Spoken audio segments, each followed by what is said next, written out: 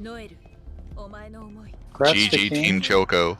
GG. 156 in a marathon setting is just incredible. Yes, very good. That's within very a minute clean or two. run. That's within a minute or two of world record. Yeah. And he's got a 154, I believe. I think so. It was one of his practiced runs. So. GG to King. So wow. Team Tomberry's probably got 5 minutes. And we have a little bit of time before Pharaoh gets to the real final fights. So I think they have some time to introduce themselves. What do you guys think? Yeah, we can go ahead and let the three team introduce themselves. Well, in that case, welcome. We are the FF3 team. The other two commentators still appear to be muted. So, okay, no, we're good now. Welcome. My name is Bobby Davra. The other two? Hi, Bobby Davra. My name's Sarth. I'm going to be commentating. My name is Pandash. I'll be here commentating too. Are we allowed to clap and say, here to wish Chris something, something, something? Here to see my boy Chris Stenarium go to bed. In my life, and everyone appears to be in on this meme. It is... it feels bad. Pharaoh just easily handling Chimera onto the double set fight. Enk for Team Mog, getting ready for the Afrotoir fight, not too far behind. Yeah, I'd say at this point we're within 5 minutes for Team Tomberry.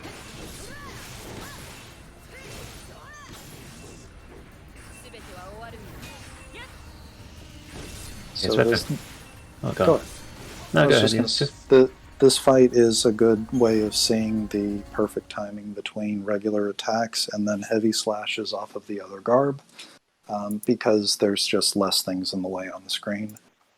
But Pharaoh is now going to be running up to Boon of Elza and get to take on her final boss. So it'll be just a moment before that kicks in. If anything interesting is going on the on Team Choco's side. So FF3 you start off as a solo character, which is a little bit different from the original. We start with all 4 party members straight away. We're just clearing out the first dungeon. Typically quicker to fight these than run away, and you end up with a couple extra levels, which is nice for the first boss. So the Boon of Elza fight is pretty interesting. Each phase has a different stagger condition. Or, I guess I should say, stagger debuff. The first one is Unprotected, which grants an additional 50% physical bonus. Second one is Unshelled, which is magic damage by 50. And the third phase is Daze. So whichever attack breaks Daze will get a double damage boost.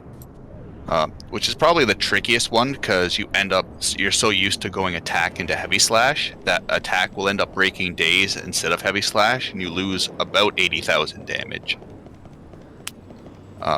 So that's definitely one thing to watch out for. As Sharky mentioned before, we're dropping the decoy to get the additional damage from perfect attacks and also positional modifiers. Phase 1 is one of the one random ones, because Booney for all 4 of the phases has a 2-time stagger modifier bonus when you attack him when he's doing an action. And since his actions are random, you'll stagger him at different times. It's preferred to stagger him before you overclock, just so you get the extra damage throughout the overclock heavy slashes. If you don't, once again, it's not a big deal. You just lose a little bit of time. This fight, first phase with the Thorn of Courage, is actually pretty tight. So the duration of Thorn of Courage doesn't start ticking down as soon as the battle starts. When you gain control, it starts as soon as you get warped into the battlefield. So that 30 seconds of bravery is more like 24. And this was one of the real hurdles to come around trying to route the Thorn of Courage in, is phase 1 became quite a bit trickier. one thing that may not be super apparent is that you only have 5 slots for buffs and debuffs, either yourself or the enemies that you're working with. And Phase 1 will always open by casting Doom on you, so you don't have the full range of an end spell and then a hero's potion. So you're balancing those buffs as much as you can, trying to get damage done. Meanwhile, here for Phase 2, sorry, go ahead. Please. I was like, so in Phase 2, we used to like sort of do a block shuffle to get as far away from him as possible. It looks like you guys don't do that anymore, so... It is a nice backup. A lot of people, depending if you use the Arrow Potion for the double sets, if Booney just happens to pick Enfrost, the fight's over. So it's a 25% chance that you just have to reset, because if Booney picks Ice Spirit, you lose your Enfrost, which is a good close to 70% damage cut you're going to receive, because Imperil just won't give you an elemental bonus. Some runners will do the shuffle and then they won't throw the arrow on the double sets. So you can do the block, shuffle back, and then if he ends up picking Ice Spirit, you can just throw the arrow potion and go about your business. The very dangerous part about Phase 2 is that as time passes, Boon of Elza can use the Wings of Destruction, which will effectively one-shot lightning. But if you go fast enough, and if you stagger light enough, then you can skip the Wings of Destruction and safely get the kill. The old backup still applies. You can juggle throwing spells and guarding to make lightning hop way back out of range. And Coiney's right, way back in the day we would do that and then drop the decoy, but that's especially not necessary now. So we just have to watch Pharaoh push through the last minute of the fight here, and as long as we don't get a awful attack like Cataclysm was on Team Choco's side. Yeah, Very Heartless tame. Angel. Very well done. Nice. Very tame. Phase 4. That was docile, so... Get ready, Tomberry.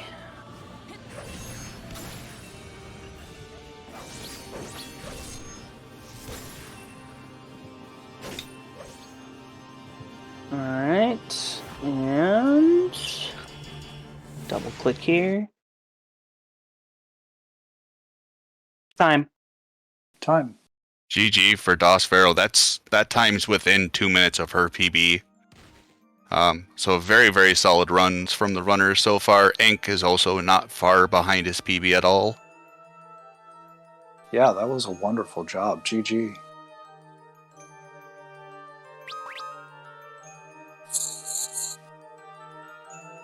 So for Ink on Team Choco, just handing in the last side quest. Gonna sleep the day, get some Warriors potions, go through the super guards. There's not much happening for a while if FF3 wants to take it away.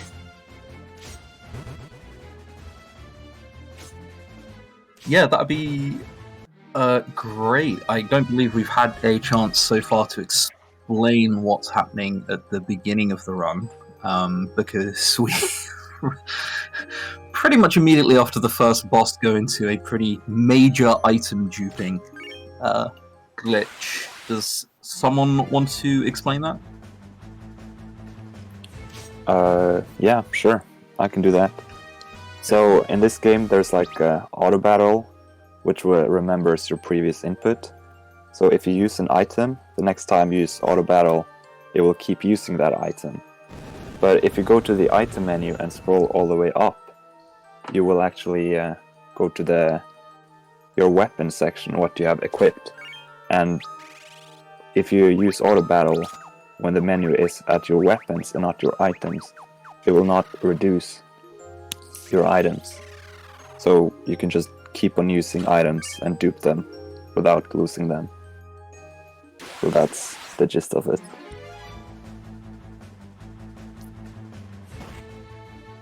I also ever so slightly lied, because the first time I thought we used item duping, it was for Phoenix Downs in the Cave, but I forgot. We also use it on the first boss for Arctic Wings to set up the dupe there, don't we? Yeah. So it's a bit harder when you only got one character, because usually you can just set up the dupe with one character and then cancel the thing when you're supposed to use the action for the next character. But when you only got one person, you gotta use the item on turn 1 and then set it up on turn 2. But luckily we do get 2 of the item in the first dungeon, so we can set it up with only one character.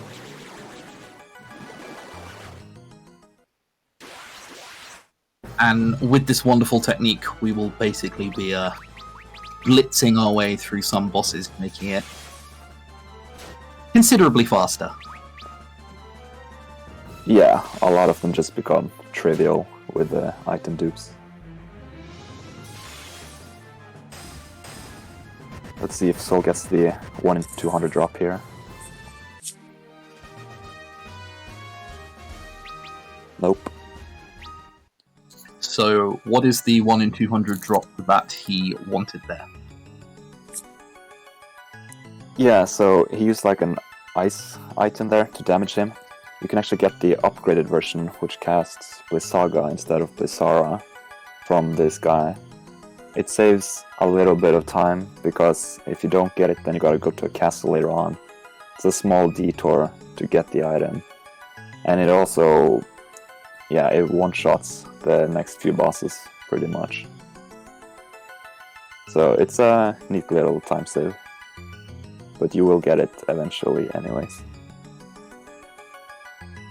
Yeah, there's a few nice little time saves by getting a few drops earlier than you should when you're just going to pick them up, but we end up with everything anyway. I'm also just pointing out that Paul Scythe for Team Choco has gone with the team name of Que. I didn't see if Sol for Team Tombury in the top right was also changing everyone's name to spell out something. Yeah, he's got his own ethical team, so I think you can probably expect. Yeah, he's probably got a plan here. Yeah, Paul Also, Scythe, notably, changing their names to a single character letter doesn't actually save time, just so we're clear. Yes, because the letters don't advance the entire sentence, immediately gets splurred out if you just keep mashing. yeah, so when a text and box is sometimes you filling gotta out, wait for animations. when the text box is filling out, you sort of press X once, and it completes the whole sentence, and then you press X again to clear it. And then the cases where it doesn't fill out instantly, it's just because an animation is playing, so the language doesn't make a difference. Yeah. And their names rarely pop up anyways. It's like less than 10 times, almost. Yeah, not much dialogue in this game, really. Enk over on Team Mog is starting up his final boss rush on the last day here. And it looks like the first fight is going off smoothly. The confused soldier will actually heal you if you leave him standing around long enough. Sorry, go ahead. That's good to hear. Hopefully they can save some time, catch up.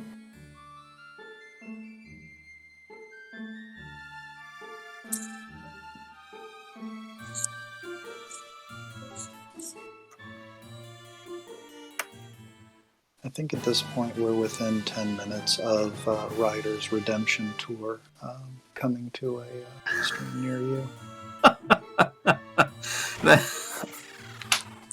It's a voice of optimism, but I fear it may be too much optimism if you think there's that much time.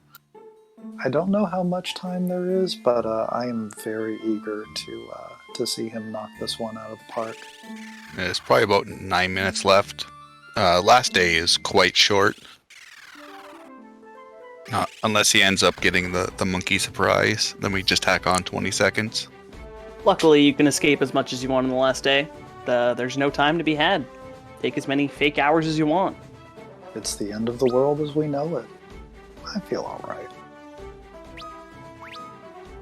There was a runner of this game, X Shonen. He ran this last year. He ran 13-2 this year. There's one point when running down to the basements where you're caused to pause this section coming up here because of the dead bodies disappearing. And this is probably the worst area, because if the monkeys end up following you, they can actually hit you before you get the chance to regain control on lightning.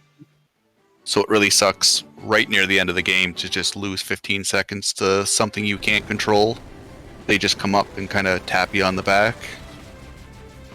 I think it happened to Shonen like 4 or 5 times in a row. Oh gosh.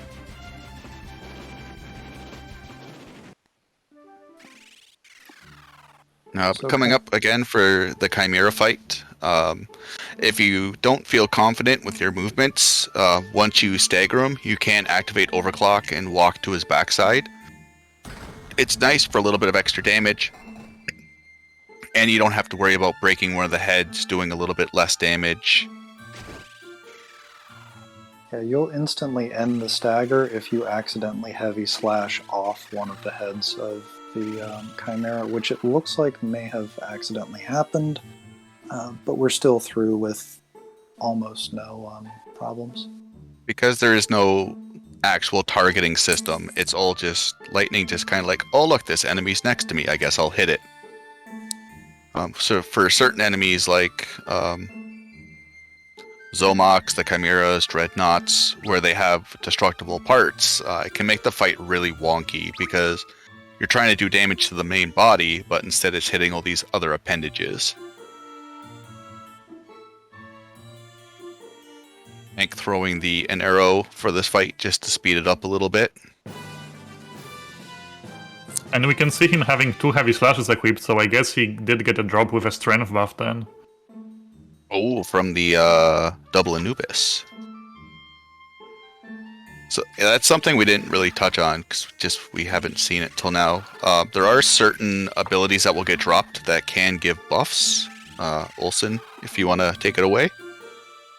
I mean, I think you've said all there is to say. Like, you can get drops that give you buffs, and if you get the strength buff especially, that's very useful for Boon of Elza, and can make it both faster and way more safe. We're supposed to talk about the damage increase. Oh, It's a beautiful damage increase. I mean, I don't find it that beautiful, so I didn't want to mention that. It's kind of a mixed camp, to be honest. Some runners really like to go for the strength increase. I've never really... if you have one strength increase, it kind of just pays for the menu.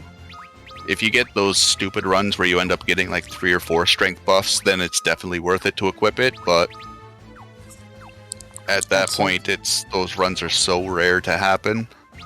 At some point, it's also going to mess with your muscle memory, because you'll think a guard ability is going to be on square, and it's another heavy slash. And those are not things you want to use at the same time. And it also sucks, too, because the heavy slash you get from drops are much weaker than the one from Dark Muse. Yeah, earlier on we mentioned that Gale Slash that can have the really sad wind up, or it can have attack up, which is also something you can equip here. Or it can have nothing, which is just as sad. Funny Yeah, the enough, heavy slashes also have things like strength and numbers and other buffs that are completely useless for the fight. strength in numbers actually helps for tier 2, because the monettes actually count as an enemy. So for tier 2, you can get a 16% damage increase. It only works for phase 2. For reasons I don't know why, because you can't actually destroy the monettes, but for some reason the game counts them as an enemy. So it can make the Wings of Destruction skip a little easier. But for the vast majority of it, it's an absolutely useless buff. And here's our chance to watch Ink attack and dethrone God. Yeah, and sadly he got a pretty bad phase 1 because he didn't stagger early, so it will take a bit longer to kill the phase, but he got it nicely. Prioritizing Equilibrium Plus there, because the Garb has a really nice ability called ATB Standby Recovery. So it recovers ATB 30% faster when it's not in use. And Dark Muse is the ATB we really care about. The attack on Equal is only 10 ATB, where Heavy Slash is 50. So you really want to maximize how much ATB you have on Dark Muse, just because it is your main damage dealing in this fight. Yeah, and that's definitely troublesome. The longer the phase 1 goes, the harder phase 2 becomes, because you will be starting with less ATB, and you really want to have all that ATB for phase 2. And kind of getting almost moved around a a little bit with the deduction. monettes. I think he might have lost positional damage on a couple of those hits, but still managed to skip Wings of Destruction. And that is not easy to do. All these No. runners have made it look clean and made this boss look easy. I know especially for older runners like Koinu and I, our first attempts at trying to take this guy down in a run lasted longer than the rest of the run itself. Oh yeah. So And skipping Wings of Destruction, especially, they've really gotten everything down to a science. That used to be even harder with our setup. Like, you were going to get nailed by it, you'd have to bring X potions, you'd have to bring Phoenix Downs, and you can still do that as a backup, but it's not optimal. yeah, we used to bring 3 Phoenix Downs to this fight because it was just guaranteed that Wings of Destruction would happen and it would kill you. So these guys are putting on just an amazing show. And Wings of Destruction, we were talking about potion tanking, isn't an ability you can potion tank fully. So Wings of Destruction is 4 separate hits from Boon of Elza, and then after that, the 3 monettes explode, but they never explode at the same time. So you can end up potion tanking 2 of the hits from Wings of Destruction, but you don't have enough guarding to be able to survive through the 3 mine explosions. So it's not something as easy as like, hey, you can just throw a potion and skip it all. No, just because there's so much damage happening over a prolonged period of time. There's just really nothing for like a safety strat we can do around that besides the backing up between guard and a spell cast. So the decoy just died. So you'll notice that the face of Booney just turned towards Ink, but it took so long to kill that we were able to get the stagger off, and it's almost time. Probably Get ready, Very right? clean 30 fight from Ink. seconds. Yeah, this was an amazing job here. I believe this is also within 2 minutes of his PB as well, so I know we've talked about it a lot, but just amazing runs from all 3 of the runners. Alright, and...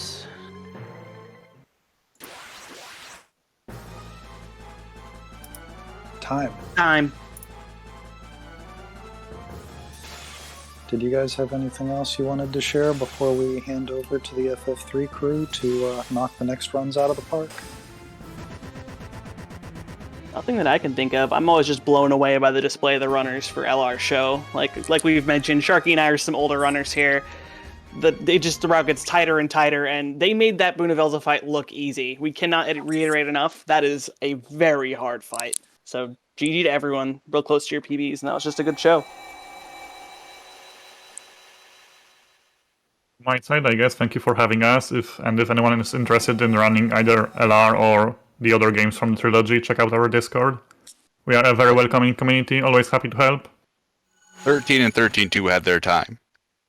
Don't be throwing them into this. It really is a welcoming community, and one where there are no stupid questions, only stupid fights. So if any of this looked like fun at all, we'd love to have you be part of the group.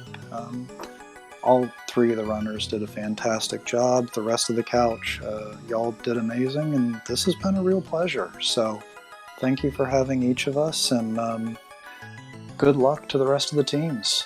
And good luck on the redemption run, Ryder. We believe in you. Good luck, FF3.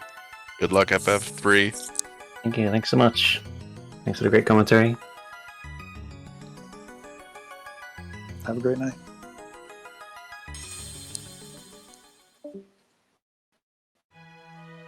Well, All right. first So to say, congrats to all the Lightning Returns runners. That was genuine, very, very fast runs all around. It was a wonderful showing from everybody. yeah, for sure. And as I was saying, that Boon of Elza fight is really tough, so it's really cool that they were all deathless. Because it's pretty likely, to be honest. It's a really hard fight. But yeah, now we can catch up on some of the stuff that we missed from the start, from Lightning Returns being sort of prioritized there. I mean, the Boon of Elza fight's pretty exciting. In this first cave that Ryder's running through now, there's 2 Arctic Winds in chests that you can pick up. And if you sort of mentioned, you can use those on the first boss. And because of a glitch in the game, we can duplicate those Arctic Winds, or Antarctic Winds, actually. The glitch was added in an update to the PC version. There was an update to the PC version that added auto battle to the game a couple of years or so after its release. I'm not sure exactly. Oh. And because of the auto battle update, it added a item duplication glitch. I didn't know that. I thought it was in the game since its release. I hope I'm right. No, I mean, you almost certainly are. I just didn't know. Yeah, okay. Yeah, it is because of the auto battle.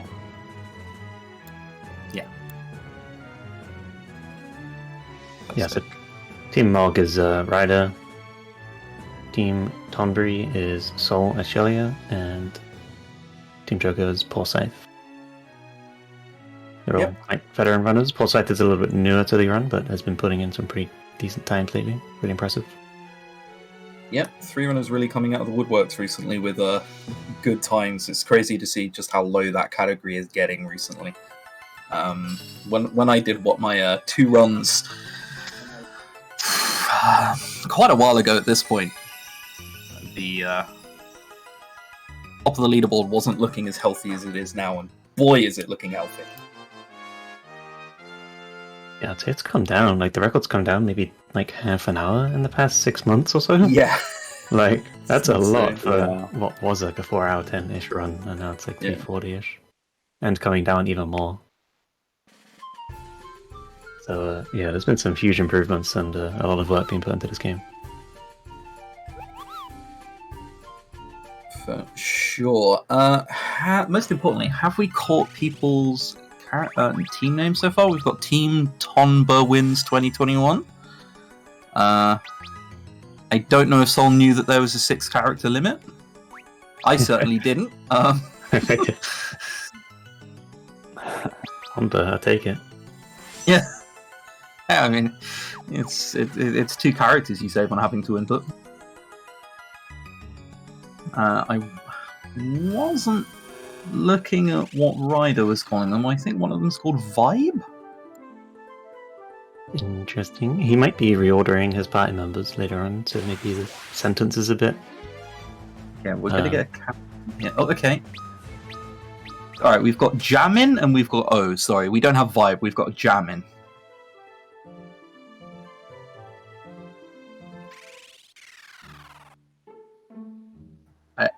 Okay, I'm not sure what's going on with his name. Yeah. We'll see, I suppose. I'm excited. Yeah, unfortunately, my brain doesn't have autocomplete in, and it's definitely struggling trying to fill out this puzzle.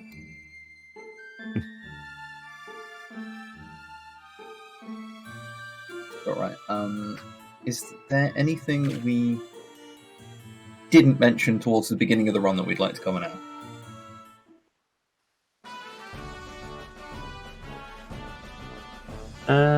Nothing too exciting. I mean, Right. Ryder's still sort of going through the intro. Yeah. There's one very short intro cave we've basically covered, and then there's like 4 minutes of cutscenes. There's like an intro credits roll in this game, and that's part of the run because it's after you start a new game.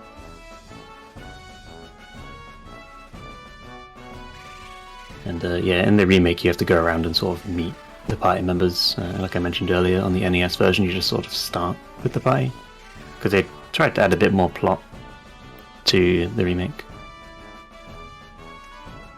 Why on Team Mog's screen are there so many people in this town who are just chalk outlines?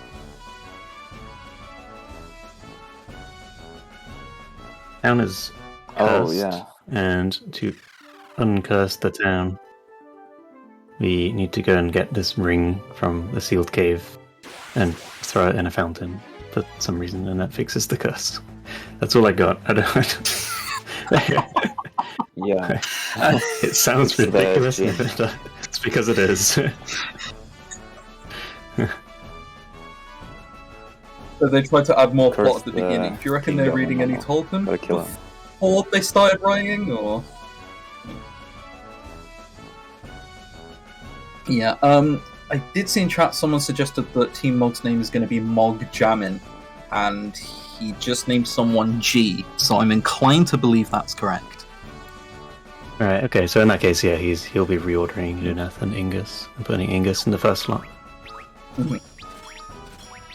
It doesn't make any difference whatsoever, really. I mean, it changes your menus slightly, because, you know, the party members are in different order, but it's kind of entirely preference, really, if you want to take a couple seconds to reorder them. Yeah. Definitely matters a lot more here, because otherwise the sentence won't make sense, and that matters more than anything.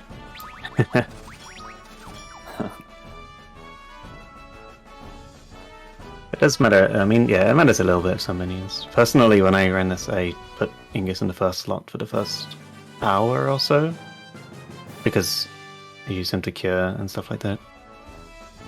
And for me, the menus were a little bit quicker, and then I switched back to Luneth in the first slot later on. Wow, look at this guy. It's pretty much entirely preference.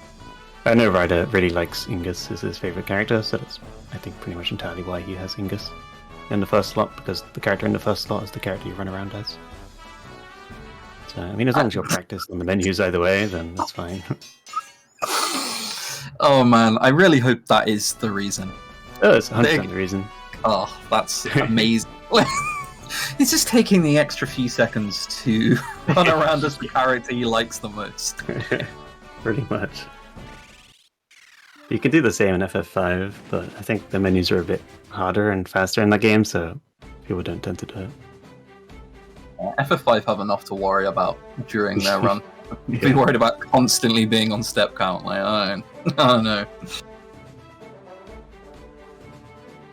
FF4 you can change as well, but that doesn't change the order in the menu. You can just press R1 and or R and L and it changes, which is pretty cool.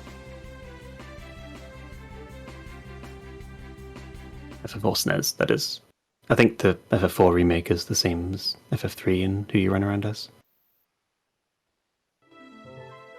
I should know as a person who's run that game. I think so.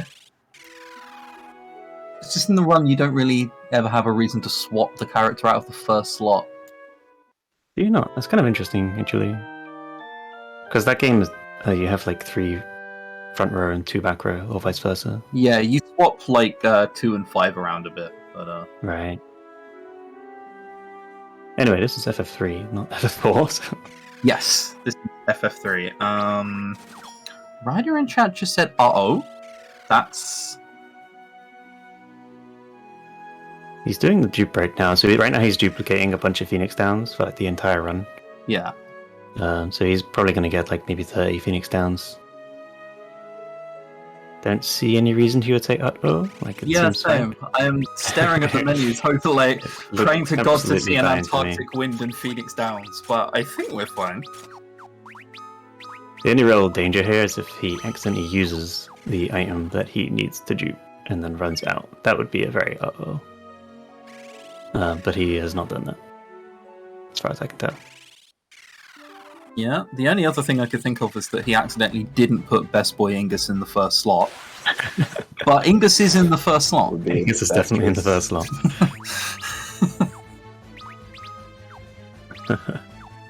He accidentally attacked. Okay, there we are. We're fine. Yeah. Oh no. Yeah. Yeah, it was nothing to be concerned about. Okay. Well, he got very briefly worried for no good reason. Thank God for that. Oh, he's actually skipping getting cure. Yeah, so they're all in 3 different Is that areas right now. common?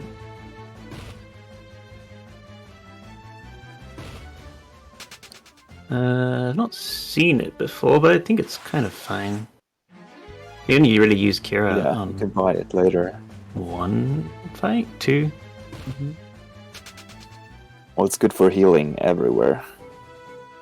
So we buy 4 of them in one of the next towns, so everyone has it and can always heal everyone. Oh, Kira. I thought you said Kira. That makes a lot more Oh, sense. yeah, You no. definitely can't buy Kira yet. Yeah. Don't know why I thought that. Yeah. Oh, okay. So Saul's taken the first death here. We should probably touch on the autosave system in this. It's quite unique.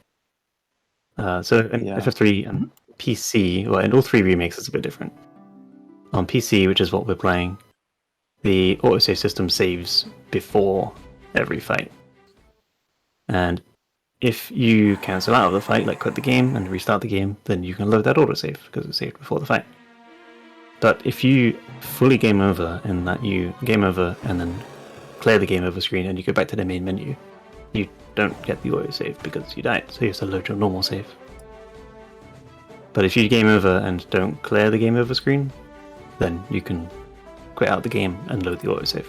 So it's really, really easily abusable, and we'll be doing that a lot. Well, hopefully not that much, but probably a lot. Hopefully not that much. But if you do see a runner randomly quit out of the run, know that it is fine, and no, it's not that bad. It's just us abusing autosave. Yeah, it's maybe 10 seconds. Yeah. I mean, ideally you flee from every battle. It's a lot faster, but it's kind of fine to quit out if you need to. It's a really, really nice thing about this run, because it works for bosses too, it's not just random battles. Yeah, there's loads of places in this game where you can just die, and there's absolutely nothing you do about it.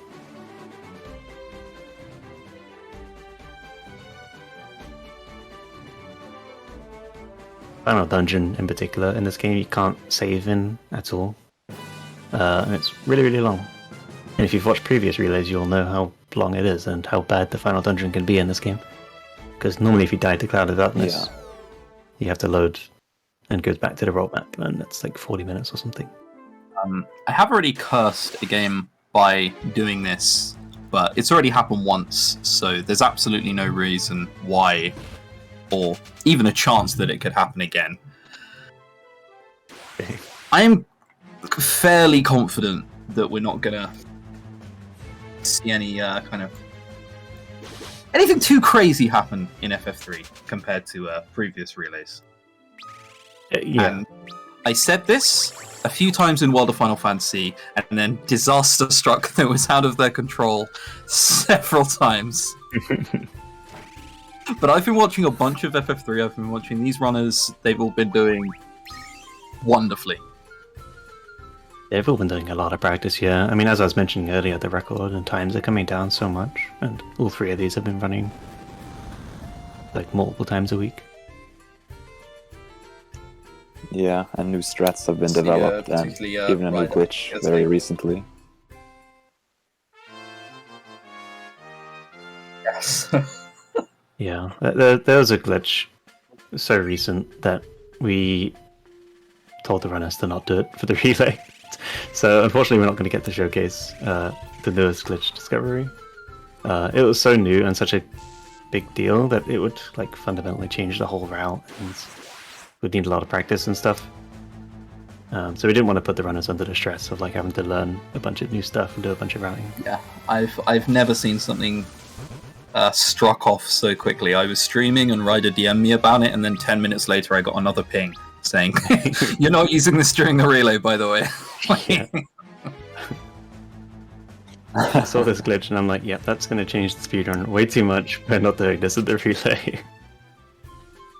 Yeah, essentially it's to do with I've seen the video. It's to do with getting off the boat, opening the map, and then you zip across, essentially. Yeah. Right? Yeah, so you could do it right now, that foresight is. Yeah, when you get off the boat, if you open the map Yeah, on the what you first possible do- frame, then you warp afterwards.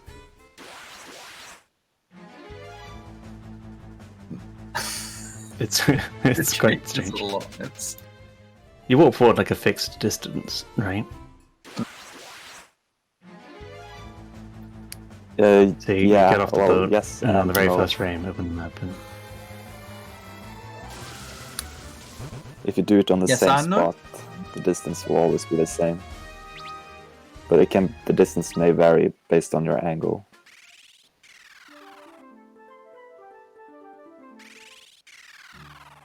Distance may vary depending on your angle.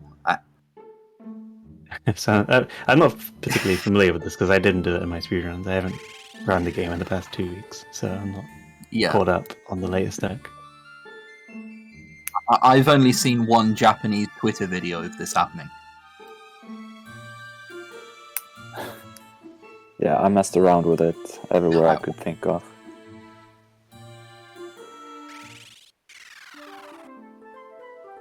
I mean, the use case I've seen for it in the run is you do it just before the Nepto Cave, where the giant rat is, which is where Team Tom Breach is about to head into. And I believe you just get to skip this whole dungeon. Yeah, which is really the nice, whole because this is dungeon actually the boss. only dungeon we... Right. This is the only dungeon we run all the way out of as well. In most dungeons in FF3, you have to kill the boss and then you have to run out of the dungeon as well. Which is what will be happening for this cave. But later on we get the teleport spell, so we can teleport out of dungeons when that happens.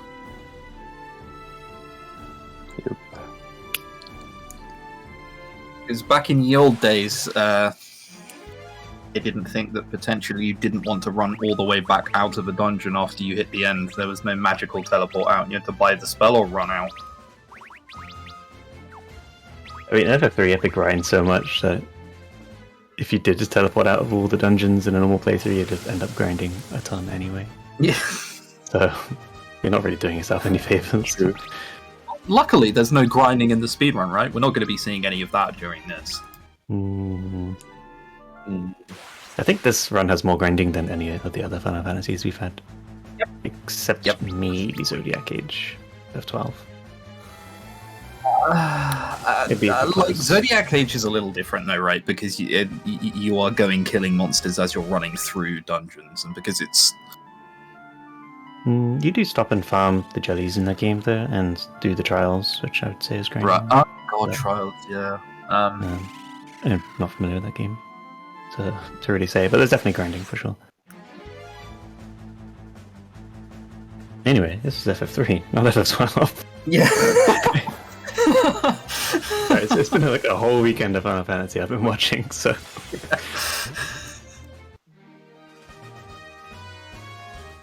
Yeah.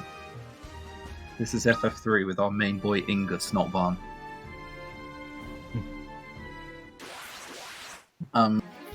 And also, speaking of the new glitches that's zipping across the map, another discovery that FF3 had recently was seed manipulation.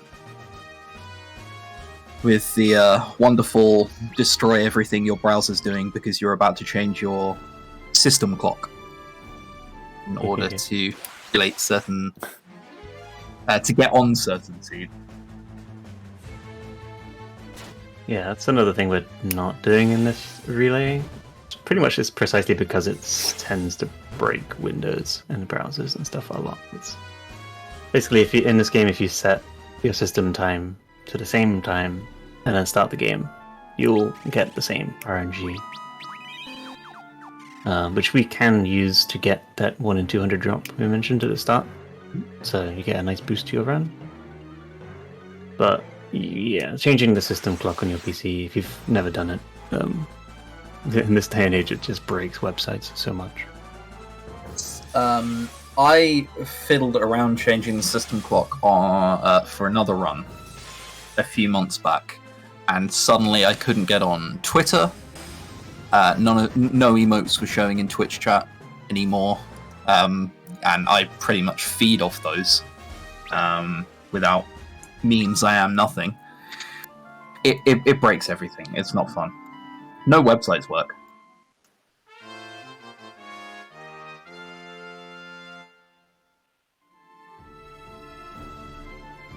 Apparently, I think it is still technically the same category to do that. I don't know if that's going to change at any point. But yeah, we decided to ban them in it for this run just because it breaks computers pretty much. I think it is still the same category, but I also think that FF3 is going through... There's just a lot being found. Yeah, it's going through a lot of growing pains. Yeah, it's evolving very quickly, having been stagnant for quite a while. It's pretty fun, right? It's like pretty easy to learn. Hard to master, easy to learn sort of thing. And it's really just sort of chill and comfy. You can run through items and bosses and stuff. And I would say many... even speedruns that look pretty easy are difficult to master, which is why you know, if they were easy to come along and get a really good time with, then everybody would. I would be sat here with the 330, but I'm not. I'm sat here with like, oh god, I probably shouldn't say it's too big of a number. It's embarrassing if I say it on stream. May not be intelligible by humans. Is it a 4? Well, can we count that high? I think it's a 4. I think it's a 4. No. I think it's just a 4 though. Yeah, I mean, hopefully everyone gets sub 4 today. That'd be good. Yes. I essentially did 2 runs of this and moved on to pastures anew. I thought the RNG of this game was heavy. Luckily, I then played FF2, and it actually made me realize that FF3 is fine.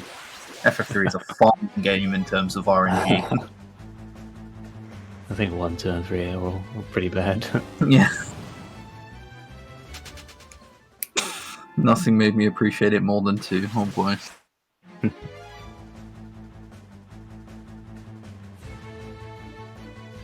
Yeah, the dungeon Team Choco's in right now, you have to turn into a toad to be able to get in. So you have to take a slight sort of plot detour to pick up the toad spell. And then kind of a unique aspect in this game, in some dungeons you need to have a certain status effect to get in. And in this case you need to be a toad. And we could untoad ourselves here with Maiden's Kiss, the item to untoad everybody. But the reason we don't is because toads don't have animations really attached to them. They have movement animations, but that's it. And since we are going to be throwing items here, normally you would like sort of raise your arm, throw the item, and do damage. Yeah, they have like one animation that is slightly slower. You just sort of don't move. Yeah, and then they have like 2 animations that are like non-existent. Leveling up isn't. Yeah, leveling up is not one of the animations that's slower. Most of the other characters all have this triumphant, you know, either fist pumping or, you know, jamming or dabbing or whatever it is the kids do nowadays.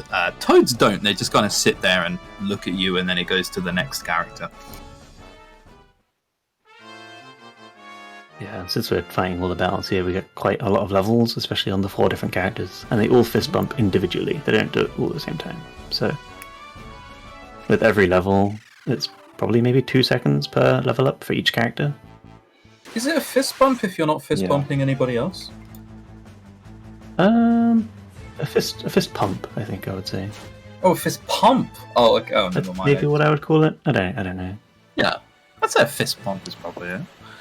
Something we haven't touched upon yet, I believe, we're seeing Team Tonbury do it in the top right. So he is sailing into the edges of the peninsula with the boat, and that halves the encounter rate. It's called edge sailing. I'm not actually sure if it has an agreed name. That's the name I know it by. Does it have any other names? I just call it edge walking or edge sailing. Edge walking's the same. Depends if you're on a boat or on land. It works either way. So I discovered it when I played on emulator on DS. I used save states and noticed if I walked alongside the edge, I got fewer encounters. So it's like in the ocean you get ocean encounters, and on land you get land encounters. And in between, sometimes there's like a strip where there are no encounters. So if you get in there, then you just don't get any.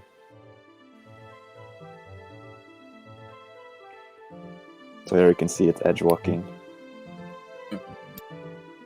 Yeah, so it's just hugging the edges of the map. The land or the water, either way. Mm-hmm. You can still get encounters, but they're just sort of rarer. Yes, sometimes it seems like the encounters come at exactly the same rate. It's not, it's just FF3's encounter rate is all over the place as per most of the old games. They're not just like consistently spread out, which kind of starts happening around 7 and 8, you know, where you can basically never take, like, get an encounter, take 2 steps and get an encounter. They're more spread out than that. 1 and 4. 1 through 5 even. don't have that luxury.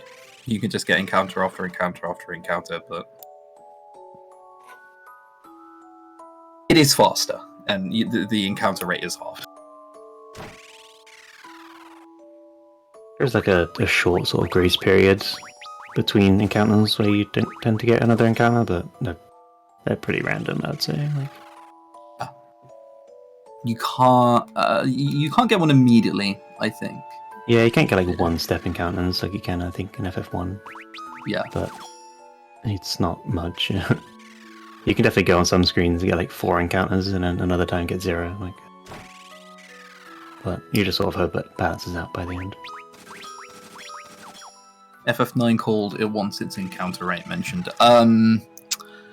Yeah, good point. FF9 is pretty... This game's worse, I think, for sure. Yeah. The battles are quicker is the thing. Yeah. FF9 PSX encounters are a little frequent. But it's fine, I play everything on PC, so I can just ignore PSX entirely. Also, Team Mog here is trying to enter... Is it Tozor? What's the name of the place? I can't remember exactly. And they need to have mini on all the characters to it. So similar to the Toad dungeon that Team Choco's in, and for this town you have to be a mini stats of it. Apparently Ryder forgot to dupe the mini item before he got here. So I had to get into an extra encounter there. Yeah, so I think we're not high enough level right now to actually cast the mini spell. So use mallets to go mini instead. Yeah, we find... Or maybe it would be find high one enough of level. them, and then we just dupe it. Yeah. We're seeing a wonderful old mechanic for Team Choco in the bottom left for Paul Scythe. That is one animation for a dead toad. I've forgotten about that. Lying on its back like it's roadkill. Oh boy. Bosses can crit you in this game. I think they all can. As long as they're physically attacking you. Yeah. Which is why the toad died. Yeah, everything can crit. I'm not sure how the crit rate works. Do you know, Dash? I used to. It's like your level compared to the enemy's level. And since you're always pretty low level, your enemies in this run will often crit you, but... Well, we don't use many physical attacks in this run, but even if we did, we would like never crit them back. Yeah. I thought it was level based, like level difference. I think the encounter rate and some is other factors. Yeah, apparently. Seems to be. Yeah, if you're higher level, fewer encounters you get. Yeah. So there's a section like quite a bit later on from now where we do quite a bit of grinding. And then the dungeon immediately after the grinding will get very few encounters compared to other dungeons. And then the final dungeon we tend to get a lot of encounters because it's the final dungeon.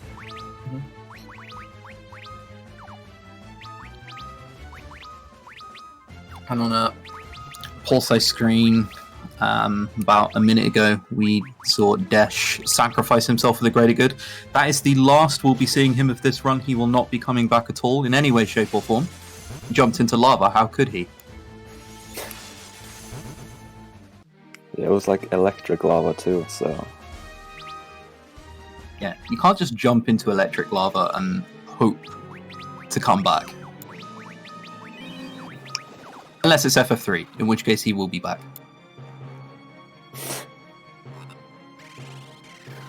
I guess we never mentioned guest characters, actually. In this game you get a guest, like 5th character, Oh, yeah. sometimes following you around.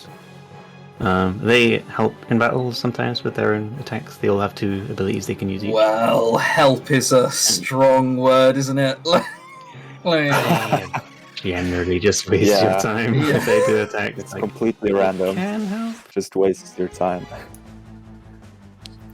But you can also talk to them, which can actually be used because it like resets the encounter like encounter rate.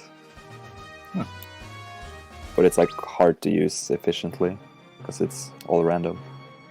Yeah, there was a route at some point as well.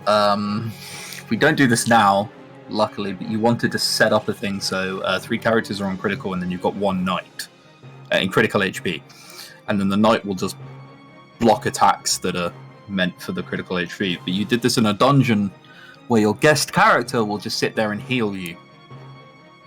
And it was so feels bad every single time. Like, well, it was set up, never mind. You can see why it was rooted out. That's horrible. I didn't know about that route. Yeah. Who decided that? It wasn't a good one. I learned the route and I was just like, okay, I'm not doing this, I have to change something. And then by the time I came back to the game, it had changed. And I'm like, okay, thank God. It's Desh's route? Oh, explain yourself. What have you done? Explain yourself, sir. It was good on DS, I promise. It's like completely the same almost. Hey, I laid like a lot of the groundwork for the game. I promise. Yeah.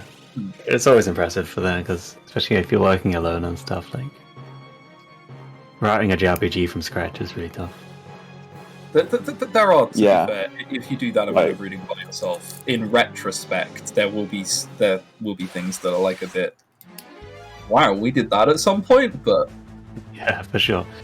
Hindsight's always quite funny. Like, you look back to like 10 years in some JRPGs and stuff, and you're like, wow, we did that. What were we thinking? yeah. This game's not quite that old, but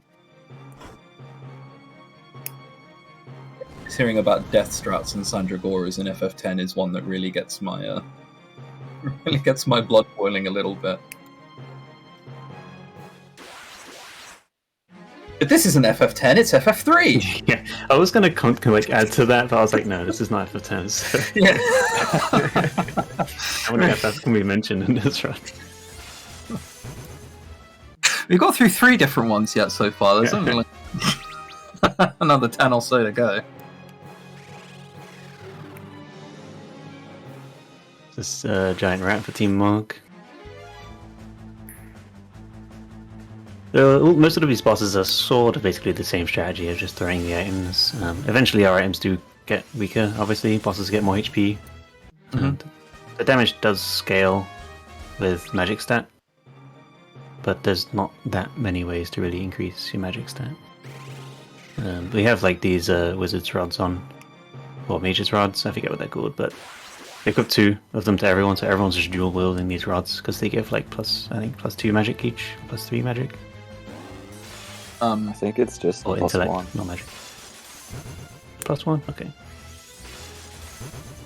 If you're wondering why we're not covering every boss yet, later on, some of them can troll a little bit. They can have things that go wrong or things that make it slower. For now, we're just throwing Arctic Winds at bosses.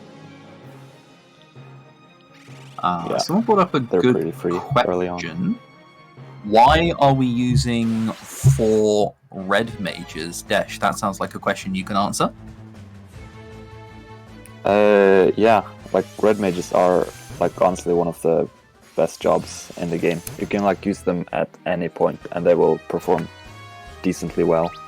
Early on, they get like really good armor. They're like the only mages that can equip heavy armor and shields, so that they can not only heal you, but also they're very tanky. And we're gonna use them later on as well, so we want to use them to gain job levels with them too. And early on there's also been like a debate whether like how many red mages you can use or should use.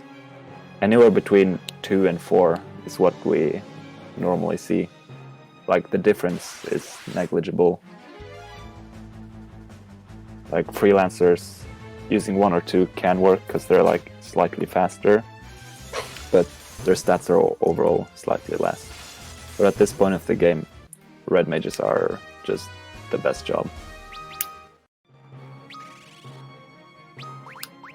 Yeah, they're used even later on as well. The thing with the red mages is their handicap is supposed to be that they can't learn like the best spells in the game, like the level 7 and level 8 spells, but we don't get those anyway. And the other limitation is the spells that they can use, they don't get very many casts of. But since we can duplicate items, we'll be able to duplicate elixirs later on. So when they do run out of casts, we can just use elixirs to refill the number of casts that they have.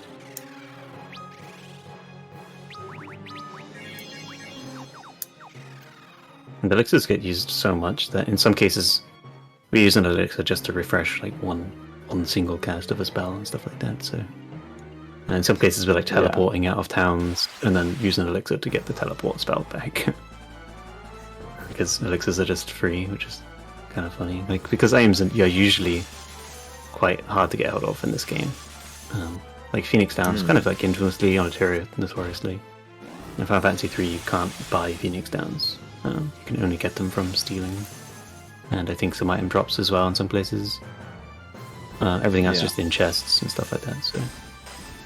Just being able to duplicate Phoenix Downs. I think there's only really like nice. 30 of them in the game, normally.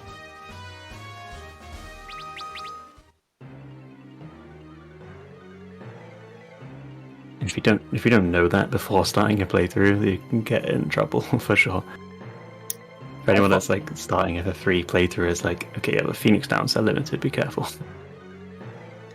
Yeah, that is something I found out the hard way, unfortunately. Luckily with the item duping, we can use as many of everything as we want. There's no meme of having to hold on to them until the end of the run and just end with like 99 elixirs in our backpack. What makes this run so comfy is that most situations are salvageable. The only real sort of dire thing that can really, really happen in this is if you accidentally use something that you meant to dupe. Because getting some of the items back, if you've used them all, is sometimes just impossible. You can do that for a few. There's a few Earthen Drums, for example, but I don't know what you do if you run out of Chocobo wraps. Other than cry yourself to sleep or something. Yeah. If you're lucky, you'll have white musks as backup. They're only slightly weaker.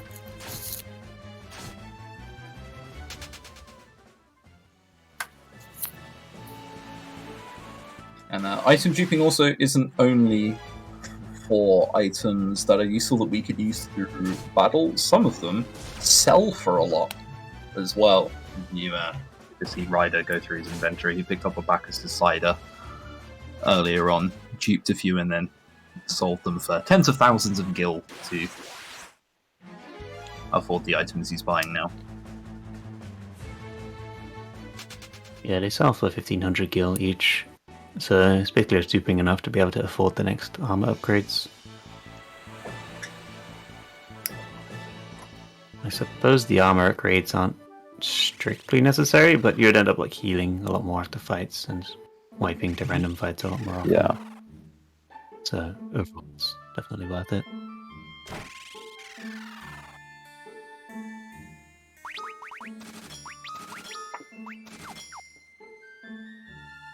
So Salamander fight for poor sides here. It likes to use Flame Breath, usually when it's lower on HP.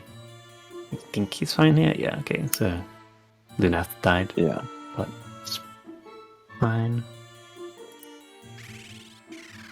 Yeah, it's... Big and saying, what you can do to avoid that is use 3 offensive items and then have like a 4th character defend or heal or something. And then as long as you go ahead of the Salamander on the second turn, he doesn't tend to use Fire Breath, as long as you go ahead of him. Not the case there. He just went first in Fire Breath anyway. Yeah, turn order's pretty random in FF3. Agility helps. Yeah. The speed is really it's not guaranteed at all. It's not like the highest agility goes first. Even if you have like 50% more agility, I've seen... you may still be slower. I've seen many a comment in the Discord when all of these routing sessions will go on, and trying to like consistently either be faster or slower than someone is very, very, very difficult.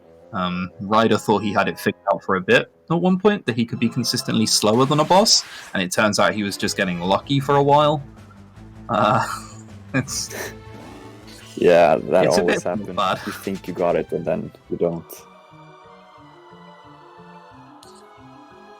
It happened for 5 whole fights in a row. Surely this is it. No. No.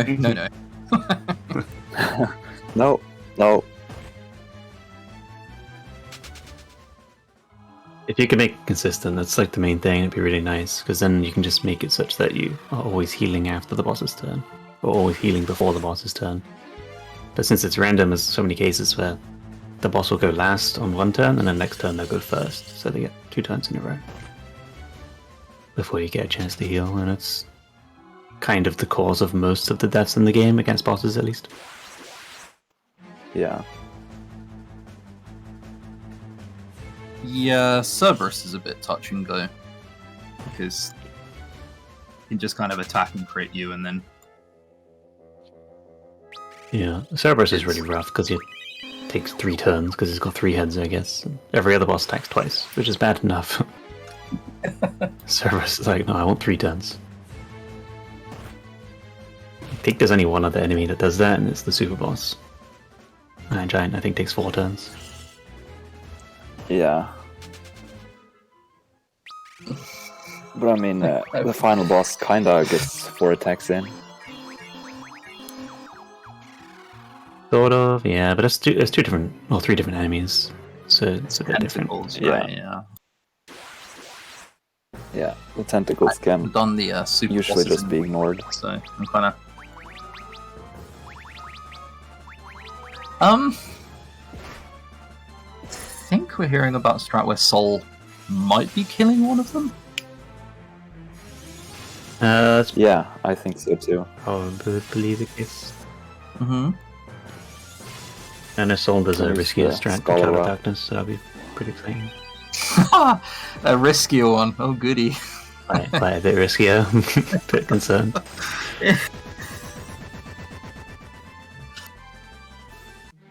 Well, I mean, I guess we can sit there and fear for our lives once we're at Cloud of Darkness.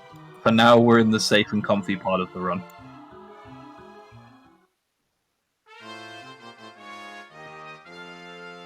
Yeah, there's really not too much that can go wrong in these parts. Since for these dungeons we're sort of still killing everything, we're kind of just keeping pace with the level growth of the game. Not particularly underleveled or overleveled or anything.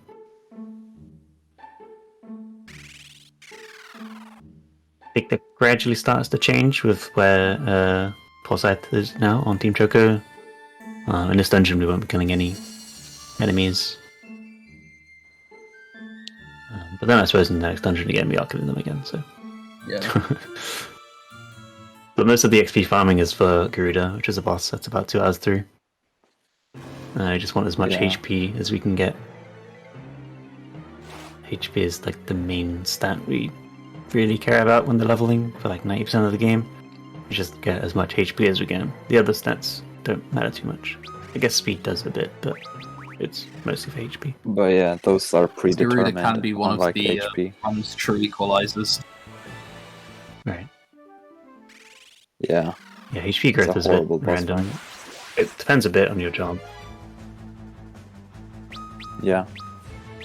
One of the other advantages based of off the mages is they vitality have stat. decent HP growth. Yeah.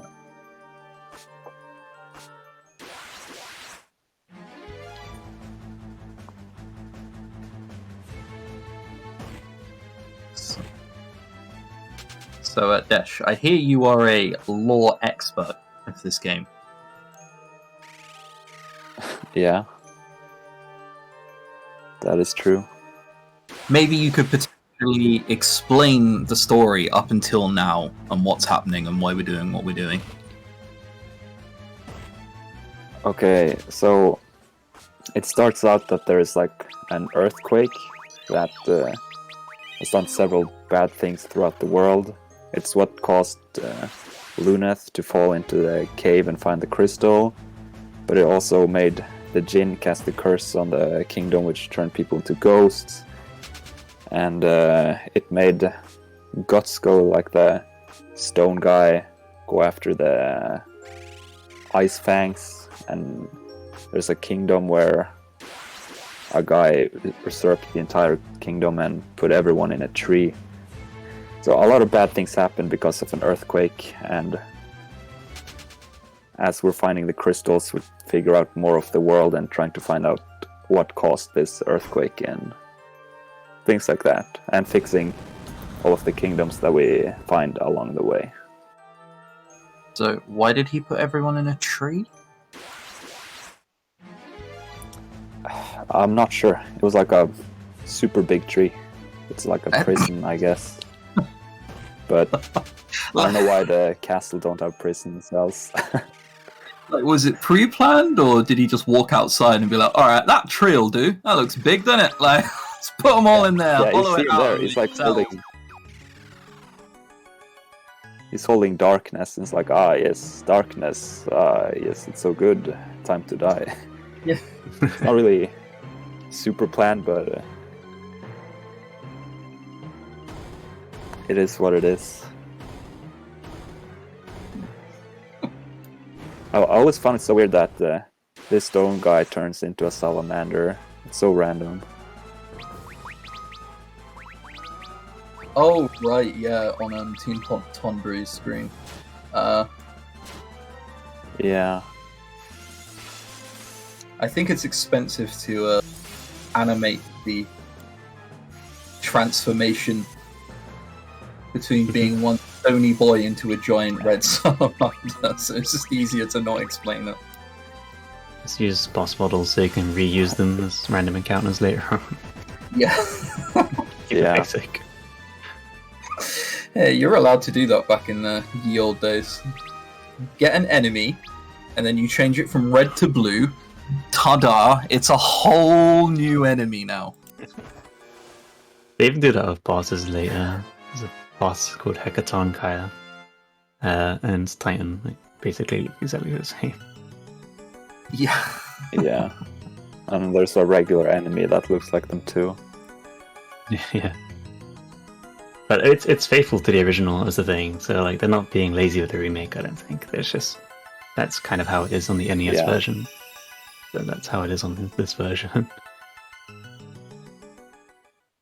Anyway, Team Toker just killed Hein. We did not explain his fight at all. It's a little bit different to the other ones. I mean, it is just throwing items, but Hein can use a ability called Barrier Shift, which makes him weak to a particular element. So if you're really lucky, he can use Barrier Yeah, Shift and and- make himself weak to ice. But most of the time, if it does it, he changes it to resist ice, which is kind of bad. But still manageable, because I think it resets after each turn or something, for some reason. Unless you use Libra or something. I'm not sure, it's really weird.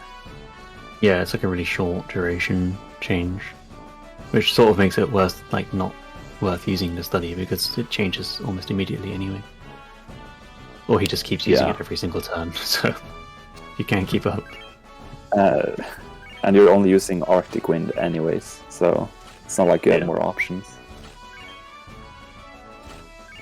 It is possible to get a Bomb Arm drop, which casts Firaga. If you do get that, it's slightly more powerful than Arctic Wind, so then that will become your main attacking move for a while. And against Hein you can use like both at the same time to maximize the chance of hitting his weak spot if he changes. Another one of those really rare drops that pretty handy.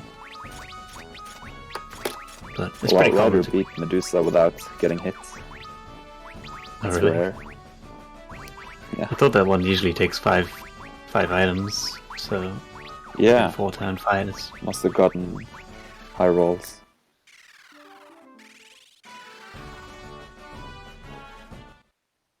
So Team Check is picking up some books here. Books are scholar-specific items. Not even freelancers can equip them, it's only scholars. And these increase magic damage, or intellect, so scholars will be equipping books for the whole run. More intellect is more item damage. It's kind of interesting as well, because scholars, I think, in normal playthroughs are probably the worst job. I don't think there's much competition. Yeah, they're really bad. They have the worst have- HP growth in the game. Their like active ability is study, which is basically scan from other Final Fantasy games. It shows the enemy's HP and weaknesses, which is not particularly useful. I mean, if that's your ability, like, and then their sort of passive effect is they can double the effectiveness of items, which They're is so useful. great in Which the is speedrun, but so worthless casually, right? Yeah, in the speedrun that's extremely useful. But Yeah, and also their normal playthrough. intellect stat. It's S tier intellect stat, so not only max damage output among all the jobs, but when they use items, it's also doubled on top of that. And they can cast magic too, but only like sort of the first 2 tiers of spells, like not very good magic. Kind of the same as any other job, really. Yeah. Yeah, and they get much less magic too than most other jobs. But they can use Cure, so we get a lot of free healing from them.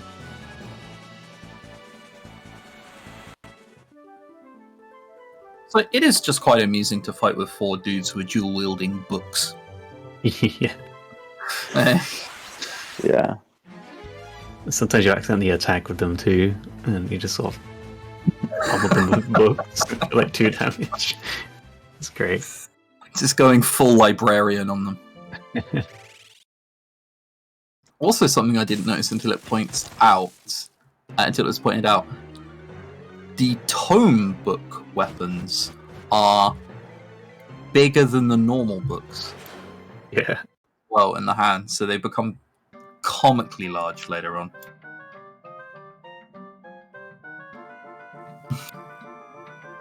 Yeah, so there's been I think 4 different book types in the game. There's the 3 sort of elemental normal books, and then there's tomes that are the same, so there's 3 different tomes. Then there's the cognitome, which is there's 1 in the game, it's in a chest. And then there's 1 more book somewhere, which is even better than that. From I think one of the super boss dungeons or something. Really far out the way. Which we obviously don't. Yeah, we don't get that one. That's unique. As well as any one of those. In fact, you can't buy books anywhere, I don't think. I think they're all unique to chests, and that's it.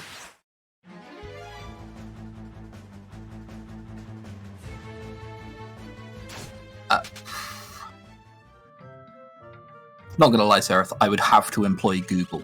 Yeah, I would do. I'm not 100%, but you definitely don't get very, very many. The best books are definitely all unique. I don't think the elemental effect of the book matters either. Like Tome of Fire and Tome of Ice, I don't think they matter. Which element that is. Not for this run. Yeah, not for that. No. No. Tome of Ice doesn't increase the damage of the items.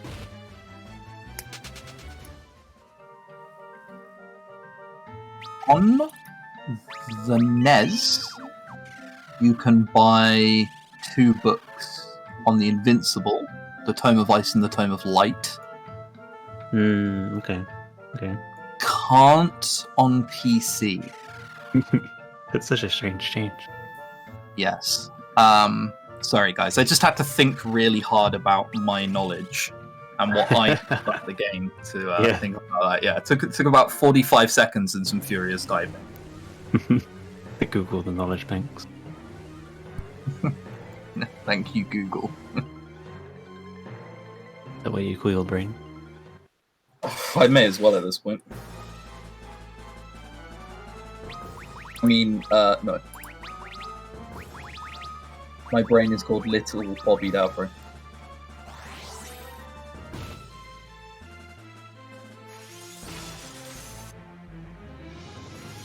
And speaking of things that only boomers would know, can I just shout out FF3 PC real quick? We're allowed Turbo in the PC category. I just randomly remembered that as well. Sorry, just going through my memory banks. Spicy topic. Yeah. Yeah, it's nice. We use Turbo. We can mash text boxes. That's great. Most other Final Fantasy games either don't allow it or it's a different category. But for this on PC, it's fine, which is great. I think the Final Fantasy is slowly getting there. We've currently got 3, 4, 5, 7, and 9 as games that allow turbo, and obviously from 12 onwards it's pointless because you can just like skip cutscenes. But 7 allows turbo on English release. yeah, there's a category for it. Oh, there's a category. Okay, I didn't know that, but okay, cool. Yeah, it's like 2 runners in 3.5 years, but it has a turbo category, so like I can It's something. champion it. Yeah.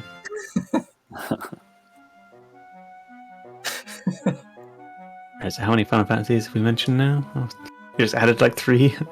Yeah. That's 5, 7, and 9 added to the list. We just need a way to mention 8, 12, 13, and 15 somehow later on. So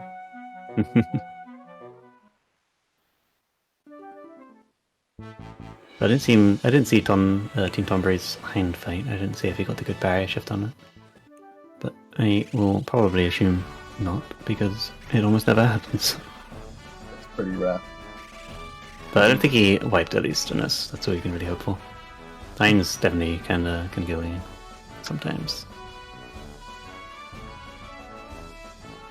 Now he's just going through some plot to pick up the Wheel of Time, which lets you fly to the Surface Continent. Well, not continent, Surface World.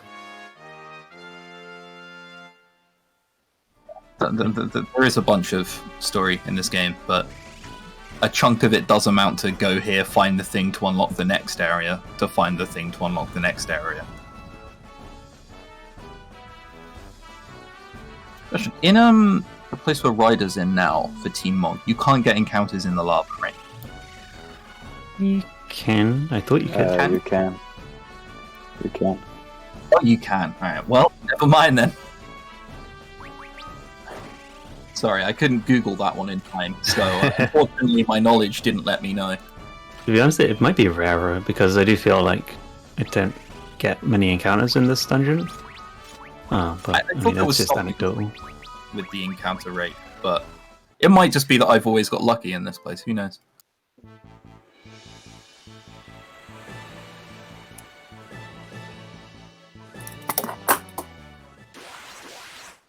So speaking of really rare but useful drops, Team Choco's in a dungeon that has one of those. So these enemies it's killing right now, those like sort of red and yellow, like squid looking weird things, they can drop an Earthen Drum, which is a pretty nice item. It's like an AoE. One of the very few, if not the only AoE items. We'll be getting one of those later on. It's very useful, but if we get it early, then yeah. If we get it early, then that's even better. But it's really, really rare, so I wouldn't expect it. And if he does get it, I probably won't notice, because it could be on any of these fights. So let's pay close attention, see if he gets that. And if Soul gets any kind of rare drop, I definitely won't notice because it will be in Japanese. Ryder also gets Fire Breath. Don't worry, living on 3 health is calculated. It's fine, it's fine. It's all skill. I mean, that's basically the reason of killing enemies early on. Or at least one of the reasons to kill enemies along the way is to be able to survive attacks like that and be safe. I'd say XP is most helpful on Luneth, so of all the people to survive in any of these fights, Luneth is probably the one you want to keep alive, in most cases. As Luneth for the final bosses is like the squishiest, but also the most important to keep alive. Yeah. So the more HP you can get, the more levels you can get, the better. And you will find the more you run this game, you'll always have one character run who just gets battered. Like, Yeah. For whatever reason, the enemies just hate that guy. I had a run where every enemy, not like a boss's random encounters, they just seem to have a personal vendetta against Ark. It's usually Ark, I find. Every boss just seems to hate Ark. He just hugs the floor for the whole run.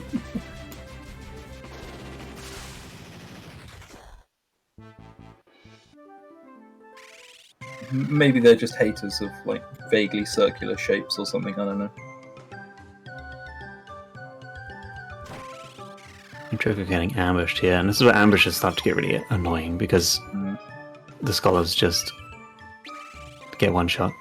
Because in back attacks, in pretty much every Final Fantasy, the back attacks put your back row characters in the front row and front row characters to the back row. So in this game, all the characters get back rowed in like the first dungeon, pretty much, and they're back rowed for the entire game, except maybe in some one circumstance you might front row them, but generally they're back rowed for the whole run. And so ambushes are just sort of exceptionally bad because scholars are really squishy, low HP, and putting them in the front row is not a good idea. I suppose you could maybe make an argument for putting them in the front row in case you get an ambush, and then hope you flee. That'd be kind of interesting to see how that works out. Actually, I never thought of it before. Probably a bad idea. You'd probably have to heal a lot more. Yeah.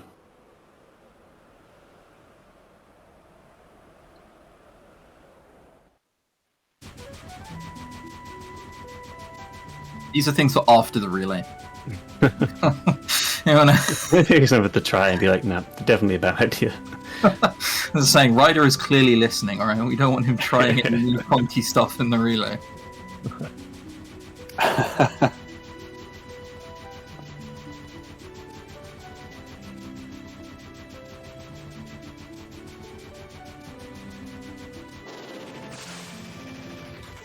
Here we can see Ryder duping the elixir that he just found. Sol for Team Tomber is currently in the top right. I believe he's now in the surface world?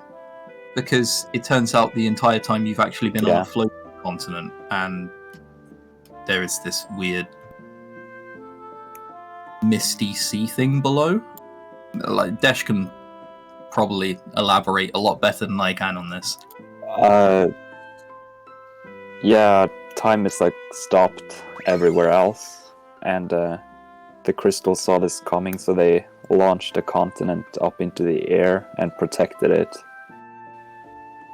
And the 4 characters that you're playing as, they were all children on an airship that were like on the border between where time stopped and where it continued, and that's how like they were able to escape time being frozen. And they got the Wheel of Time from one of the kings, so it allowed them to bypass the stop time. And now they're gonna go to the water temple to revive the crystal and to undo the frozen time.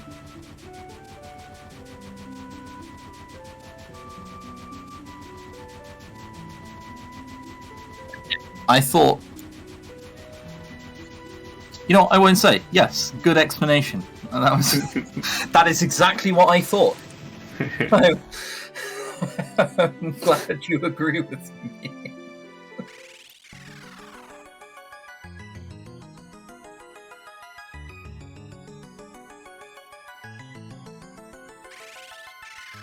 Team Joker about to take on Kraken with Arya, the best, maybe best party member. Some people might disagree. Everyone might disagree.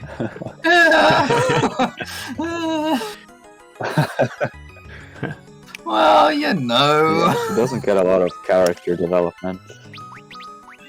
Does anybody in this game? I mean, Yeah, there are a lot of red shirts in FF3, right? Like, there are a lot of characters who show up, die very quickly after. Yeah. We get like the most personality from the characters in the opening scene, honestly.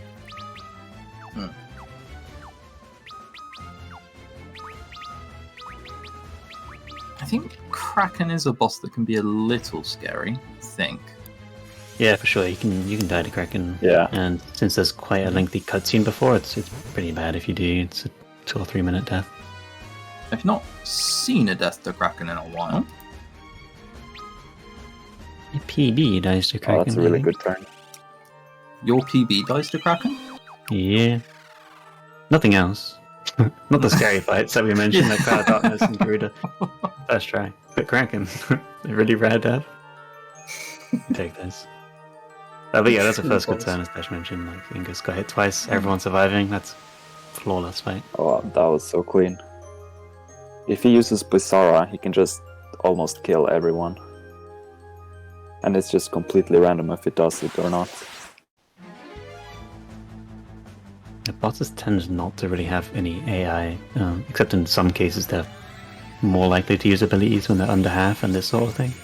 Yeah, like Fire Breath and Salamander. Yeah. Yeah. That's like few and far between, and even then it's random whether they do or not. Yeah. Yeah, they have no strategy. And then unfortunately Cloud of Darkness with Particle Beam. I mean, she never uses Particle Beam like first, second turn, so I think there's... Like, I don't know how it works, Yeah, maybe it's below. like 0%. When it's below 100k health, it can start to use it. And it just gets more and more luck with less health. Well, hopefully, chat, you heard that. Seraph did just proclaim that Particle Beam never gets used first or second turn, so when it does happen later on, you know who to point the finger at. Point the finger at the runner for some reason doing loads of damage on the first turn. And they shouldn't do that. But she's got 120,000 HP, I guess after 20,000 damage, shouldn't it? Yeah. Like, sometimes we don't see it before it gets down to like 40,000, and sometimes it's like as soon as you break through the 100k barrier. Yeah. Barrier shift on Team Monk, we'll see what weakness is today. Okay, so yeah, Hein's strong against ice here, he's done like half damage, but it gets to kill anyway. Yeah. It was a really late barrier shift, so his first 2 turns. Or maybe just first turn, he didn't use the barrier shift. Worst case scenario in that fight, he uses barrier shift straight away and is resistant to ice, and you do like almost no damage. It takes a turn extra to kill him, basically. But everyone got through Hein. There's no deaths yet, except one to a random encounter, but that's perfectly normal. No boss deaths yet, which is really good. I think there's been a few closing of the game and reloading the autosave, but... Yeah, that's standard. It's... Yep, we've not had anything tragic or major yet. Like, I think Soul's done it once and Pulse's done it once. Yeah. And Ryder says he hasn't at all, so there you are. He has been complaining about having a bad seed, but he hasn't had to reload the game yet, so... Maybe he's having the best run. Guess that means Team Mog is saving time, which is pretty nice.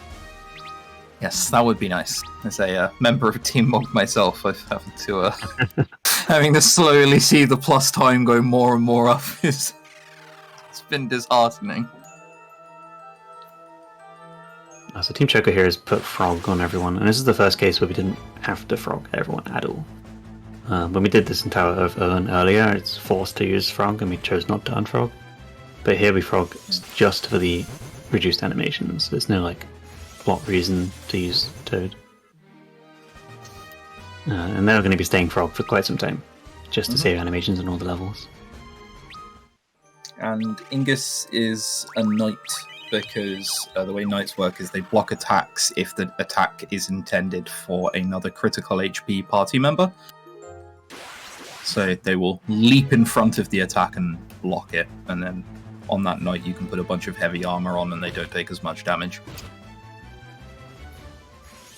Yeah, the critical HP is just yellow HP, so when a character's HP is in yellow, the knight will cover that attack. I believe it's 25% or lower in this game. Yeah, that sounds right. Yes. So if you have 400 HP exactly, 99 will put you in crit. She got really lucky there too. The enemies put him into critical without killing off the party member, so he doesn't have to revive them. Yeah, he lived with 3 HP. It does seem to be the magic number in this run. And it's not the first time someone's lived with 3 HP. Thankfully, Phoenix Downs put you into critical.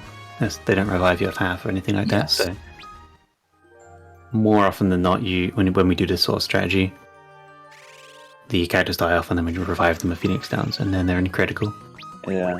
The same thing just happened again with Forsyth was really lucky getting here. put straight into critical. That's incredible. Yeah, that's really rare. And the reason Ingus is using elixirs instead of Arctic Winds is, since he's not a scholar, his Arctic Winds aren't doing as much damage. They won't kill the enemies. And he's also slower than the scholars. So instead of duplicating Arctic Winds, he's duplicating elixirs on every turn.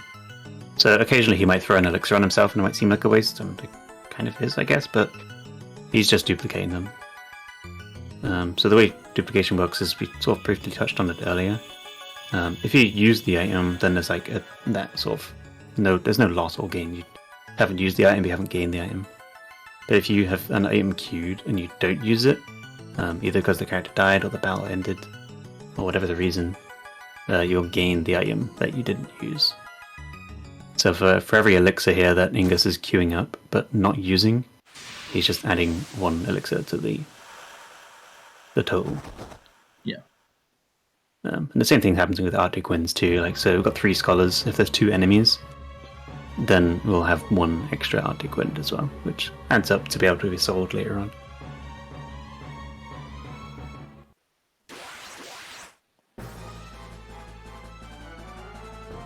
Yeah, and later on we will be selling a bunch of stuff so we can get lots of money. Because it turns out shurikens are very expensive. And on the top right for Team Tonbri, I see the fight against Kraken. Seems to be going well so far. Blind Yeah. is a really good spell to use because obviously it doesn't kill anyone, doesn't make a difference. It's a free turn.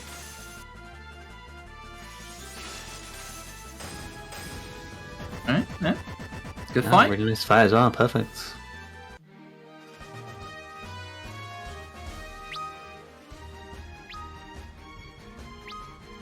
The Team Malkia Friday, he's making a stop off at Gazelle. This is an optional town. And he's just hopping over here to... Oh, maybe it's not optional actually. He's buying some magic keys, which will be used later on. You need them for a dungeon, as well as a hidden chest here to get a shuriken. The shurikens aren't used until much, much, much later. But as Chris just mentioned, they're really expensive. So being able to get one for free is really nice. So then there's one less we have to buy.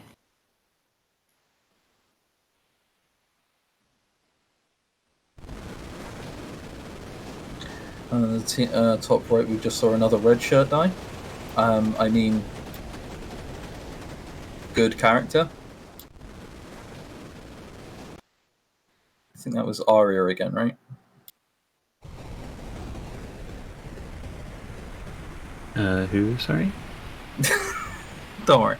Okay. Oh, no, I see what you're saying. Yeah, right. I'm with you. Yes. I think we just saw Arya again. And Right. every speedrunner wept in unison as to her death.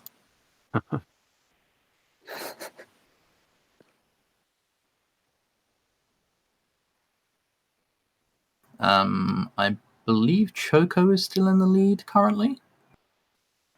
Yeah. There's a a full dungeon heads. yeah. There's a fair bit of daylight between the two runners. Forsyth now shows up to Golder Mansion. If you have any kind of reading comprehension, I bet you can guess the gimmick to this dungeon. You're right. Everything's gold.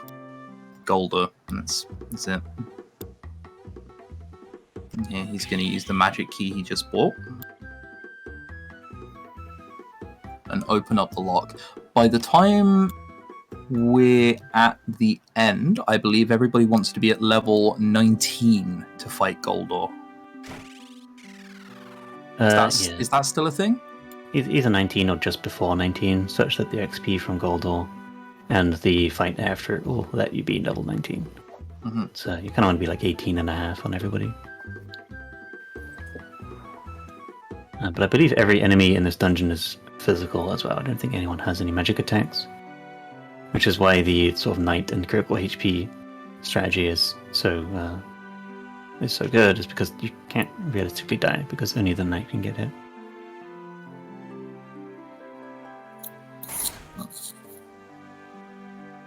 I think maybe And, these guys cast Thunder, actually, but rarely. And the boss can kind of troll it as well, because he can cast Protect on himself. And if he does that, you have to use Study, which works as a kind of de facto Dispel to get rid of Protect, and you can keep going. But he can sit there and kind of train cast it at times, and you feel bad. But it's more time loss than it is dangerous. Yeah, it's kind of strange too. He casts Protect, and for some reason it reduces the damage of items, whereas Protect normally doesn't. And Study gets rid of the Protect, and I think normally Study doesn't Dispel. So I've not really ever understood what's going on there. I think the best way is to sometimes accept that things are that way, and not to agree. and just Yeah, not to think about it too hard. It's just how it is. Yeah, Okay, I'm not crazy then. yeah. Yeah, I mean it casts Protect, not Shell, and reduce the damage of items, which are magic damage. Some things be like that sometimes, and it's all about the friends we made along the way and the journey there, or the friends we keep not making along the way. In the case of the FF3 run.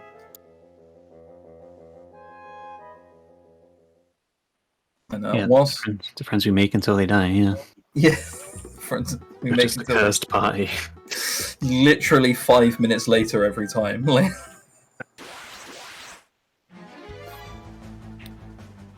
and whilst we're in Goldor Mansion, maybe our resident FF3 lore expert can tell us why we're here. Well, because after we restored the crystal and restored the time, there was an earthquake and we were knocked unconscious. And then Goldor, the guy who built this gold mansion and who is obsessed with gold, he chained our ship so we can't use it anymore. So we're gonna go here and kill him so we can take the key and unlock our ship. So that's about it. And we also had to go to the sewers to get some shoes, because in front of the Goldor Manor there's like a bottomless pit or like a bog. So if you don't have special shoes, you just die if you go there. And someone here in the sewers gives us these shoes. So yeah, that's it. It's crazy. This guy chained up our ship, so we're gonna go and kill him so we can unchain it. Like, first of all, why did he chain it up? Secondly, why are we killing him about it? Brutal. It's like the anti-diplomats, right? As soon as we have a problem, we just murder whoever did it and just walk off.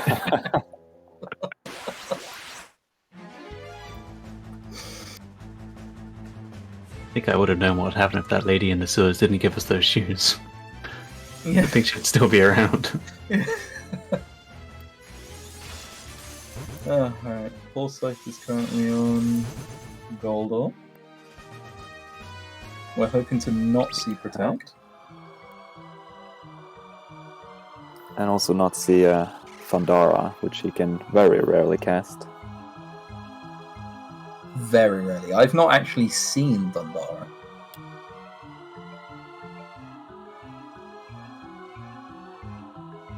He's got a few Well, different if you abilities. do, then you just die. Oh, there it is. Yeah, so that's the Protect that's reducing damage like by a lot. Mhm. And this is why we untoaded Lunat as well, because if you're a frog, then you can't use Study. So one of the scholars was defrogged, so they can use Study to get rid of the Protect. As a frog, you can hold a book, but you can't study the book in your hand. It's... you know. Sometimes it be like that if you're a frog.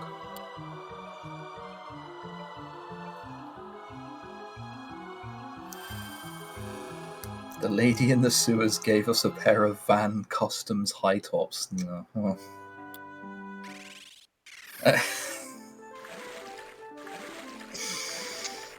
Maybe we didn't need them to survive. Maybe we just needed the shoes to look fly. Did you ever think about that? True. Out here trying to look like a mid-2000s skater boy.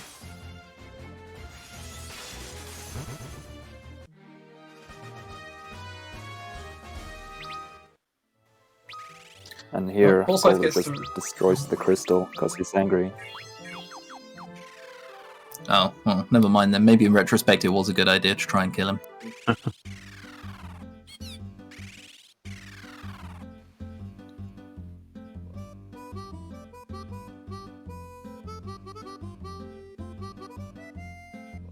And now Sol arrives at Goldor Mansion.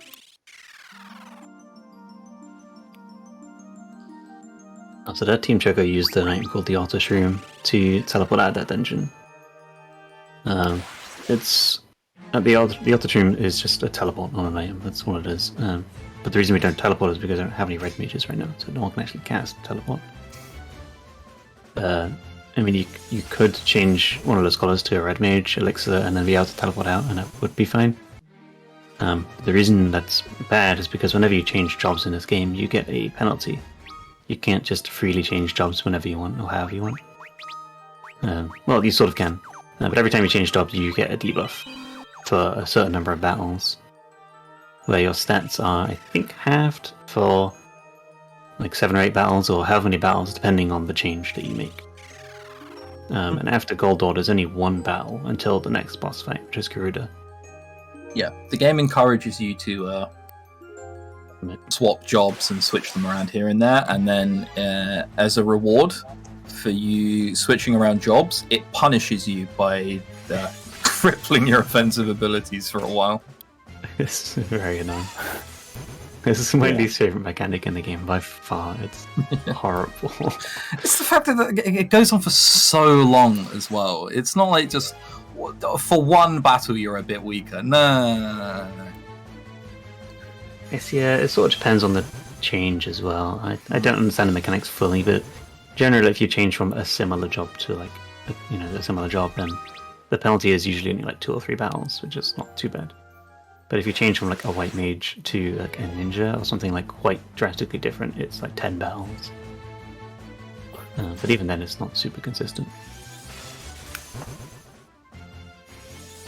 Also, I want to point anything out that Ryder got a turtle shell drop from those enemies. August. I forgot that was a nice drop you could get here. I've never had this, so I'm not actually sure where you would use it. It's definitely one of those items that you use late game and you get late game. But I don't know where it's beneficial to use early. So just to interject real quick and say that Turtle Shell is an item that you cast Protect. Yeah, that's worth mentioning. A lot of items are just a spell, but item format. And you use once, and the item's gone, usually. Mm-hmm. It's useful nowhere. Oh, fantastic. Okay, so when I said it was useful, I lied. It means you guess don't it's- have it gives- to pick it out of the chest later on, and you save probably upwards of half a second. Yeah, it's not like the chest is out of the way, you just save the chest opening animation, I guess. Yeah. So, saving the frames for Team Mark, any little bit helps, I guess. Yeah, I mean, that's huge Yeah, time okay. save in the grand scheme of things, right? When FF9, the last game, comes down to half a second, remember the turtle shell drop.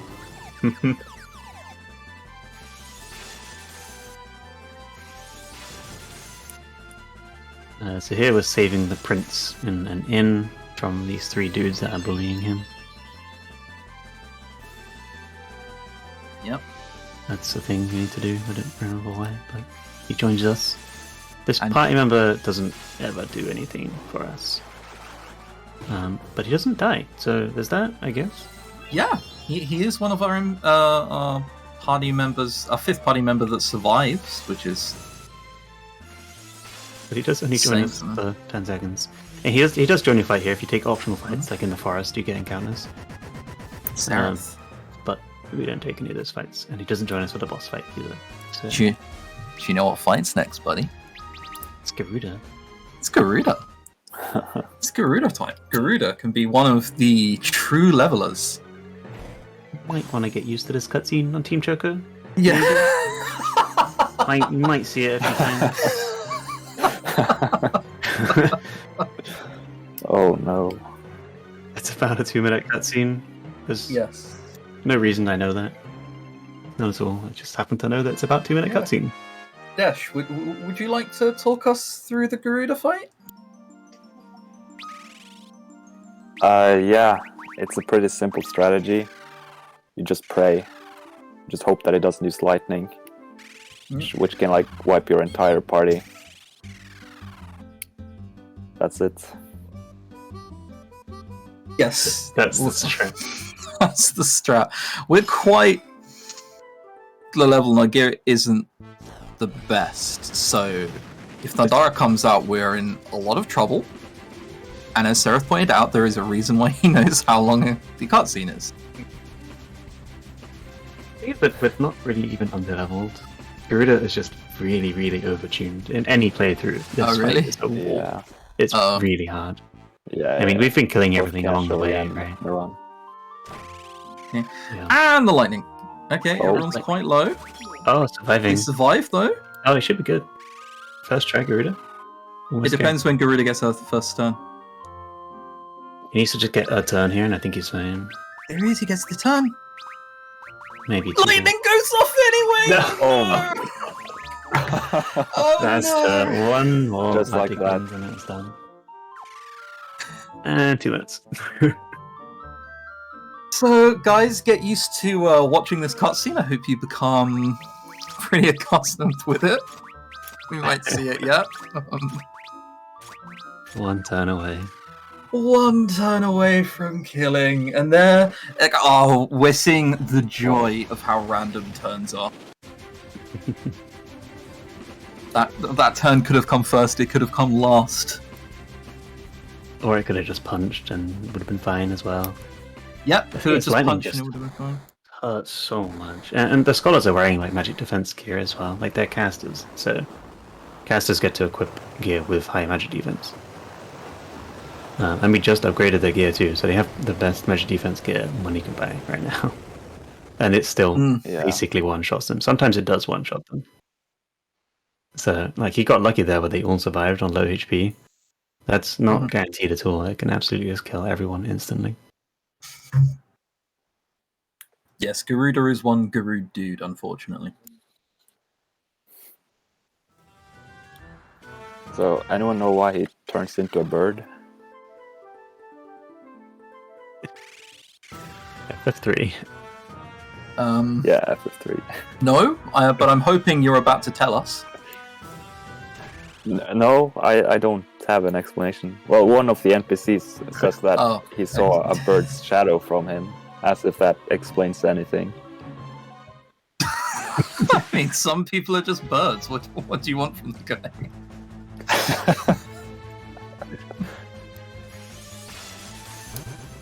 Alright, here we are. Second try Garuda. The punch goes off.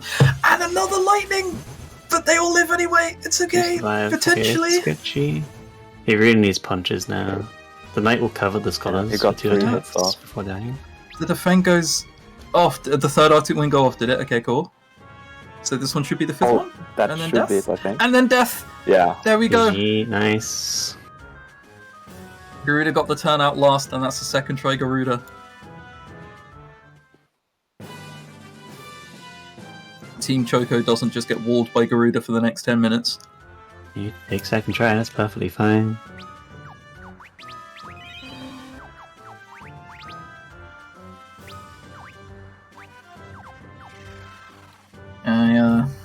I think if you were offered a second try Garuda before this race started, you'd probably have your hand snapped off. Yeah, I think you're quite a bit more likely to wipe than kill it. Perhaps it's maybe like 30% success rate, just anecdotally. I don't have any statistics, but I'd say it's higher than that, I think, but again, literally no data whatsoever. This is anecdotal. Like, I am at best Based guessing. on my experience and watching runs. We haven't calculated this turn orders or anything like that. But yeah, second try, perfectly fine. Yeah. Hopefully everybody in chat was paying attention to the cutscene, because if you were paying attention to the cutscene, you will notice that Team Tonberry is in the same cutscene. Team Tombury's saving a lot of time here. She can get first try. Whoa, whoa there, cowboy! Good God. Seraph out here trying to doom Team Tonberry with one of the most blatant curses I've ever seen.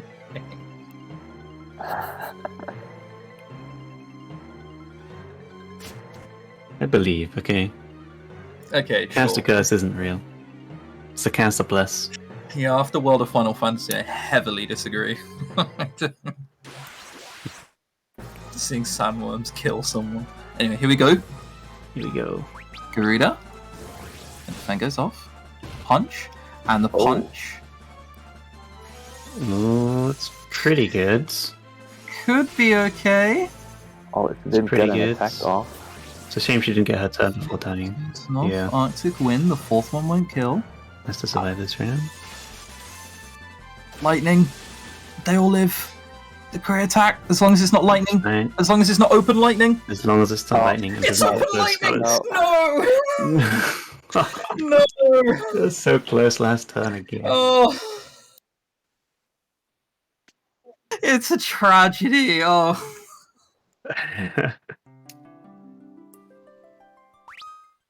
Anything other than open lightning and we would have been fine. Any kind of outspeed, the fifth Arctic Wind kills. If he can at least get second try, then it's even, right? Everyone gets the same bad luck. Yeah. That's fair. Hopefully. Sure.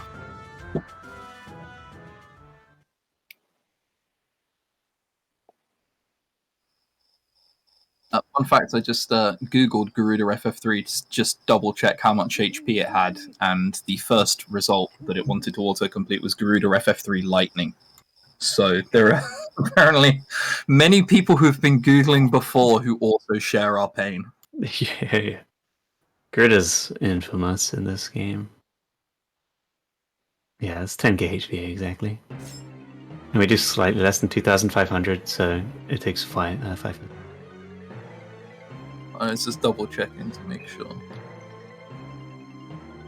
Hopefully Ryder can get it first try for Team Mog. Pull back a little bit of time.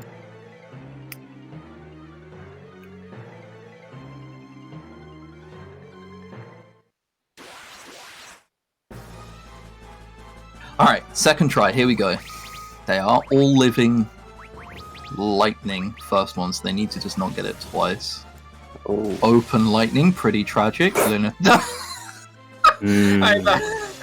would just reset this one already. That's a doomed opening, oh my lord. Yeah, can't get the kill unless he gets really high damage rolls.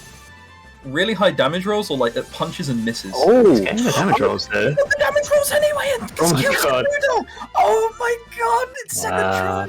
That's so unlikely. Nice. That's a huge PogChamp right there. Oh my That's so unlikely. If that was me, I would have reset for sure. I wouldn't even go for that, but wow. I did not believe I told him to. I said I would have reset. Sol did believe. Sol kept going. Sol won the battle. The power of belief compels them. Very nice. Second try.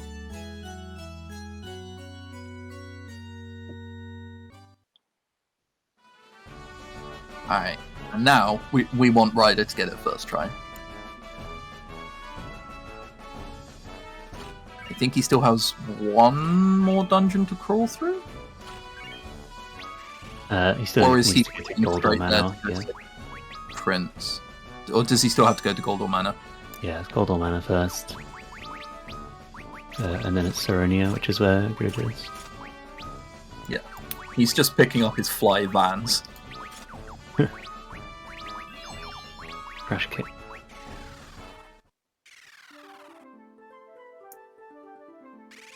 Now he's got his 6 trainers, he's able to take on anything he wants.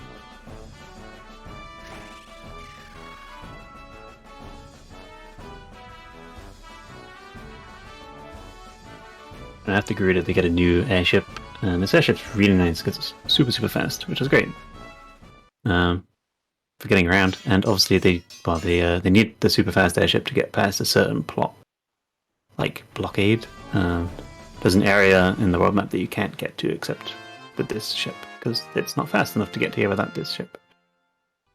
It's like some kind of like windbreaker effect or something like that to be able to fly into that area that poor Scythe was just in.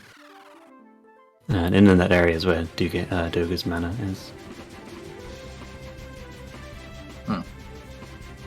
And the Enterprise can also go underwater. So we're heading off to the Sunken Cave. This is an optional dungeon. And there's some really nice chests in here, some really nice items all over the place. A lot of it's just to sell, some of it's to keep and use. We're also going to be grinding a bunch of XP here because it's the first time you can access this area. It's just a really nice place to grind in general. We're going to be using those Earthen Drums. We picked up the Earthen Drums in a town earlier, just before Serenia, in a little town called Duster. And as we mentioned earlier, the Earthen Drums are AoE, so they're really efficient for grinding. And the Earthen Drums can hit all of these enemies except one enemy in this dungeon, because it's a flying enemy. And a lot of enemies in this game look like they're flying. It's kind of like the opposite of FF9. In FF9, there's a lot of enemies that don't look like they're flying, but for as long as they're flying, then they're a bird or whatever. In this game, it's kind of like... They don't even have to be flying. If they're just off the ground, they count as a bird. If they happen to be like hovering, levitating on a slightly large stool, it all counts.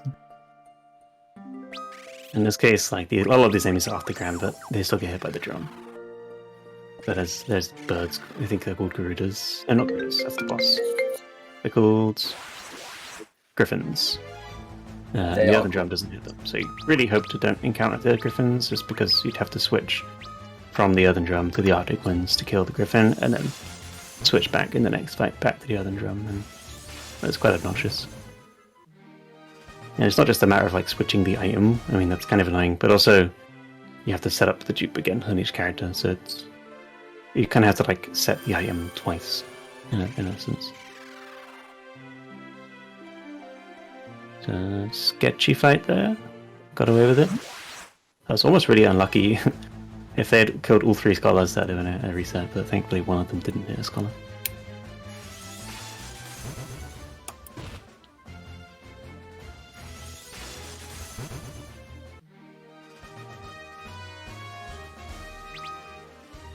Yeah. This is one of the... it's starting to get to places where you're going to have to reload the autosave here and there as well. So this is the Griffins, you have to switch to the Arctic Winds here.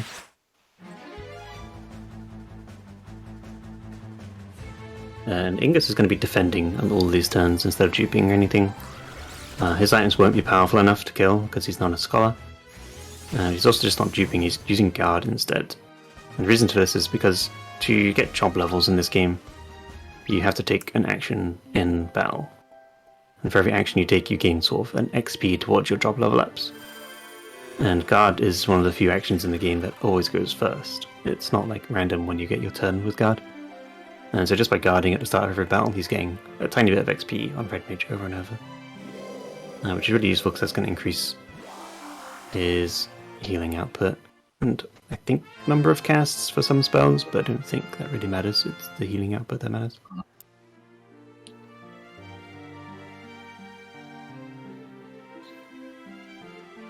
But, I mean, also it's just sort of like so he's not doing anything because his turns just aren't really useful for anything else.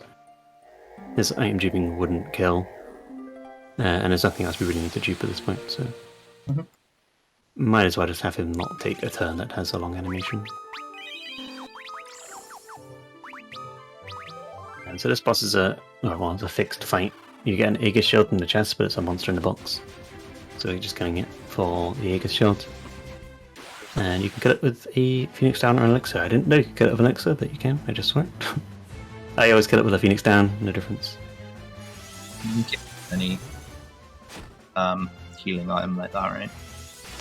Yeah. I guess one of them is probably a faster animation, but minimal. I'm not sure. I will say that amuses me about Knights this game. Obviously, the concept of dual wielding is one we'll use throughout in Skull's dual wield books.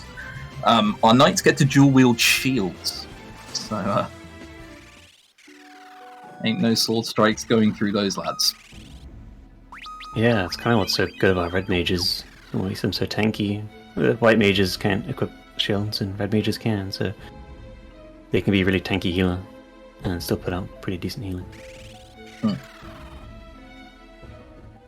Now Luneth has changed to a knight, and he has double shields too, but the reason Luneth is a knight here is strictly for HP growth.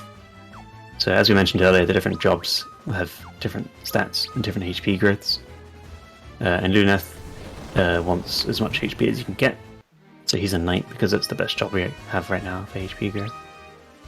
The best job in the game is the black belt for HP growth, but we don't have that. That's from the last job crystal. So knight's our best option. Plus the knight can equip shields, so he's got a better chance of surviving in black belts and other jobs can't.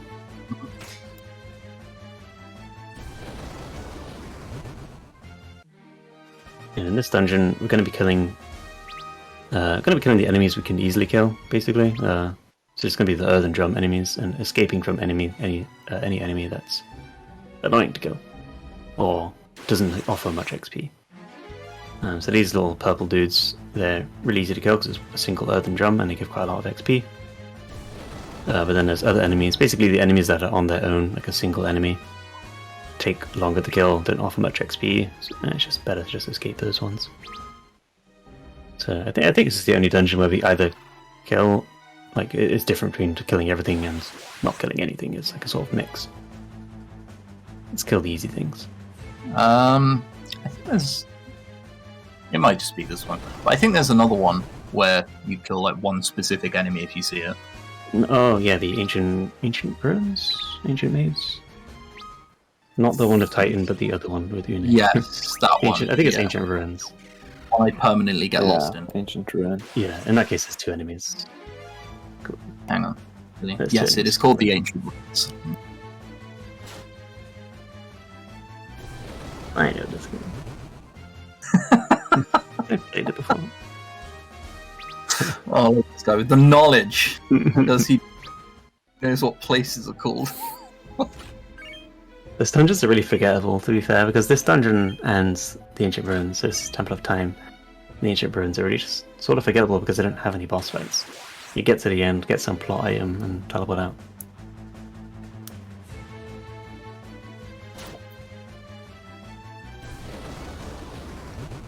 For those eagle-eyed viewers, you will notice that Ryder, a minute ago, hit a certain magical castle and saved a certain magical prince from being bullied. This explanation may sound familiar because, that's right, he's gotten to the magical boss Garuda. Up in 2 and a bit minutes, where we're going to see a first try Garuda. Great for Team Mark. Good opportunity to save some time, for sure. Mm-hmm.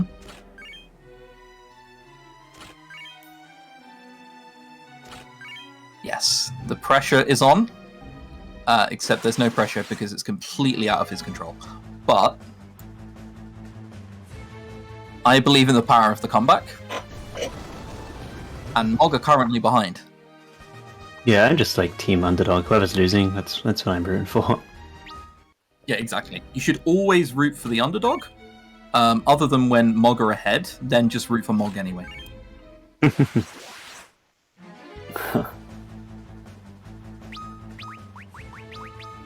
Like 7 Remake last night was really exciting because all three teams were close for pretty much the entire playthrough.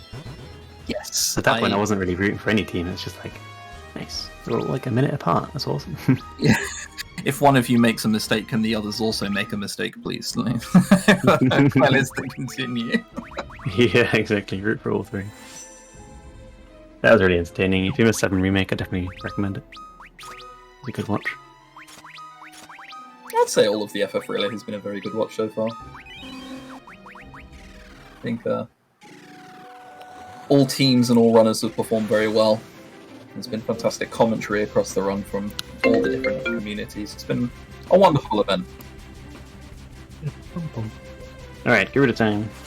Garuda time for Ryder. Come on, this is going to be the Garuda easiest first time. try of my life. Let's see the defense. First try punch, every time. and the punch. It crit, but that Crit, doesn't that's matter. It's fine. not lightning. It's ideal, if anything. Nice. The first two rolls do 2,700, 2,700, 2,700. Really nice start. Punch, and the lightning. Oh, okay, yeah, I think he's Survive, fine. survive. He wins. He's fine. First try, It's fine. Ryder. First try, Team Mog. We're GG. coming back. Come on, then. Easy money. Not easy even close. clap. Not even close. Imagine thinking it was ever not going to be that outcome.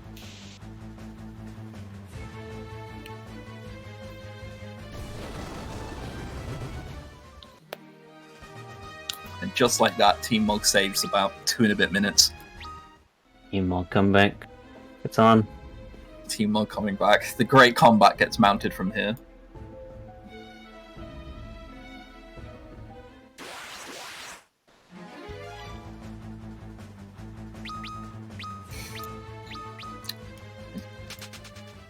Now, how much time has been made up across run so far? Quick Team look. Mog's on a really good run here. Saved quite a bit of time over the other runners in general, not just because of Garuda, but Team Mog tearing it up. But I guess, what do you expect from the current world record holder, Ryder, for Team Mog? Who has Not also current spent record holder. most of these 2 hours talking about... Sorry? yeah, I think Sol has the record right now. Oh, really? For PC 100%? Believe so, because of the new glitch that we're not doing in this run. Oh, okay. For So what it's we're a bit up in the currently air right now. running? For what we're currently Yeah, running, I which guess. is no minute, Yeah, no warping. He is the world record holder for that. So, Sol has it, so not Sol either. Sol is second. But yeah, I mean, it's up in the air right now because of the new glitch, like from 2 weeks, so I'm sure the record's going to change hands quite a bit in the coming weeks. But yeah, exciting stuff. Yeah. If you were to consider this like a sort of separate category, then I think Ryder would have the best time. It's not, but if it was, before that glitch, what we're running right now, Ryder has the best time for. Okay, that's all I need to know. Come on, guys. The record was taken 3 days ago. That's way too short of a time for me to know about it in. Too busy watching the replay. Yeah, too busy watching the relay.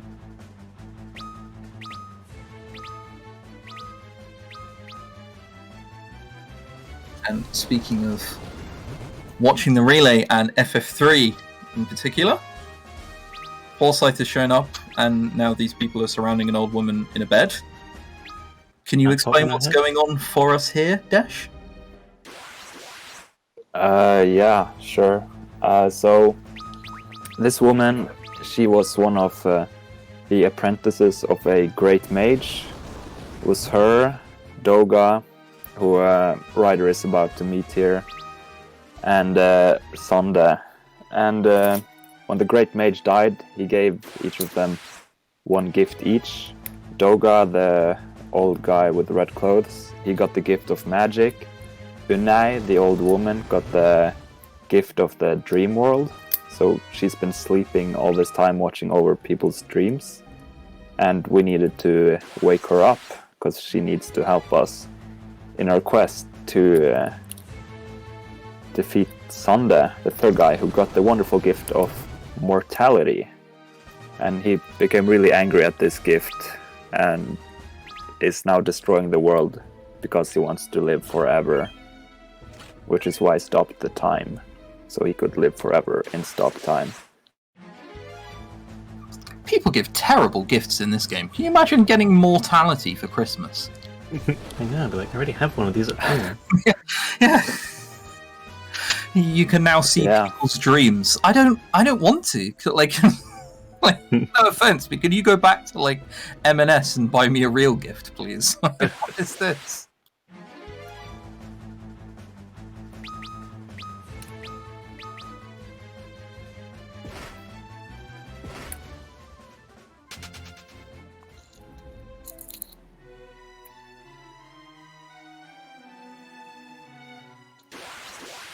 I've already talked about the dungeon that Team Malg is in right now. This is another one of those dungeons we have to be mini to get through. So he takes a lot of damage in this dungeon because he's mini. But it's also one of those dungeons that doesn't really have a boss at the end either, so it's just a case of fleeing from everything, or killing everything. Kind of a preference move, I think, because soon enough we're going to be doing a big grind to get a lot of XP. So a lot of the enemies we're killing now is to sort of reduce the duration of the grind. So it's sort of killing two birds with one stone by doing the grind along the way, in a sense. Yep. Any spare XP that you pick up now is XP you don't have to bother getting later.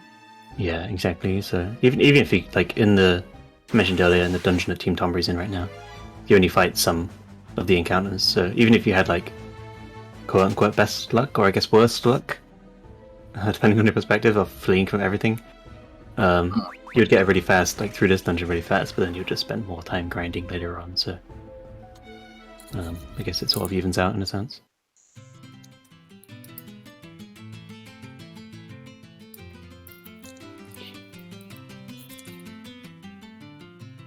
And anything that can be made to make the grind section later on is one that I will be appreciating. Yeah. Oh, Joker's killing the enemy now in the ancient ruins that we mentioned. There's two enemies in this dungeon we kill. There's this like green dragon dude and the skeletal dragon, because they're both just one shots, and they give the same amount of XP as one of the fights in the grind. So it saves a bit of basically running around in the grind to get between encounters if you just kill this one instead. Does the green dragon dude have a name? Hyrolisk, I think. Oh, something like that. Knew it! I can't believe you knew that. Okay. Wow. You're quizzing me. You're pre-googling it or something. No, it's one of the ones that I remembered. Oh damn! Everyone, every time I don't think someone's going to know something. Never mind. Slamming me with their knowledge. Testing me. Unfortunately, I can't ask Desh these questions because he knows everything, from my understanding. Yeah, I know most of the enemies.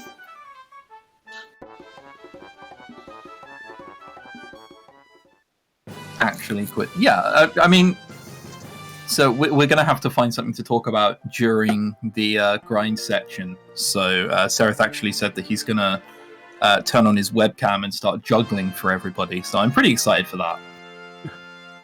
I think everyone would prefer to watch nothing than watch juggling. I mean, I don't think anybody actually likes juggling. People like to brag that they can juggle, but nobody actually wants to see it, you know? It's one of those things. It's cool for like 3 seconds. You're like, oh, right, you can juggle. And then it's not like... Okay, stop. Yeah, it's not like with an instrument where someone's still playing a cool song. It's like, oh, you're still juggling. All right, well... Cool.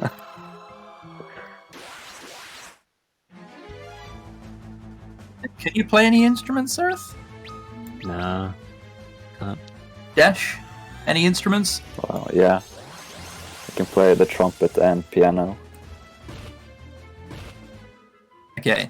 How'd you feel about serenading us with some piano during the grind section?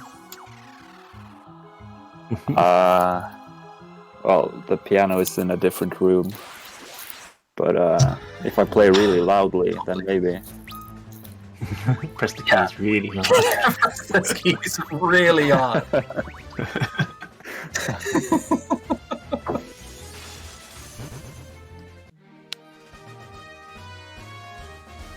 So the fighting member they have right now in the Ancient Ruins is Une, and she is pretty much indisputably the worst third, or fifth character you can get.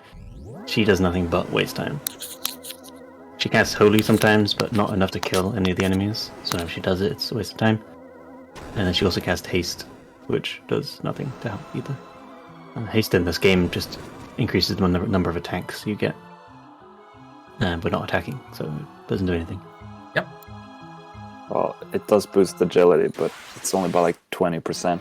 It's not noticeable. With how turn order works in this game, like... I don't believe you. Yeah. Shrug.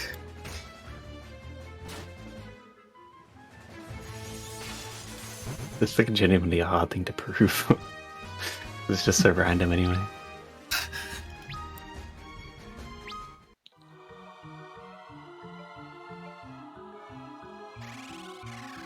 I believe it probably does, but... Yeah. Don't dash. She's got the knowledge. But It's according to like a Japanese site that I translated, it does increase agility. So take it as you will. for the remake or NES or both? Remake. My knowledge is only for the remake. Right. I know very little about the original.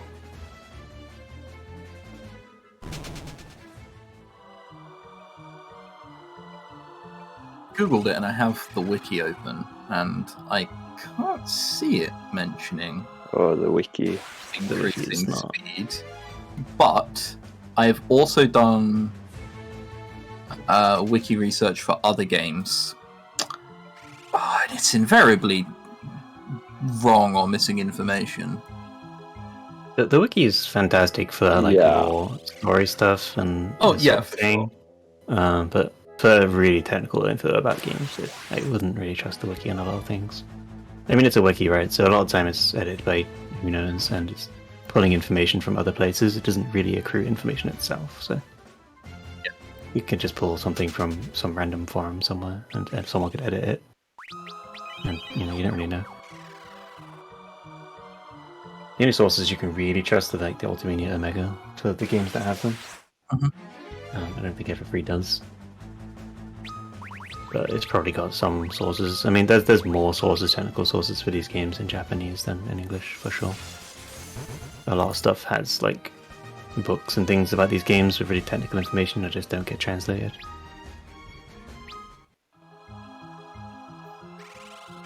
Isn't that one of your secret talents, Sereth? That you can read Japanese? No. It's like this really, really small, like elementary amount. If I was like 3 years old, I'd be like, yeah, read it. But no, not really. I thought it was better than that. Don't you remember? There's that one time we went to where I guess we were hanging, and you pointed at the TV, and there was a Japanese word on it that said competition, and you knew what that was. You just happened to know the word for competition? I don't know the word for competition. You definitely did at the time. Probably just said competition in katakana, I guess. I don't remember the story, so I can't say.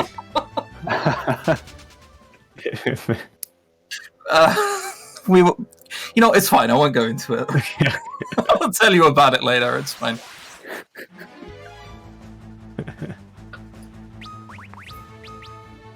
You must remember, guys, that Sereth doesn't see things as competitions. He sees them as happy, friendly races. So that's why you didn't know, because you literally do not know the word for competition. Right, that's what I said. Yeah. I was agreeing with you in a roundabout way. Okay. That's rare.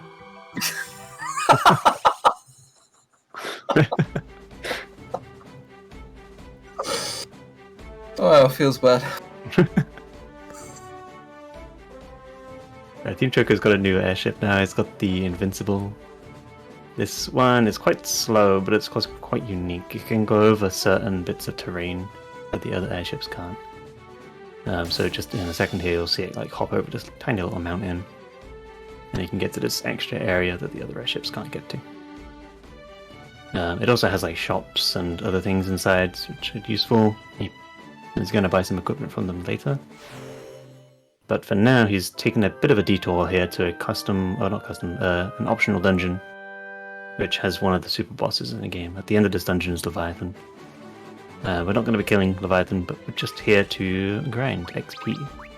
since it's a super boss dungeon, it's like quite high level enemies here, which means they give nice XP. So Team Choker's going to be spending about 15 minutes here, grinding up enemies and opening some of the chests as well. There's some nice items in some of these chests. But just for this first floor for now, he's going to take a few fights, or at least he's probably going to take a few fights optionally before going to the second floor, just to get rid of the job change penalty first. And then he'll go on to the second floor once the job change penalty is gone and pick up some chests. It's just like slightly safer than going straight away, just because he's going to be here grinding anyway, so like you might as well just get rid of the penalty and then be a bit safer on the second floor. Mhm. Second floor has one encounter that is a little bit more dangerous because they can cast spells, which can kill off all your scholars, but the first floor doesn't have any of those enemies, so it's a bit safer.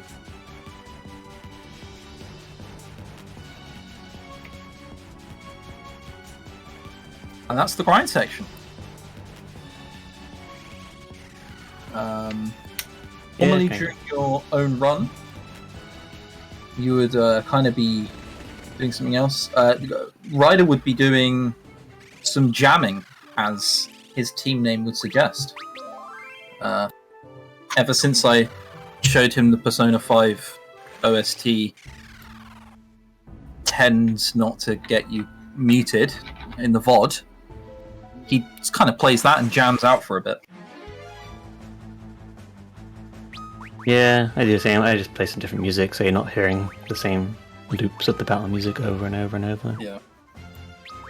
But we will not be getting that on the stream. It should hopefully stay as just the normal battle theme. So, keep it OG.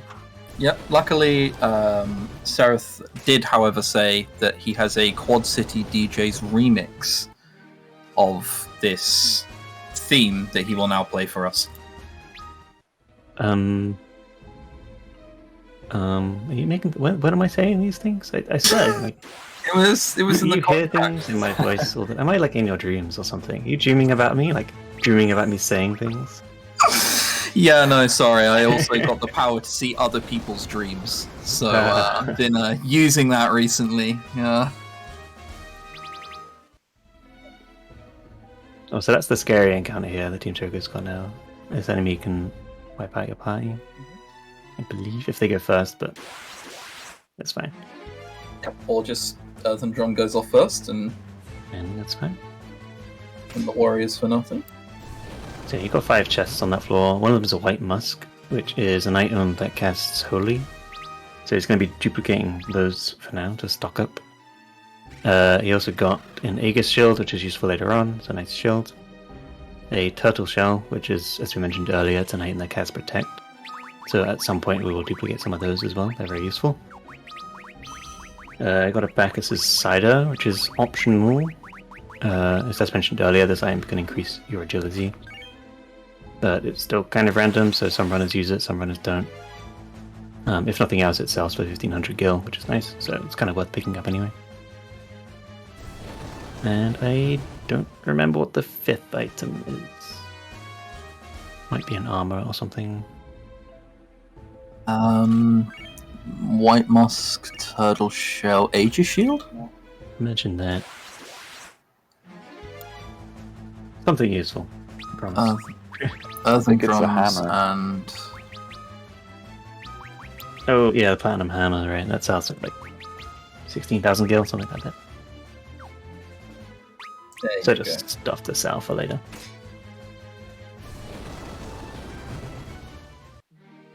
But the most important one by far being the White Musk. As I mentioned, he's going to be duplicating these on 3 of the 4 characters. 3 of the characters right now are Knights, and one of them is a Scholar. And the Scholar is equipped with all the best agility gear, so the Scholar will almost always go first and throw the Earthen Drum to kill the enemies. And the other 3 have White Musks queued, so you might occasionally see a White Musk go off, but hopefully not. And the reason they're doing that is because each time they queue up the item, they are duplicating the White Musk, because they're not actually using it, they're just queuing it. So every battle, we're gaining 3 White Musks, as long as one of them doesn't get used. If it does get used, then we get 2.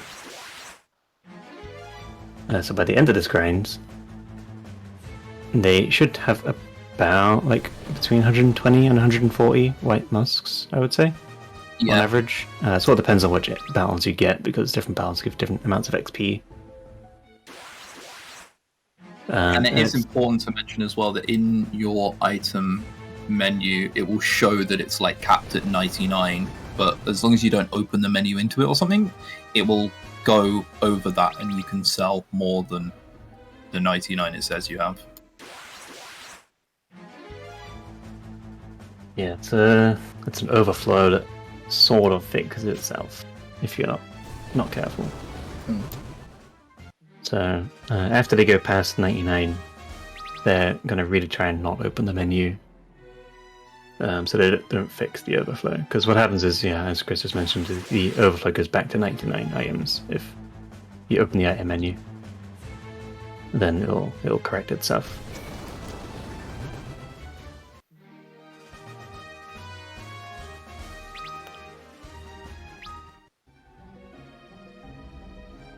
So the 100 odds white musks will be sold, all except 4. So if they have like 120 white musks at the end, they'll sell 116.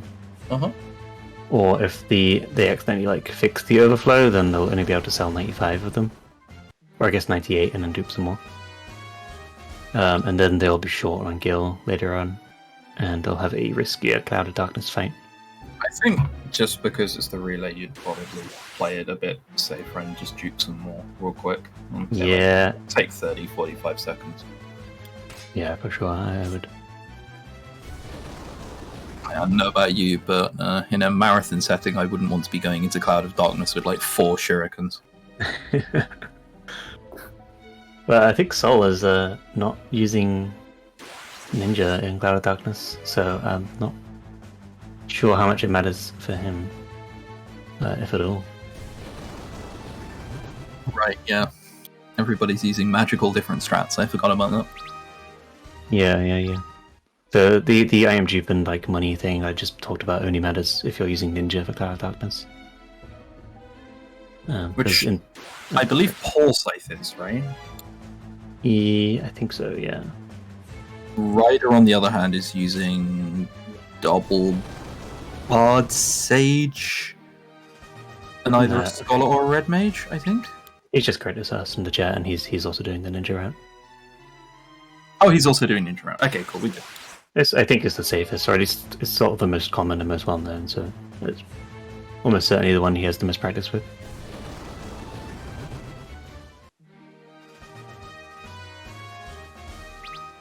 Scythe is doing double Ninja? What? Yeah, I'm glad I wasn't the only one who saw that and had a like question mark appear over my head. Two Red Mage. Okay, that's crazy. Okay, yeah. I've never had a double Ninja, that'd be crazy. Double Ninja would be wild. I mean, it sort of makes sense, but at the same time you have no gear to equip the second one. We only have like weapons and armor for one Ninja. The other one would have absolutely nothing to put on. The other one would basically be like naked. Maybe it'd have a white robe on or something. I don't even know if it can equip it. I mean, unless you're buying extra stuff, I don't think there'd be anything you could put on it. There's a knife, I guess. If you pick up the air knife in the sewers, they could have that. That's powder. Under the poison dagger, sorry. Or the Kikri Spongy if you don't sell that. But anyway, yeah, it's not a strat. Anyway. So yeah, Pulsite and Ryder are going to be doing the same method for Cloud of Darkness, and I believe Sol is going to be doing 2 Scholars, which is quite risky. If anyone dies to Cloud of Darkness, I'd put my money on Sol. Unfortunately. But if he gets lucky, then he can save time for sure. So it's going to be interesting to see. It's going to be a wild ending. If you thought Garuda was hype, then boy oh boy, Cloud of Darkness would like to have a word with you. Yeah. Going to be something.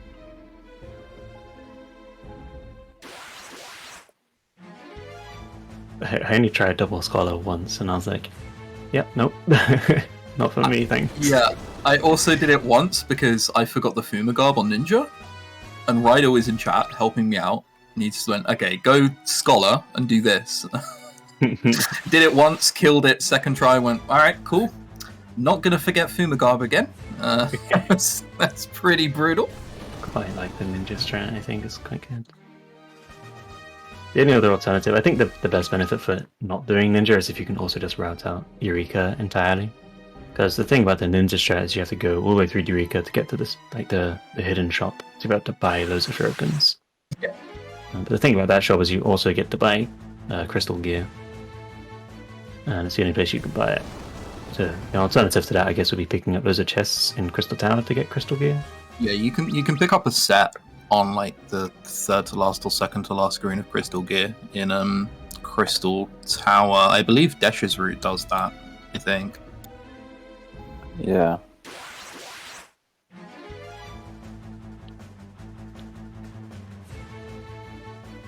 Yeah, that's the only reason I know it's there, because of that route. I think I also did it in the Scholar route as well.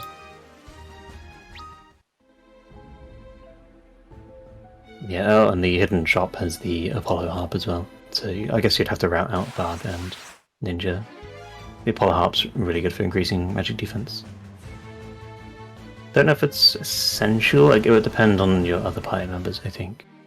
I think if you had 4 casters with decent magic defense gear, you could probably get away without using the Apollo Harp, I would argue. But with Ninja, since Ninja doesn't get the best magic defense, the Apollo Harp is sort of invaluable in keeping the Ninja alive. Oh, was it all damage? Oh, okay. I didn't know that.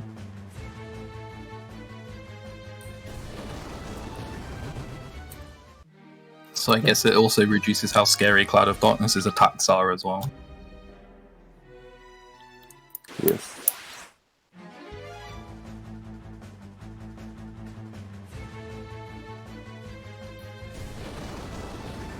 Team Tonberry and Team Choco are currently grinding until either level 39 or 40, depending on the route they're going to be doing.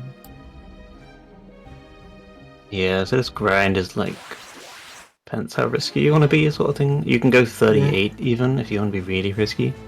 You'll almost certainly die to Cloud of Darkness, but if you don't, then you save the ton of time. Most runners do level 39 Luneth, which is like sort of standard, safe without being too safe. Or you can go level 40, which I believe Foresight is doing level 40, which takes an extra couple of minutes or so, but is even safer than that. But nothing is guaranteed at all. I think level 40 would be described as the strat that management of this relay would appreciate. Personally, I don't think it matters very much. I've never done level 40. Even when I was learning the game, I did 39 straight away, and it was fine. So I'm not sure how much safer it is, to be honest, because I've never done it. But I don't think it makes that much difference. But I mean, a couple minute investment, like in a relay, yeah, probably worth it, I suppose. Yeah, I know 38 is pretty brutal.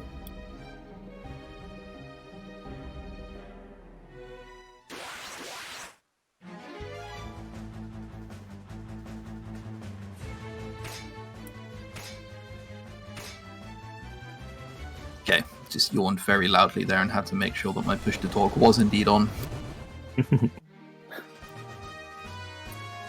I kind of hope that Sol actually goes to level 40 more than anyone. If he's doing double Scholar, then the level 40 there would definitely be helpful. But we'll see. All 3 of them in the grind now. Mark has just entered. And Choker should be on the way out fairly soon. Hopefully. Like, it's quite hard to tell. Usually the metric of roughly how far along you are is how many white musks you have, because as I mentioned earlier, you tend to end with about 120 to 140. But when it overflows, you can't check that. You can't check how many items you have, because that will fix it, and you can't open the menu to check your level, because that also fixes it. So you kind of need to be counting your levels, really, on Luneth to be optimal. Which I've not been doing. That's way too much for me to track. Yeah. I can also roughly tell from that HP Luneth has. I think Choco's... I want to say Luneth is level 39 here for Choco. So I think Foresight is going to 40. Or maybe Luneth is 38. I think it's 38 actually, yeah. One more level and Luneth would be 39, I'm pretty sure. And Luneth being A for his character names. Did you say Quay? Okay, okay, it's Lunev's name. Right, okay. Sorry, I thought you pronounced it Quay for a second there. Right? No. It's not that crazy. Yeah. Briefly horrified. Ryder's Oh, first wow, fight. really close. Ryder's first fight going really well. 3 characters go splat. It was kind of almost like a wasted fight, I would say, because Lunev didn't get XP, so that's kind of like you wouldn't count that as a fight, really. So it's kind of a shame. Yeah. But at least he got away with it without dying completely. But yeah, the first couple of fights are pretty dangerous, and then you level up really, really quickly at first. And then you almost always go first after like maybe 2 or 3 fights. Yeah, you get so far ahead and so fast that even this game's speed RNG can't stop you going first most of the time.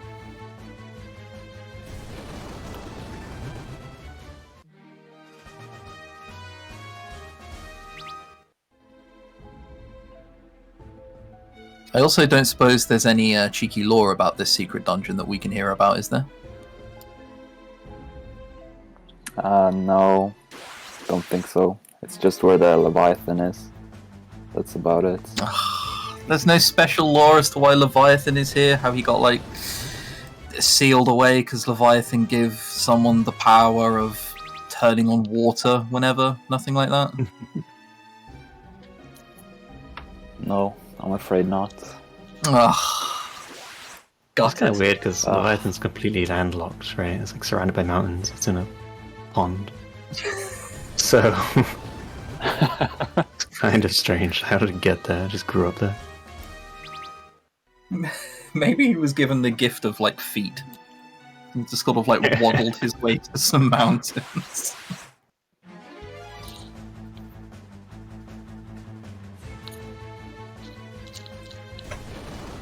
We did just actually see off. I haven't been looking religiously to see if it's happened, but Ryder did just get a white musk Brock in a battle before Earthen Drums. I think if you get one when you're over 100, I think that also resets the overflow count. So that's really bad. But Ryder's early on enough that it doesn't matter. Yeah, he's nowhere near the overflow count yet. Yeah, exactly. He just got tired. Also, his way out though, I'm almost certain he's gone to level 40 here. Then that's going to be 1500 plus HP on when he finishes. So he's gone for the safe strat. Tombury and Mog will probably catch up some time on that because of it. I don't imagine either of them are doing level 40, but they might be. Although it's not necessarily time game because, I mean, save a strats, that might work out in the end. Mm-hmm. The grind is also pretty random because I sort of mentioned earlier, like, depends on the fight you get, as to how much XP you get, so... Yeah, you can get anywhere between 3,000 and, like, 5.4 thousand experience from a fight. Yeah. It's pretty much any time you see 2 enemies is a bad time. You want to get 3 enemies every time. I don't think it matters too much between, like, the crab things or the snakes. I think it's basically the same. But just 2 enemies is, a third less XP, right? So... Yeah. I think crabs give ever so slightly less, right? It's 1,800 each for a snake. Right, okay. I mean, I'm not sure, but yeah, I'll take your word for it. And I thought they all gave the same. Crabs drop 1,800 each. Okay, yeah, good. All right, well... Yeah, cool. There you go. They both... Yeah. Your mind banks are impeccable once more. It's just something I never bother to look into because it's not something I can control. So it's almost like I'd rather not know. Because then if I know, I'm like just going to get frustrated. Like, oh, there's no snakes or there's no crabs. But if I don't know, then yeah, I can be blissfully unaware. Because there's nothing I can do about it anyway. That doesn't sound like a good strat, buddy. It's random. I mean, I think it's fine. It's, if I know, I'm just going to get frustrated. If I don't know, then... It seems like a good thing to track, though, right? Not really. It's tracked in the split, I guess. When you're on your way out and you gain or lose time, then that's when you know. Yeah, I guess. I'm surprised. Well, Pulsite we used to hasn't grind hit somewhere level else, 40. though. The So, balance there, I assume. Yeah, but a lot of enemies there were flying, so it was a lot slower. So I found out that this place is just a lot better to grind. Oh, and thank God, Pulsite can now stop his grind. But he hasn't sold the white masks. He hasn't sold the white masks. Did he forget? It could be bad. He has 139. Okay, it's just reset though, I think, because he went to the item menu. That's what I thought happened. Let's see if we're No, wrong. Still hasn't. No, Yeah, okay. no, Well, we are okay. wrong. Yes. What? Why does it reset then? Is it just if you use one? I'm confused. Okay, I well, think it is I've if been you lied use to. it. Just if you use it. I've been lied to my whole life. Same. I've also been lied to my whole life. You know how told careful you I've can't been be- with I know. menus after this grind to I'm so stop it mad. happening, and it turns out it's not even real. Like, Actually, quite frustrating. Ryder also was lied to. I can't believe It's this. made a massive discovery. Massive discovery. Turns out Pulsite was the most woke out of us all this time. It's tragic, boys.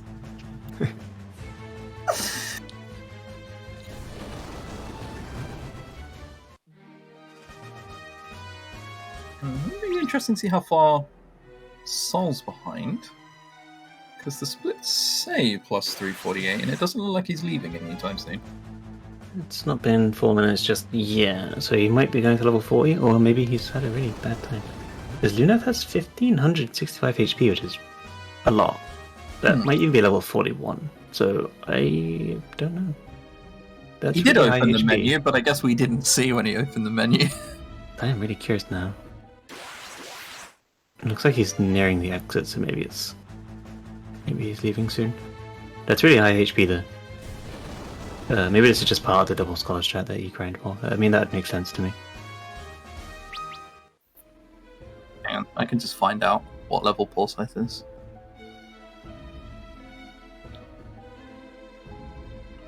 He is. Everyone's level 40, so he does just have 1652 at level 40. 1650? Oh, really? Okay, well. I guess you Yep. gain a lot more HP per level than I thought. My memory blanks that are also known as Twitch VODs don't help. Oh, do we want to explain the Nautilus glitch? Because we're about to see something janky. Dash, Yeah. do you want to? Yeah, go for a dash. Yeah, well, I mean, I guess there's not much technical to explain. It's just that sometimes very few places you can actually dive underneath the land. So it's like they did a poor job at mapping where you could do that and not.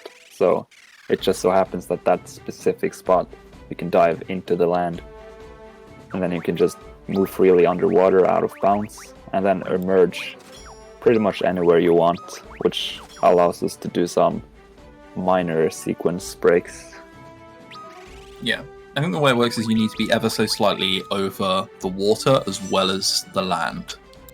And then as long as you're enough over the land as well, you go underwater and you're out of bounds. Yeah, it's Yeah. just very specific spots. It's not like you can do it anywhere.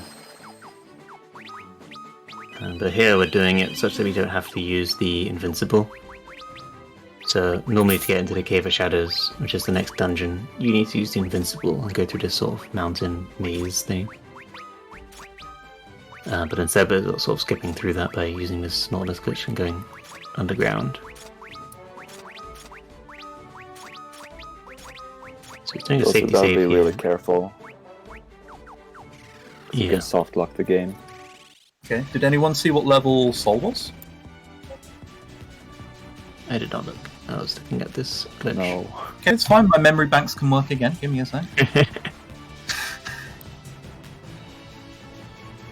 But he parked the Nautilus in a very specific location, right on the edge of the mountain, but not fully on the grass.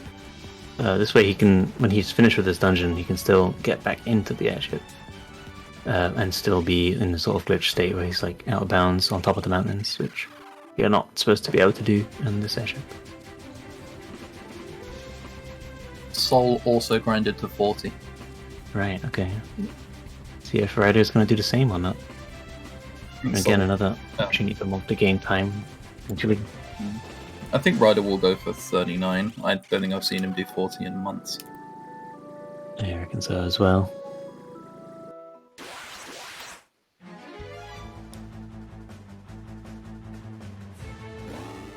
Looks like Soul got the dive glitch off well.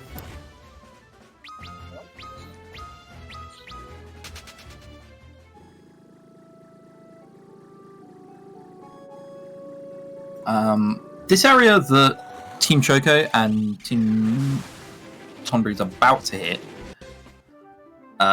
your movement really does matter here. Oh, it's got stuck. He emerged by accident. I hope he saved.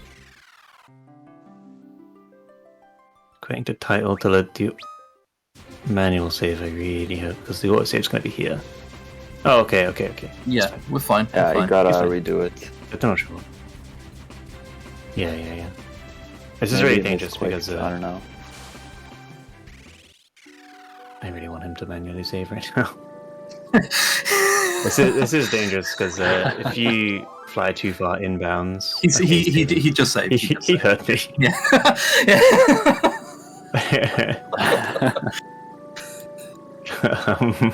So Yeah, if you emerge, whenever you emerge, there's an autosave. So if you emerge the airship in a bad location, you can definitely like softlock the game or just make the game incompletable.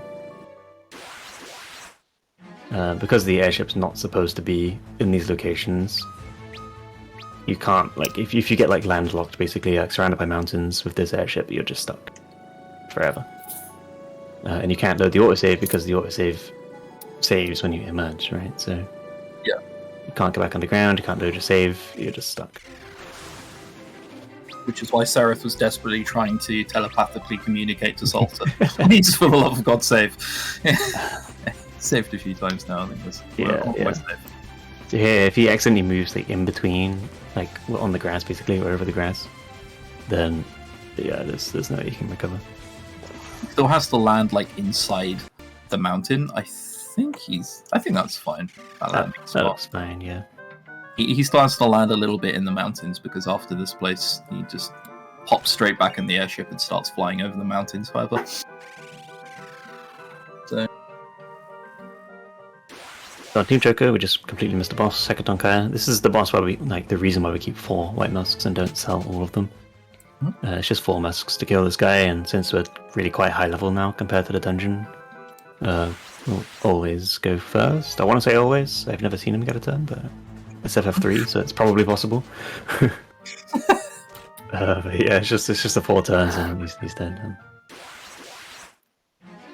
You don't keep any more of those because soon we're going to be getting a different item that's really quite comparable to White Musks, but ever so slightly better. It's got a slightly faster animation, so literally replacing the White Musks with that one.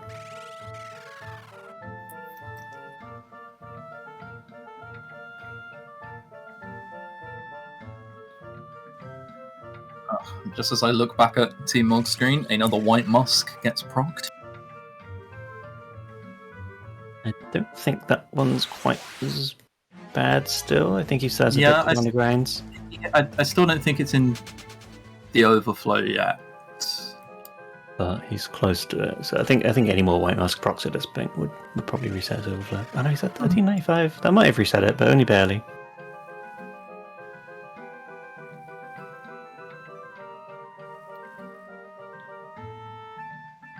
He's 37. Okay, yeah, he's fine.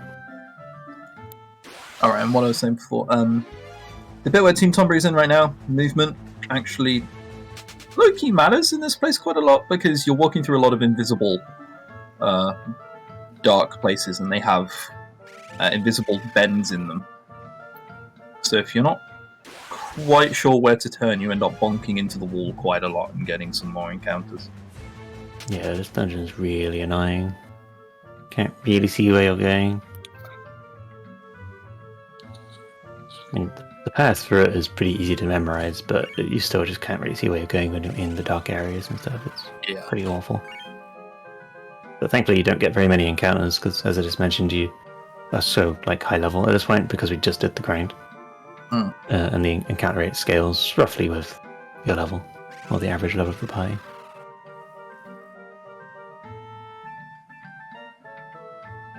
Apparently, Ryder earlier said 1 or 2 in chat, and most of the responses were 1, and that appears to be deciding what level he's exiting on.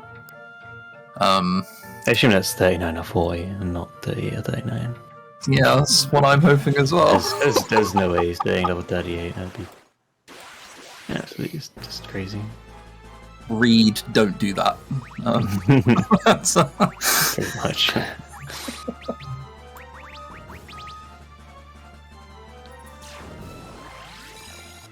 The Hackathon Thara again on Team Tombury in case you missed it. In case you missed that really exciting fight where you throw 4 items and he's done. Yeah. Do a lot of damage though, these White Musks, 8.8k. Very powerful. In this game you can actually hit over 10,000. But the damage numbers only display 9,999, but you can hit over 10,000. You just don't know how much damage you did exactly. And we can see Porthythe coming up to the end of Doga's grotto, where we now face an emotional battle against Doga and Yunai. And obviously they do the FF3 thing where they transform into something completely different as soon as the battle begins.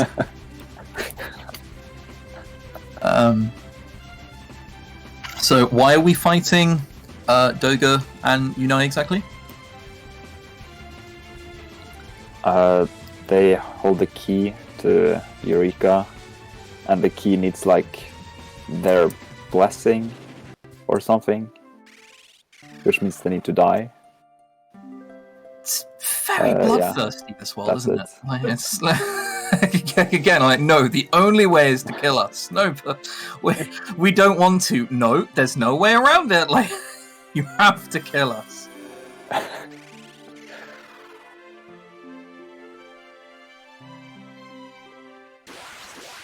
You also got the Chocobo's Wrath as the last item we're going to be using. So I exchanged the White Musk, we used all those, and picked up a Chocobo's Wrath in this dungeon.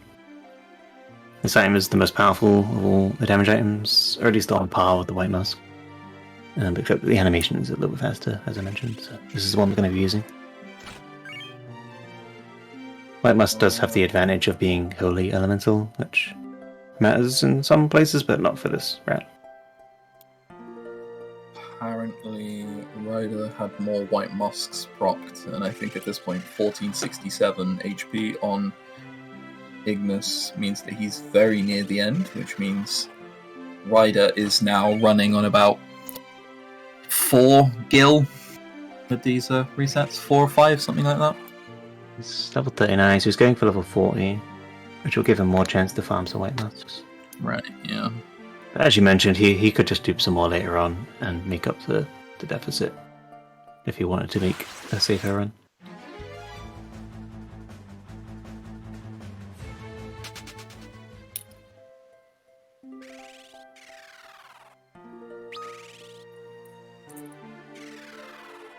Oh, no, he's not going for 40. It's 39 and a bit, I guess. 39. Let's see how many White Musks he has. 108. That's a bit tragic, but Yeah, it's unfortunate. Probably worth duping some more. he has about 100k less than Forsyth did, so 1 or 2 shurikens less. Yeah, so if he doesn't grind more, that'll mean a low level Cloud of Darkness compared to the others, and fewer shurikens compared to the others, so... He could, he's probably most likely to have a bad time now on Cloud of Darkness. But yeah, we'll see. It's still, an hour away or so.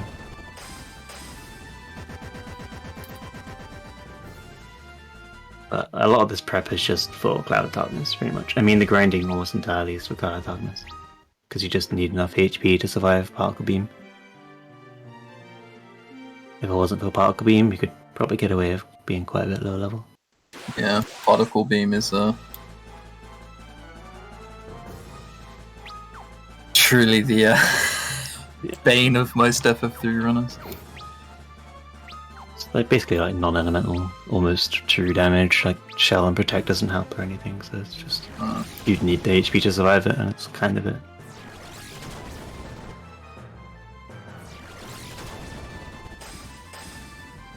So Titan, this is basically the same fight as Second Kai from earlier. Looks the same. The only thing that's different is Chocobo Wrath instead of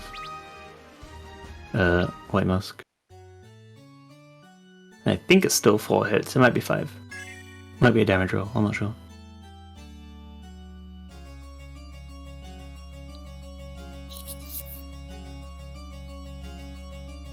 Oh, and he gets turns, but it doesn't matter. He's pretty ineffective.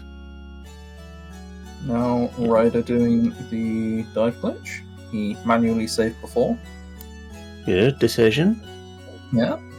But it's not always to keep a shadow. He's not too far behind. He has definitely saved a lot of time on his grind, doing, lower level and everything. We'll just see if it comes back to bite him later on. I do hope it pays off. Yeah.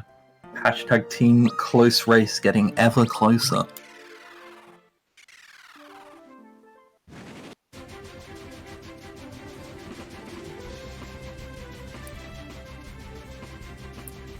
I do think it is a calculated risk. Ryder has done pretty much everyone at level 39. Sol now doing another sketch as well. Yeah, Forsyth is also back at it. He didn't save. Okay, he's saving once he's up. I mean, that's a safe emerge. There's the thing in that one. That's you just move down a little bit and you're there, so can't get too wrong. But yeah, it's kind of an interesting one where you kill Titan. So you go into the front of the labyrinth, which is what Team Tombury is doing right now. You go in, kill Titan, and then normally you run through this dungeon and you come out the other side. There's like a back entrance, which Pulse I've just went into on Team Choker. So normally you run through this maze and you come out the other end. But what we can do with the Nautilus glitch is go under water or go underground, and then you just emerge on the other side of the entrance right next to the Crystal Tower. And that skips the entire maze. But then we do still go back into the rear entrance of the dungeon to pick up a couple items. So there he's picked up the Holy Lance, and he'll pick up a Protect Ring on this screen. Yep. The Protect Ring is the main one here. It's really useful for its agility and also reduces the damage you take. The Holy Lance is just another item to throw with the ninja if he needs it. But it shouldn't come to it because I think he's got quite a lot of money, so he should be fine. But marathon safety and all that, you might as well pick it up anyway, it's right there. You could even throw it at the Twin Dragon, the two-headed dragon. Obviously,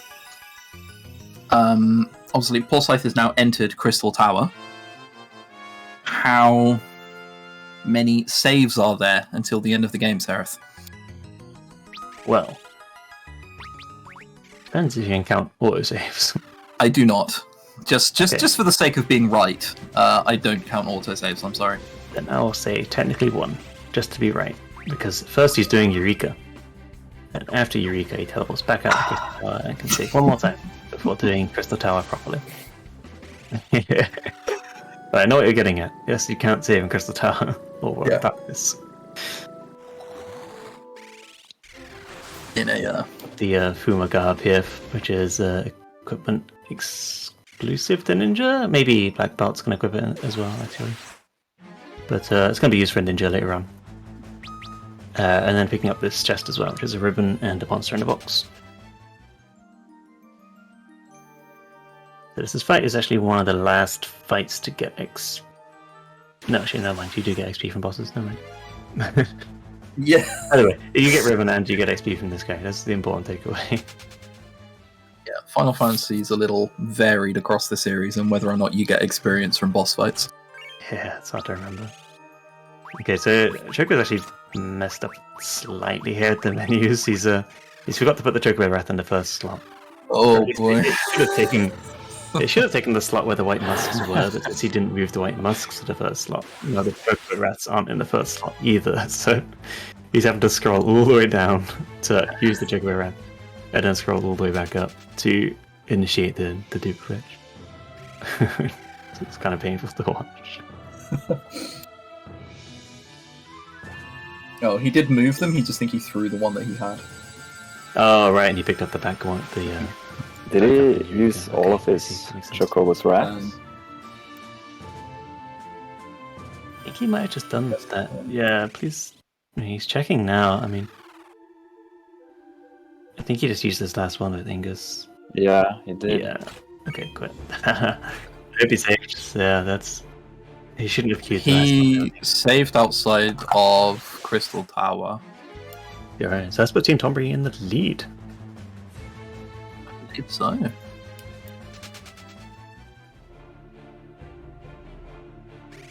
Seri. He shouldn't reset here. He should keep going and just find another one. I'm fairly sure there are in Crystal Tower. Is there another Chocobo Wrath in Crystal Tower? I would have those. I can very briefly look. I have a map here.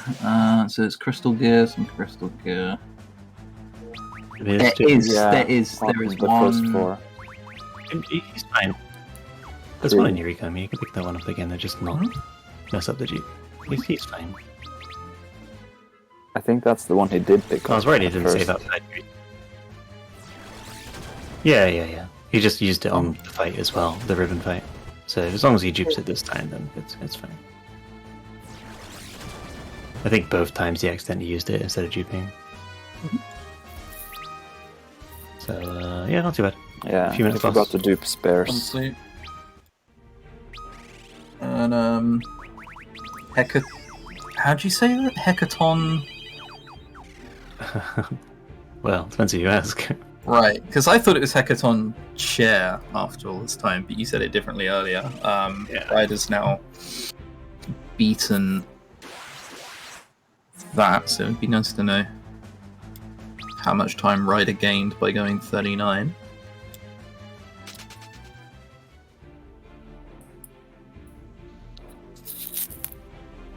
Yeah, I always said Hecaton Chair sort of like growing up, and for like all the FF games and stuff that have Hecaton Chair. But then I played Persona, and in Persona there's an enemy, or a persona I guess, called Hecaton Kairos, which is very similar. So I changed to Hecaton Kaia, because I was like, oh, something else has said it, and I'm saying it wrong, I guess. So I changed because of that, but who knows? Right. You could just say Hecaton. Yeah. I kind of default to Spanish and like French pronunciations of things when I don't know how to say a word. And what ends up happening is I end up saying very many words wrong. Because of it. I wouldn't recommend it. I mean, it's a text-based like RPG. But a lot of these things are either not real words or they're just taken from some mythical beast or something like that. So, hard to say. There's probably a correct pronunciation.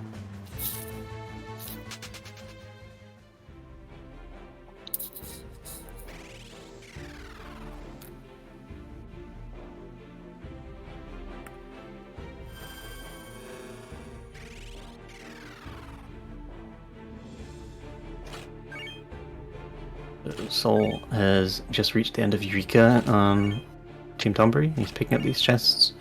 The two on the left aren't strictly necessary. I think they're both just elixirs, which he could just do. And the two on the right are shurikens, which I guess to me, well, we'll see if he sells them here. I guess they would sell for a lot of money. But we might see if he's doing ninja or not. But this is kind of like the big shop of the game. He's selling basically everything that he doesn't need, either for a lot of money or to just clear up his inventory so that they are just out of the way. And then he's going to buy as much crystal gear as he needs. It's the best armor in the game, or at least the best that you can buy. And I believe he is doing ninja route, so he's going to buy a bunch of shurikens as well, with like the rest of the money. And there's a bit of variance depending on your luck and what happened to Ryder and stuff earlier as to how many shurikens you can buy. You buy as many as you can after you've bought everything else. So sometimes you end up with like 7 or 8. And you just hope for as many as possible, because shurikens can miss. With, I believe, a 5% chance to miss, maybe it's 10, I think it's 5. 5% chance to miss, Yeah, so that's why you roughly kind of want spares. Just with damage rolls and stuff as well. Right. Yeah, they can create them like to low, roll low damage rolls and stuff, so it's pretty big damage variance on them.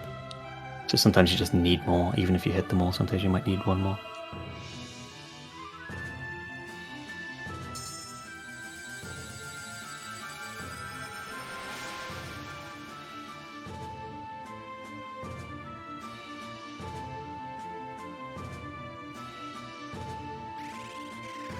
God.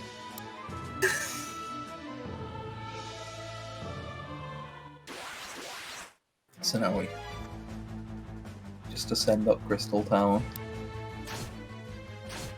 It's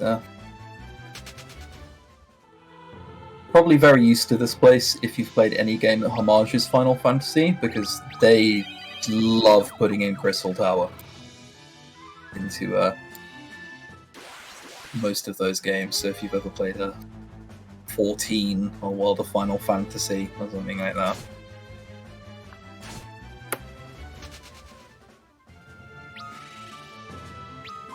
You'll likely recognize a few of these places. Yeah, I think FF3 is quite popular in Japan, so it gets sort of recycled a lot. Yeah. Same with FF5 actually. 5 is really popular. The ones that we didn't get released in English are quite popular, basically. Yeah. This because I play a lot of 14. When I learnt the speedruns for 1, 2, 3, 4, and 5, suddenly I knew so many more like bosses from dungeons and trials, because you slowly realise like, oh, hang on, half of these lads are just from 1 to 5. Yeah. World of Final Fantasy is like, it has so many references to FF games. Like, if you played a few, like, you appreciate it. You know, maybe you've played like 4 or 5 of the FF games, but if you played all of them, it's just like, wow, there's so much stuff in this game. Like either subtly references the other games or like very obviously references other games. Yeah, Pretty cool. so they do like a Crystal Tower. Yeah, that's really, really long as well, that dungeon. Okay, so we're in the shop now for Autosave. He's got 9 shurikens, so he's absolutely stacked. There's one more chest along the way as well you can pick up for 10. And ideally you want 8, so to have 10 is, you know, he's got plenty. Plus the Holy Lance he picked up as well, and the Ancient Enemies. And final save, so Crystal Tower now for 2 of the runners. The encounter rate here is pretty bad sometimes, and more often than not you sort of need to reset the game to skip the encounters, so you pretty much hope to do that as little as possible. Just hope you don't get the encounters that kill you. Any kind of ambush really through here as well is just an F. Yeah. You may as well reset the game immediately. Yeah, pretty much.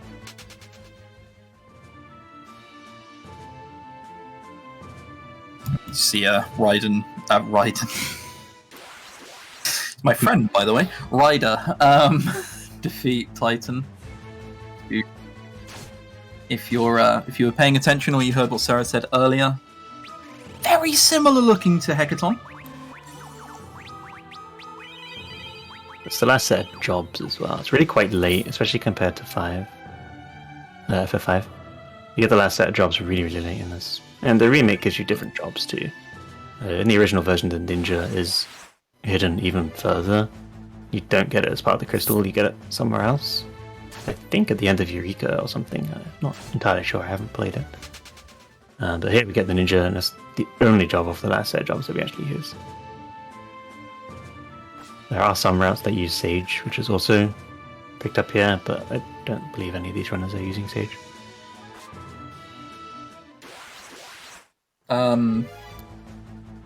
Ryder teased me and showed me a screenshot of a party setup he was going to be using that contained a Sage. But I think he's since changed and he's going with a more standard setup. I think that's wise. I mean, it's safest for sure to just do what you know best. Yeah. I don't like Sage anyway. I think Sage just it looks bad. So Red Mages are cool, you know, they've got a cool hat and everything. Sages, I don't know. There's nothing cool about Sage. It's just... It's how FF3 ranking's done, you know, you gotta look cool. Yeah. Yeah, exactly. You gotta look cool as poor Scythe with a whole party of people dual-wielding books just run away from a fight, yeah. Hey, don't bully.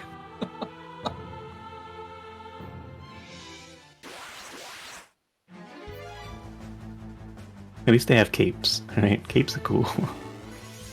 Oh, Cape's cool. Okay, Luneth and Angus thinks the So, other two not so much. the next time I see you, like, in real life, you would be fine if I showed up with a cape, would you? Like, if I showed up, unironically, with a cape on my back, that would be cool. I don't think I'd know how to react, to be honest. Yeah. Chance to not know you.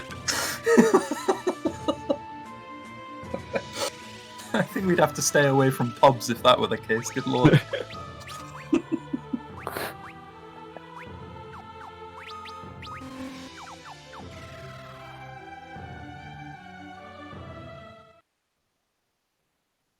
And Sol finally finds the mirror.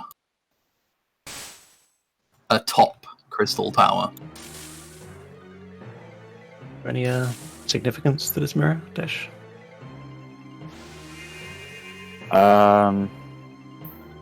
Yeah, there's like it curses people who sees their own reflection in it. It's like Sunday's last line of defense. So now it worked, and we're stuck, and we can only be saved by the power of 5 pure hearts people. Yeah, which now the power of friendship, goes to right? get for us. Like, yes, yeah, okay. It's quite literally about the friends we made along the way in the journey there. I think it's the longest cutscene in a run too, so it's kind of like a nice break before,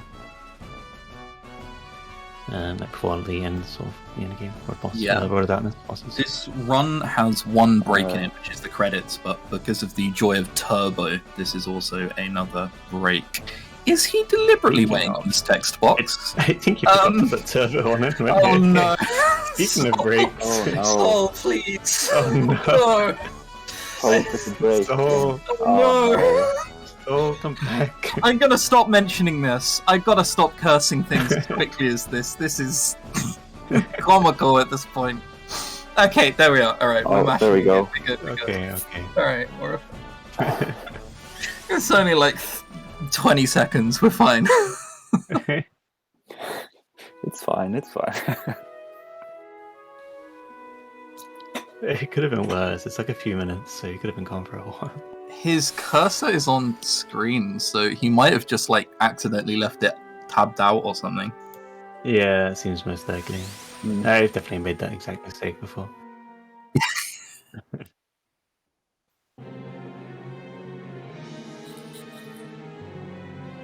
Yeah, it's fine. It's mashing now, and that's the important thing.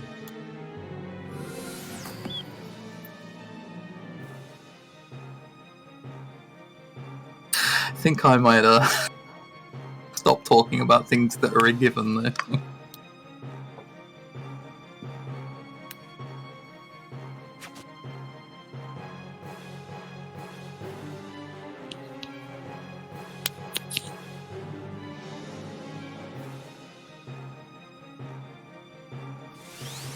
So,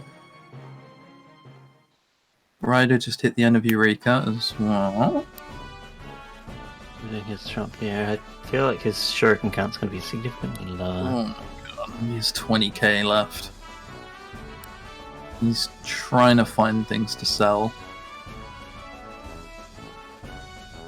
I said the Kikimonji. He's just got enough now. 65k each, I think, aren't they? 65, 550, I think they are. It's like a peculiar amount, right? It's not 65k exactly. I think he's trying to find more. He's trying to get to 131k. I think he spoke about his guild camp before he'd actually done any of the selling. And I was like, oh, he sold stuff already. No, he's... Okay, so we'll see how much he gets. He still needs to buy the crystal gear as well, I assume. Unless he bought that first and then does the selling, I don't know. But... Oh yeah, he's got the crystal gear already, okay. Mm-hmm. Okay, he does the shopping in a strange order. That's fine, okay.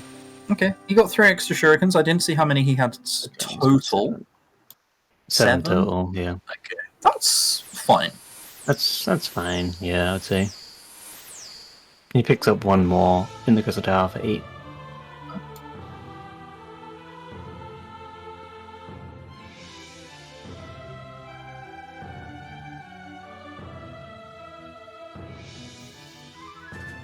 Sol just apologized in chat, but I mean, ultimately it's 20 seconds. Yeah, that's fine. You'll be fine, buddy. You'll be fine.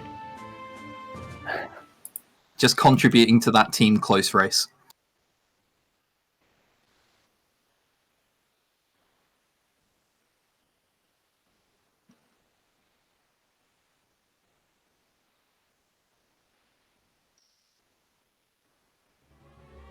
So, Sol's about to face Zandi. I'm not entirely sure I know the pronunciation. I say Zandy, yeah. Zandy, Zande. Zonde. I say Sonda. First name Tay. Reference for if you've been on the internet for at least 10 years, you might get that one.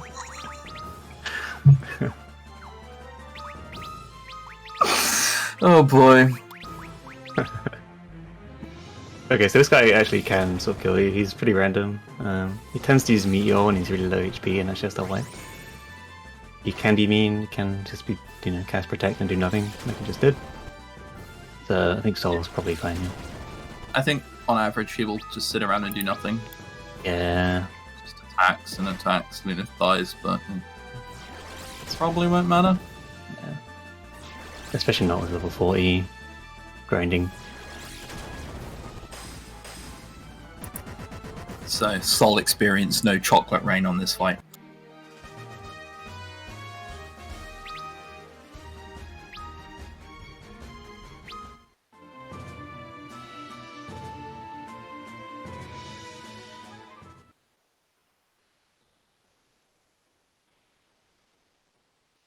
Yeah, Team Choker's really not far behind at all. Just clearing up the cutscene that Hombre only just got out of.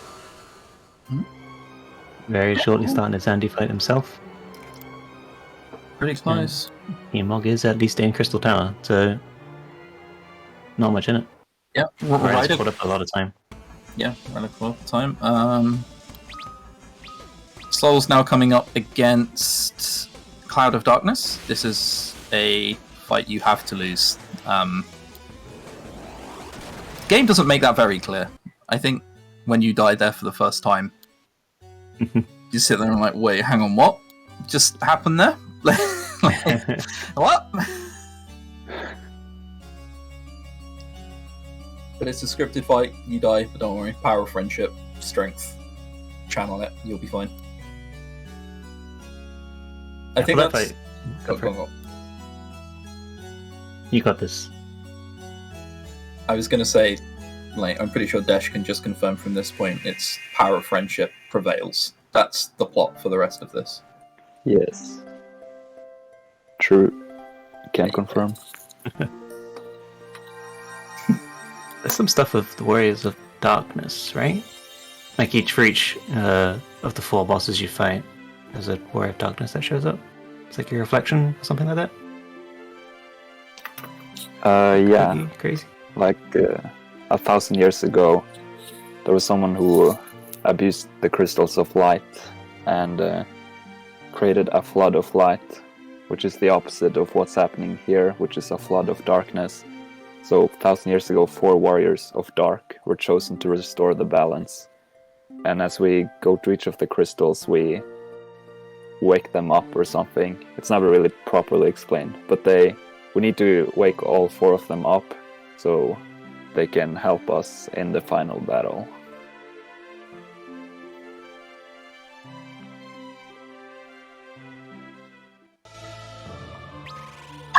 friendship. Power of light and dark combined. Yeah, All those there can. typical tropes. Yeah, there can never be an imbalance of one. Without light, there's not dark, and without darkness, yeah. Oh, played Kingdom Hearts before? Yeah. Like, go on. We're both in our late 20s. We know what's up here. Like, been there, done that, got the t-shirt. Team Choker's Zande fight went perfectly fine. No death. And now Team Tomber is also fighting a sort of Zandi clone. In each... Okay, so in World of Darkness there's 4 different paths you can take. You can do them in any order. And in each path there's also a Zandi clone in a chest. And if you kill the Zandi clone in a chest, you get a ribbon as a reward. So we're just going to be fighting one of those to get one more ribbon. And we're also going to be doing the fights in basically order of whatever's easiest. So we're taking the Ahriman path first. The easiest, well, in this case is to get the ribbon. The ribbon is sort of on the way for this path. The others are all a bit more out the way. So this one's most likely to not cause any extra random encounters. Get the ribbon and then do Ahriman.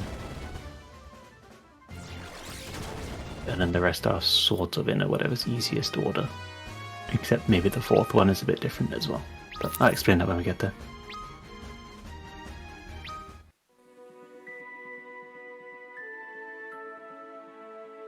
I'm pretty happy to say that... You know what, I'm not going to say it. No. I'm not going to say it. I was going to say that so far, FF3 may or may not have been fairly non-swingy so far. But I'm not going to make these bold claims. I'm going to back away from them. We're not at the end yet. That would be way too early to say. Yes. There's still Cerberus to come. There's still Cloud of Darkness to come.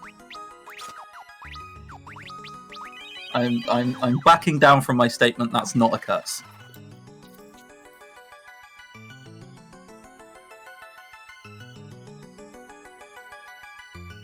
Okay, so this is Ahriman. This is the first one-eyed monster in the whole series, and it starts out as a boss fight.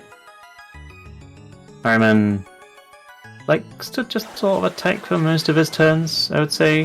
His attacks can petrify, which is really annoying. Mm-hmm. And they can all cast Meteor, all 4 of the bosses, except the 2-headed dragon, I think. You can cast Meteor when they get really low if you're really unlucky. It's quite rare. If they do cast Meteor, then that's just a wipe. You start again.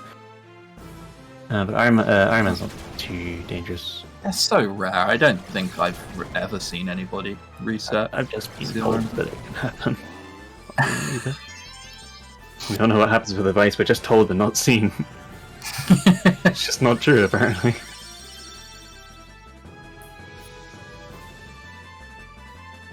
But yeah, basically the scholars will be throwing Check of Wrath, and the Red Mage is going to be healing.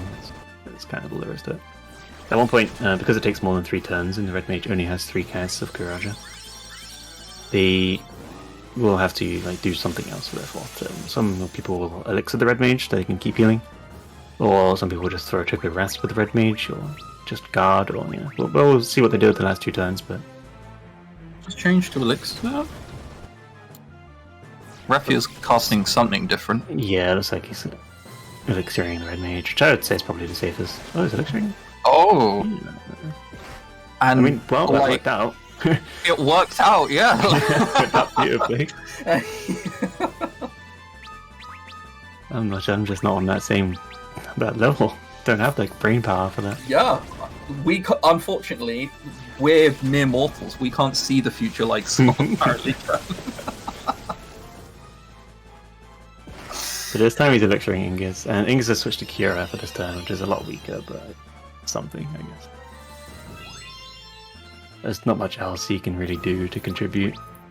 His Chocobo Rats do 4 times less damage than their scholars, because he doesn't have the books, and he's not a scholar, so it's half just by being not a scholar. Well, normal and not doubled, but yeah. Yeah.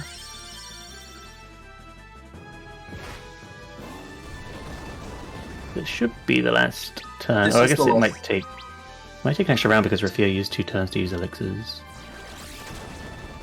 So it might be 1 turn. It might just be these 3. I'm not sure. Okay. Soul's dead. Yeah. Okay. One's counting and I'm not. All right. Nice, good fight. Yeah, that is how a normal Ahriman will go. I realised when I said that Ahriman is normally completely fine at the beginning of it. I may have cursed it, but it's fine. It went fine. So the curse isn't real. Just remember that.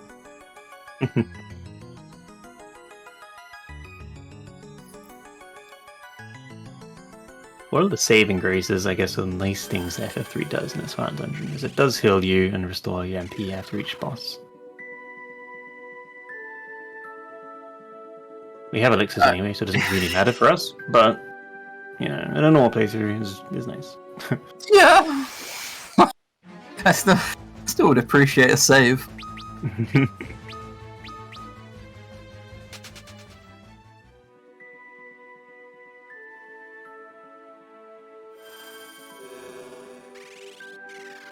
We really are quite close though. Ryder's not too far from getting into World of Darkness.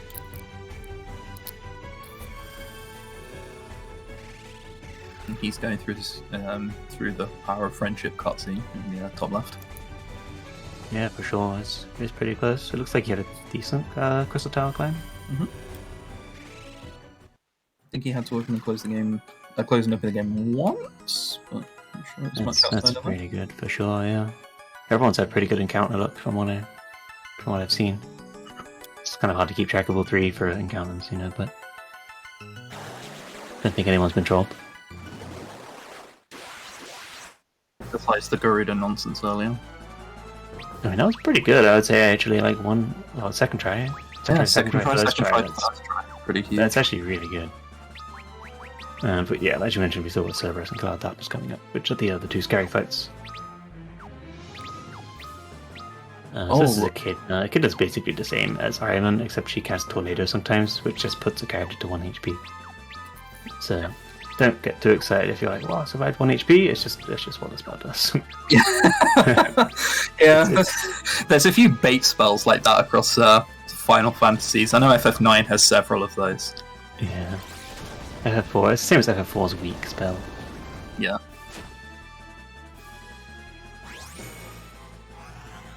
Pretty friendly Echidna so far. So he's using Turtle Shells here, actually. So Turtle Shells are the item we mentioned earlier that casts Protect. Did he Turtle Shell? It looks like he didn't Rafia. I think he has Turtle Shell and Rafia, which, yeah, that's just Protect, so she'll be a little bit safer. She's got the least HP of the scholars. Yeah, and then we see Paul Scythe clear Ahriman with no trouble. Unfortunately, Rafia died for Ryder, but I don't think there's many Wraths left to kill. Yeah, I think he's fine. Yeah, there we are. Zandy fight. Zandy Nice. goes down. Let's try Zandy for everyone, that's nice. He's not usually one to troll. I mean, these three bosses like Zandy, Ahriman, and Echidna don't usually cause waves, but they definitely all have the potential to do so.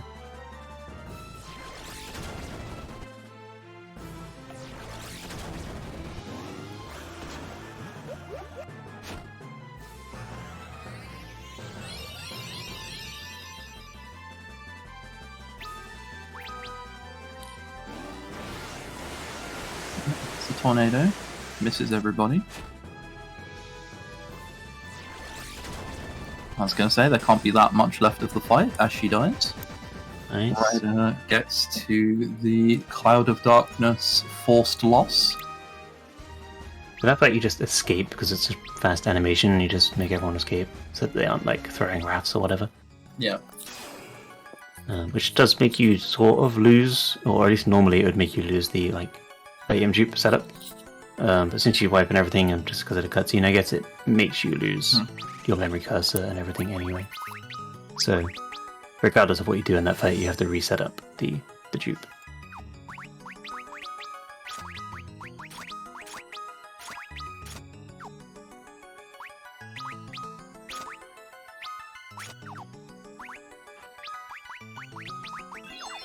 We're setting up for Cerberus now.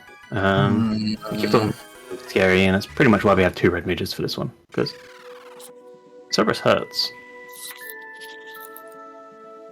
There are a few strats that are a little riskier, that don't involve 2 red mages. Yeah, you could go 1 red mage, I guess, if you wanted, but Yeah. not in every lane. Yeah. Not in a real- Even 2 red mages, like it's not like a safe strat like that's normal, and it's still a really risky fight. So you're making a risky fight even riskier. It's crazy. What we're trying to not see from the Cerberus fight are any like attack crits, because I mean it's a crit. I think it could just one-shot you from full health if it hits a scholar. Yeah, before you got protect up, yeah. So the first like round or 2 will be setting up protect, like turtle shells on everybody for safety. And then at that point everyone can survive 2 hits as long as they're not crits. But the fun thing about Cerberus is, like I mentioned way long ago now, Cerberus gets 3 hits. 3 turns every round. So if you want, so you can just attack the same person 3 times. And no matter who it is, they'll die. Or even attacking the same person twice is pretty bad, because the Courages from the Red Mage don't fully heal. They heal a lot, but it's never a full heal.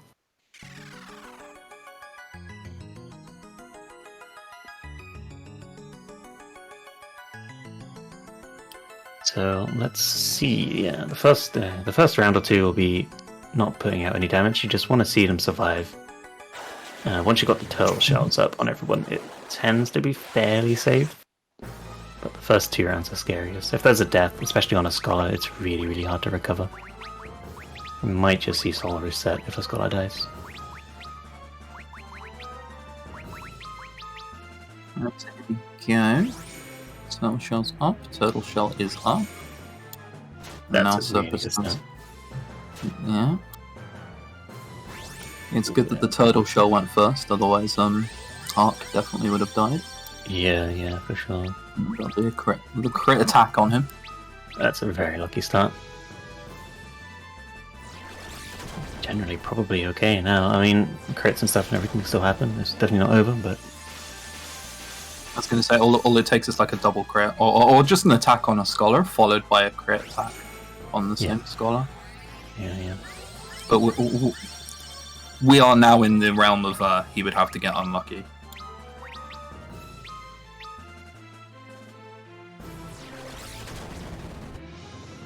Like before the turtle shell, he can just like first turn crit kill a scholar, or just attack the same scholar twice on either of the scholars, and then it's just so hard to recover.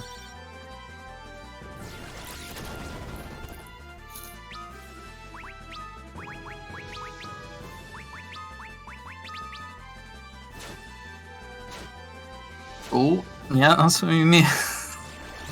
That's what we mean. One of those is a crit and he's dead. Yeah, the problem now is the Courage won't fully heal. It'll heal most of it, but now it's like 2 hits will kill Luna, even if they're not a crit. Let's go. Correctly final. Okay, that's a good turn. Stabilize again. Cerberus has to be very near dead at this point as well. I think he might die next turn. I'll trust you. I'm not so sure, but I'll trust you. The thing is, there's 2 scholars, right? So the other fights are fairly short, but this one takes quite a bit longer because you're just doing way less Well, damage. it was. Yeah, this is the 5th turn, right? I think. So this should go. Nope, I lied. There's another turn, I guess. Meanwhile, Ryder is on Ironman.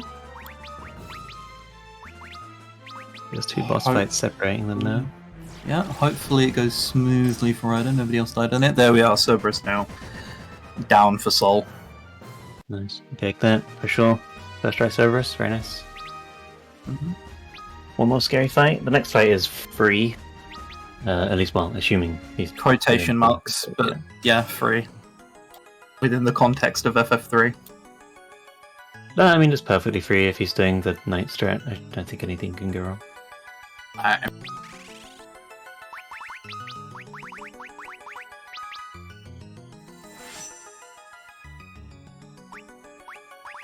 So, yeah, just to triple confirm, he is in fact doing the ninja method, so that's good. So anything I said towards the start of Run of Soul having a riskier fight, that's not true. They're all going to have the same kind of Cloud of Darkness, except Ryder on Team Monk, who's at lower level. Meanwhile, Forsyth gets to Cerberus as well. The attacks start going off. Were the tail shells on? No. No, they weren't. Ooh, got lucky there, nice, okay. This should be fine. No crits on the Scholars, no attacking twice. So both turtle shells on that one.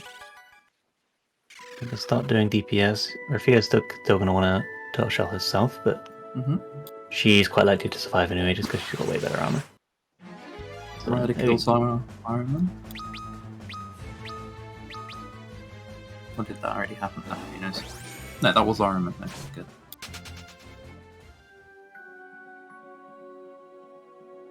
What Tombria's done here is changed Lunef to a ninja. And this is done like really, really early.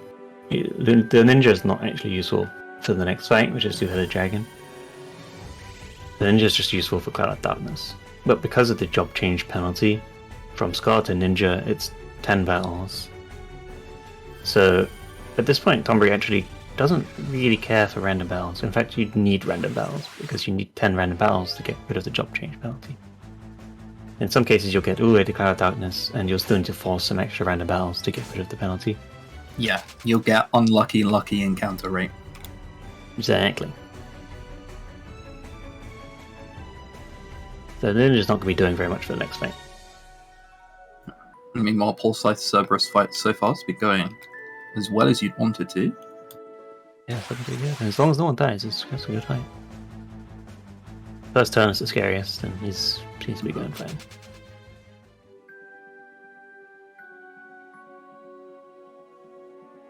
I can't think he has much health left at this point.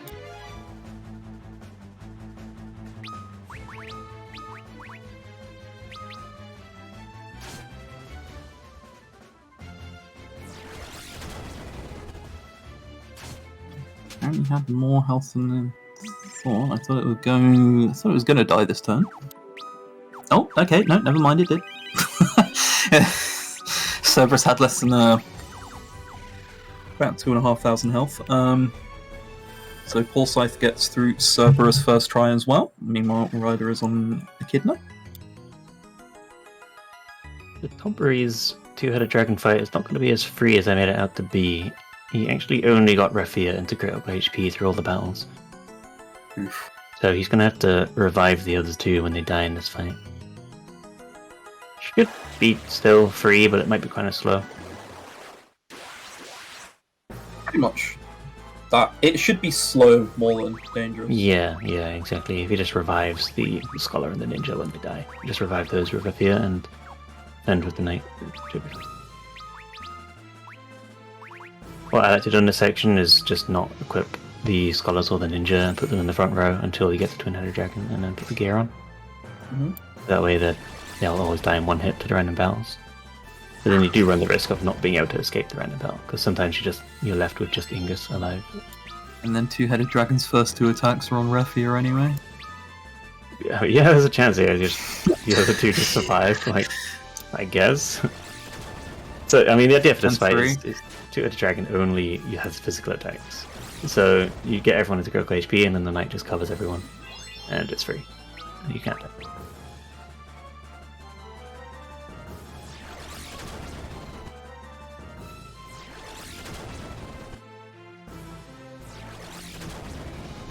Echidna down for Team Mob. You are. I mean, that's... Oh, of course the Ninja survives because he's got gear anyway. Two-Headed Dragon has so far had 6 attacks, and only one of them has not been on the Knight and Raffia. Oh, okay, well. Yeah, I should have expected that. Really. He only really needs Ninja to survive here, earliness, because to get rid of the job change penalty, you need to survive the battle. You can't. Or if you're dead when the battle ends, then it doesn't count. It's not even so much the XP, it's just if Lunef dies here, you'll just have to force one extra random battle.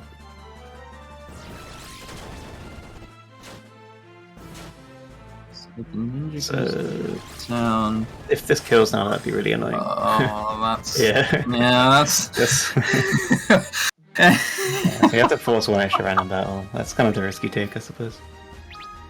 I had to tell you this, Sareth, but if we want the rest of the run to go clean for the runners, I think we need to stop talking. This is like... All those things that could happen.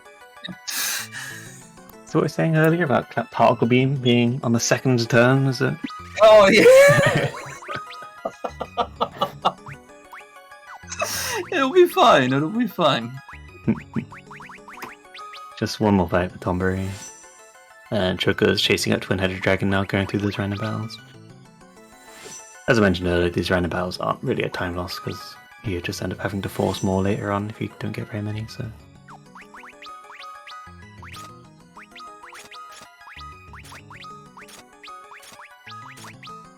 Yeah, Sareth and I have done our fair amount of cursing at this point. Do you want to take a stab at it?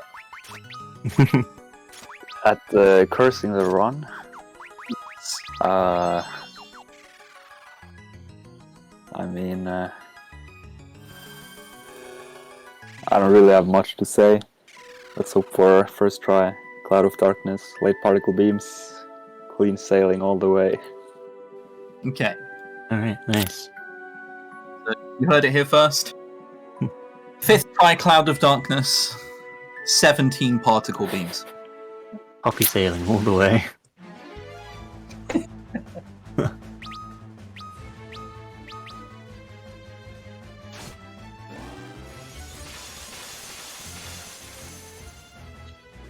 So the Joker also has the ninja who has health, yeah, so it could be the same scenario again.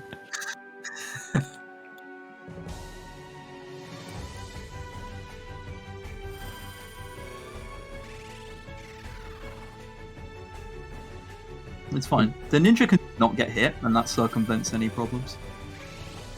Okay, so he is opting to throw the ninja here, which is smart. Mhm. It's not going to do a massive amount of damage because the ninja has the job penalty. But he does have like 10 shurikens and the Holy Lance, so just throwing the Holy Lance here for 5,000 damage is nice. And got put into critical, so that's perfect. He's perfectly safe now.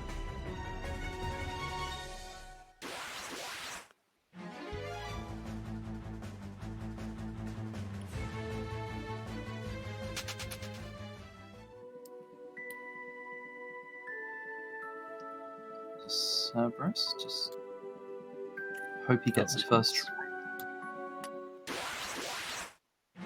Just duping some turtle shells first. He also mentioned his elixir count was a little bit low. Yeah, you got the turtle shells off straight away, so it should be Yeah. good. Nice. No crits or any nonsense, so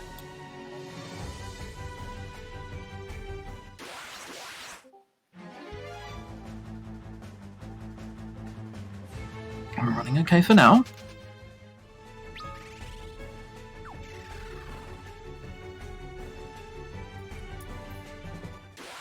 Arc is scary, but it's fine. Yeah. It's also scary if the Kiraga goes off like straight away. It's kind of rare, but good enough. Like, could just Kiraga straight away instead of after Cerberus.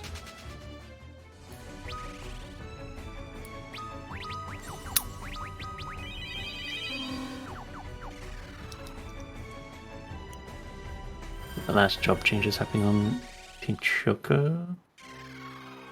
Soul takes the plunge. So he's cleared the job change penalty. It's just a last check of equipment, it looks like. Make sure it's all good. That's a double check of equipment. A very wise idea. Checking again. I think he's very nervous. I would be too. Yeah, oh, darkness, let's go. Everything looked good to me. I don't think Cerberus has a lot of HP left on Rider Screen either. That's been going now for a while.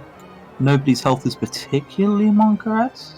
No, it looks like fine to me.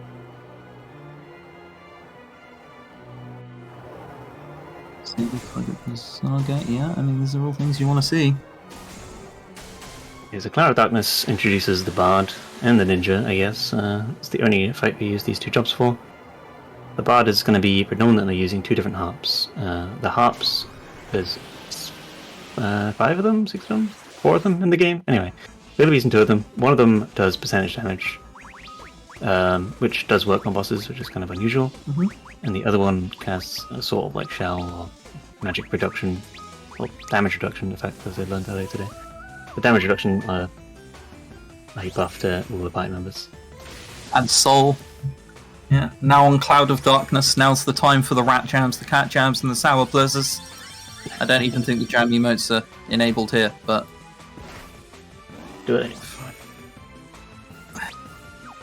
now's your time.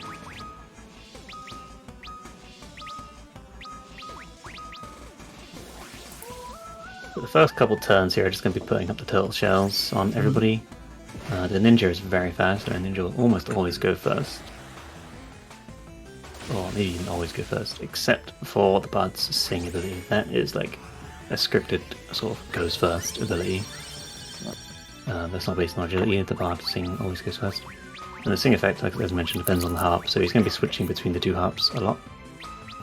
The first two sings were just with the damage harp, the Lamia harp, which does percentage based. I believe it's 10% of current HP in damage, and she has 120,000 HP, so the first two sings do 10,000 damage. Oh, that's a really early particle beam. That's really early, but he was prepared for it. He did the earlier Yeah. bottom harp.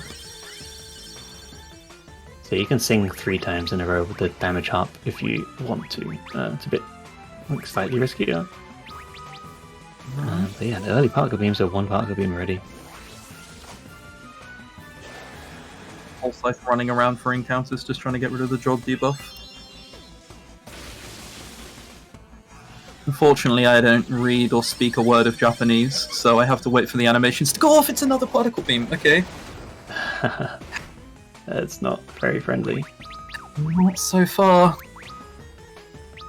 So you bet the Apollo Team harp the same. Tonbury, be on a FF9 runner. Team Tonbury has to be ready to start pretty much at a drop of a hat's notice now. Yeah, it's kind of hard to tell how much HPs he has. That was particle beam again. He has to reset and start. Oh, your Cloud of Darkness isn't going to get much worse than that. No, it's very unlucky. 3 in a row, the Yeah, earliest unlucky. opportunity.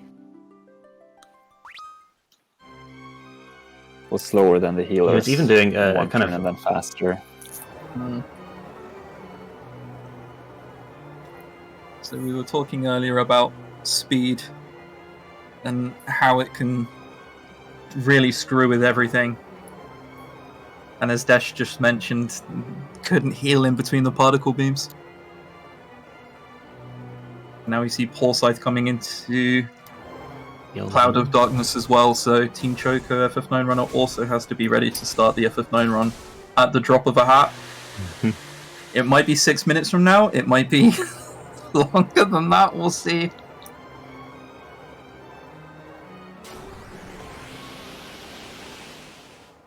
The Soul is actually doing kind of a not particularly common strat, but something some runners do, or is like switching the red mage's weapons on and off, because you can get a poison dagger or some other daggers that increase your agility. So you can equip or unequip a dagger depending on whether or not you want to go before or after, and it can sort of increase your chance. So you put the dagger on, you get extra agility, you're more likely to heal first, or you can take it off and go second if you want to heal after the particle beam. And even with doing that and equipping the dagger, the Cloud Darkness still went too early.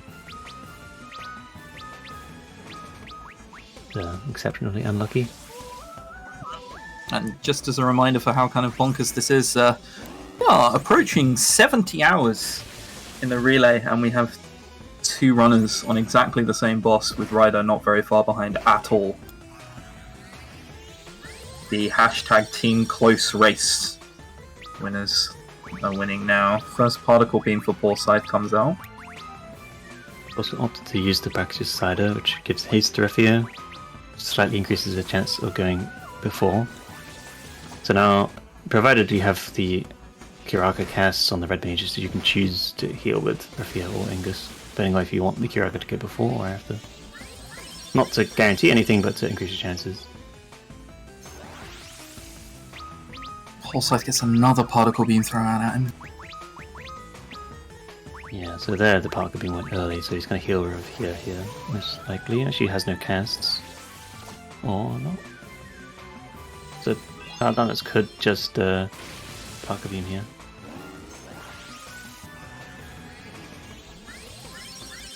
Okay, Inka's healed first, good. It's another particle beam. I think it's normal at this point. Pulse Scythe has done a chunk of damage. Yeah, after a while you pretty much assume she's going to use it every turn. I think it's like after 50% she's guaranteed to use it or something.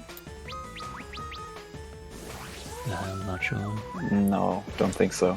Oh, this particle beam could be It just gets brutal more in and the more likely. death on Seth's breath. Yeah. Oh, it just okay. I thought it was guaranteed.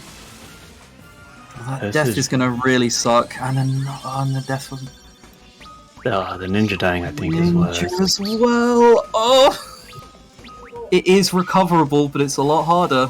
Both of these are recoverable, but Mm-hmm. unlikely. You can absolutely make an argument for just resetting these because Yeah. the chances of recovery are really low, but possible. Goes off. Lightning goes off immediately to kill. Yeah. This is why the ninja's worse, because the ninja takes damage from lightning, but the bard doesn't really. And Soul has to reset. That was pretty doomed, unfortunately. Let's see how Pulse Life does. Missing Slightly more more- recoverable. I think he's not even attempting Slightly more to. recoverable, but nearer the end. Oh, the particle beam kills the red mage. I don't know how close he is. I haven't been counting damage, but he seems to think he's close enough that he can potentially do this. Raphia heals, and then Kiraga he throws goes another off shuriken. first. Particle beam goes down. I think you. So, the shuriken's basically guaranteed to go. He's opted to heal. Oh, okay. So quite a bit of damage left, he thinks. It's hard to tell, especially with the bard dead. I think it's kind of doomed. I think you have to solo heal the ninja there as well to get him back to full. 93. No, the attack hits the ninja. It's Oh, over. no. Oh, And he has to reset. Oh, dear. All of this is good news for Team Mog, who are like coming down pretty hard on Cloud of Darkness, but we've got 2/3 try Cloud of Darkness is in the making. And Team Walk has a slightly riskier fight too. Yeah, Fewer shurikens and lower level. Ryder is one level lower than Soul and Poor Scythe. This is anyone's game.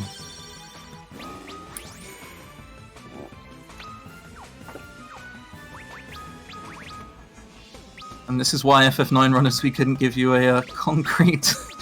It's nearly over. Like, it's just not a thing. I read the fight played so nice too.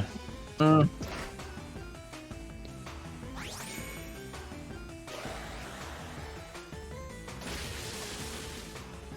He goes off alright, so no early particle beam.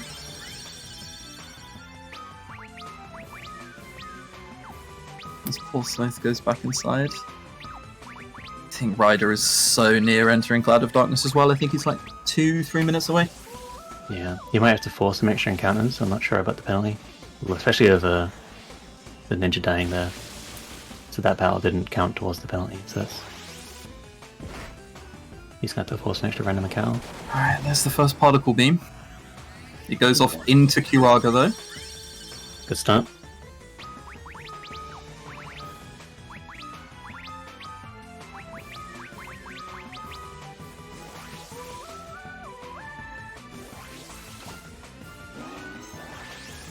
Scythe is setting up.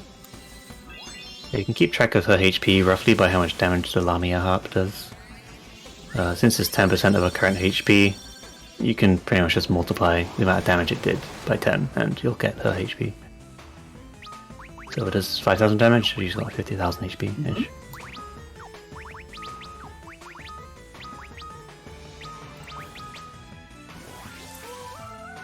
So we are very much on the edge of our seats here. Okay, Kiraga goes off for Soul before Particle Beam has a chance to potentially do its thing. It's another early Particle Beam though.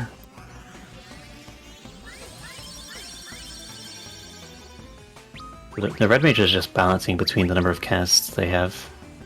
Throwing elixirs to replenish the number of casts they have in Kiraga. They both have 3 each, max. When they both have a lot of cast, you can just cast Kiraga with both of them to increase your chances of getting a good timing on Kiraga. But at a certain point, you do need to sort of use elixirs. And Riders entering the cutscene. We are going to have all 3 runners on Cloud of Darkness. Nearly 70 hours into the relay. Any death now puts you into last place. Yeah. But it's going good for Tombury. He's definitely past halfway. It's a bad particle beam timing for Pulseye on Choco. He has Mm-hmm. to heal before now, otherwise it's a wipe.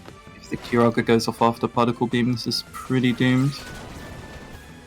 If he needs to be fast, that's why he's healing with both there, just to increase his chances of going early. The attacks is getting so She low! doesn't use it. And Ryder enters the Cloud of Darkness fight as well. All 3 runners now on Cloud of Darkness. I can't keep track of my HP on any of these. I think Pulseye is the lowest. I think HP. Paul's the lowest. The Bard attack did 4k. Oh, Cloud of Darkness is so close to dying. It's the early Kiraga that goes off before Particle Beam.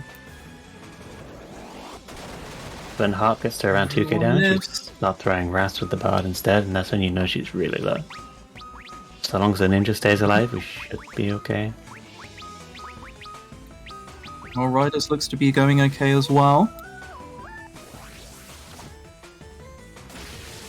He's going down. No Particle Beam. The Kiraga goes off first. Okay, Team okay. Tombury. Tombury might have it. Elixir goes on to Ninja. They're safe with this Particle Beam. Get ready, Team Tombury. I think he might be starting soon. Yep. Paulsight's also doing well. His health totals are okay. The Ninja's a little shaky. I can't keep track of Team Mods as well. I've lost Yeah, track. this is There's insane. so much going on.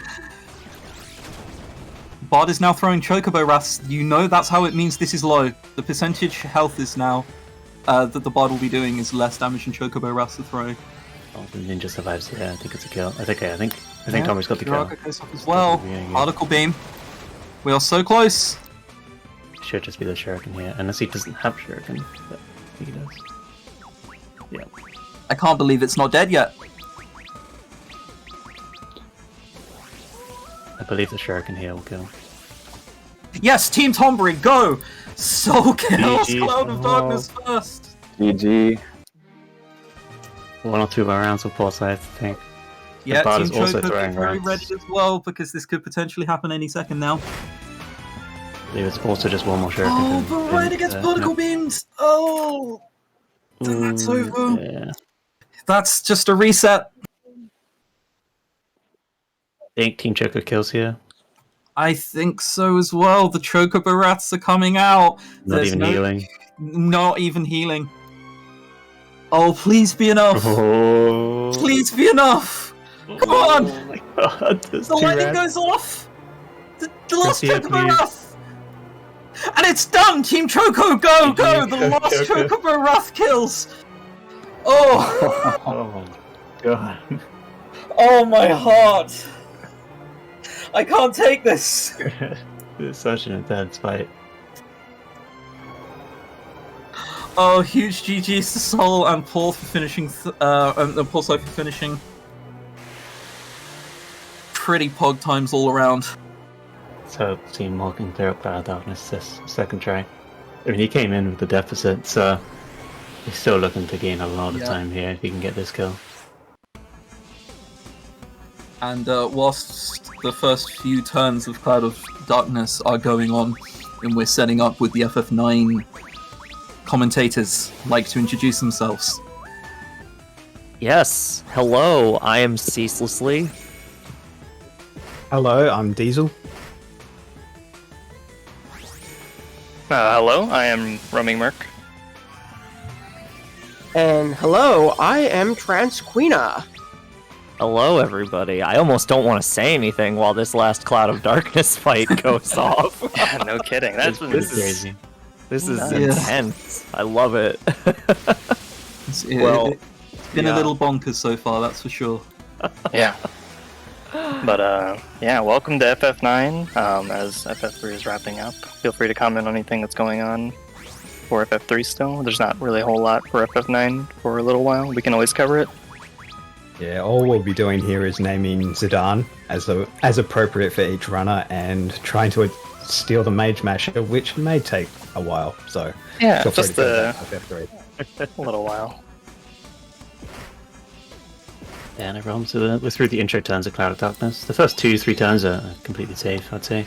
Just setting up defensive spells and abilities Yeah, and things. just short of like the attacks landing on the same person and critting or something crazy like that, they're probably fine. Now it starts. So the Bard is going to be alternating the Alarming Harp and the Apollo Harp. Alarming Harp, as mentioned, does percentage damage. And the Apollo Harp is the buff, but it only lasts 2 turns, which is why you need to keep switching. Mm-hmm. Yeah, which is why you'll see them constantly going to the equipment menu and just switching very quickly between the two.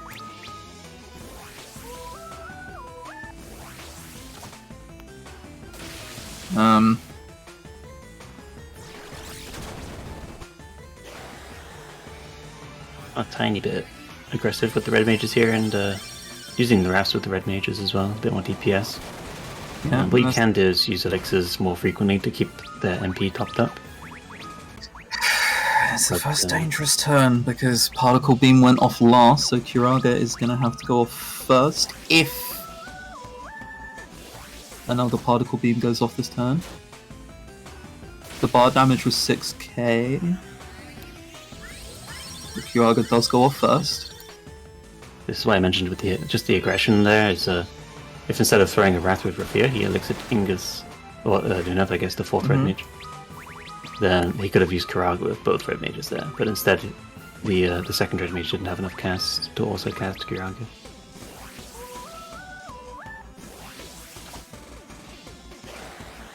So I need this Kiraga to go off. Oh, yep, it's fine. He's fine. He's fine. He's fine. Oh my god. Oh my god. Oh, it's a double Kiraga too, so everyone's full. That's really nice. Everyone's full. That was a very good call to make. Ryder still has 3 shurikens. 3 shurikens. He really needs them to not miss. He doesn't have enough to afford a miss.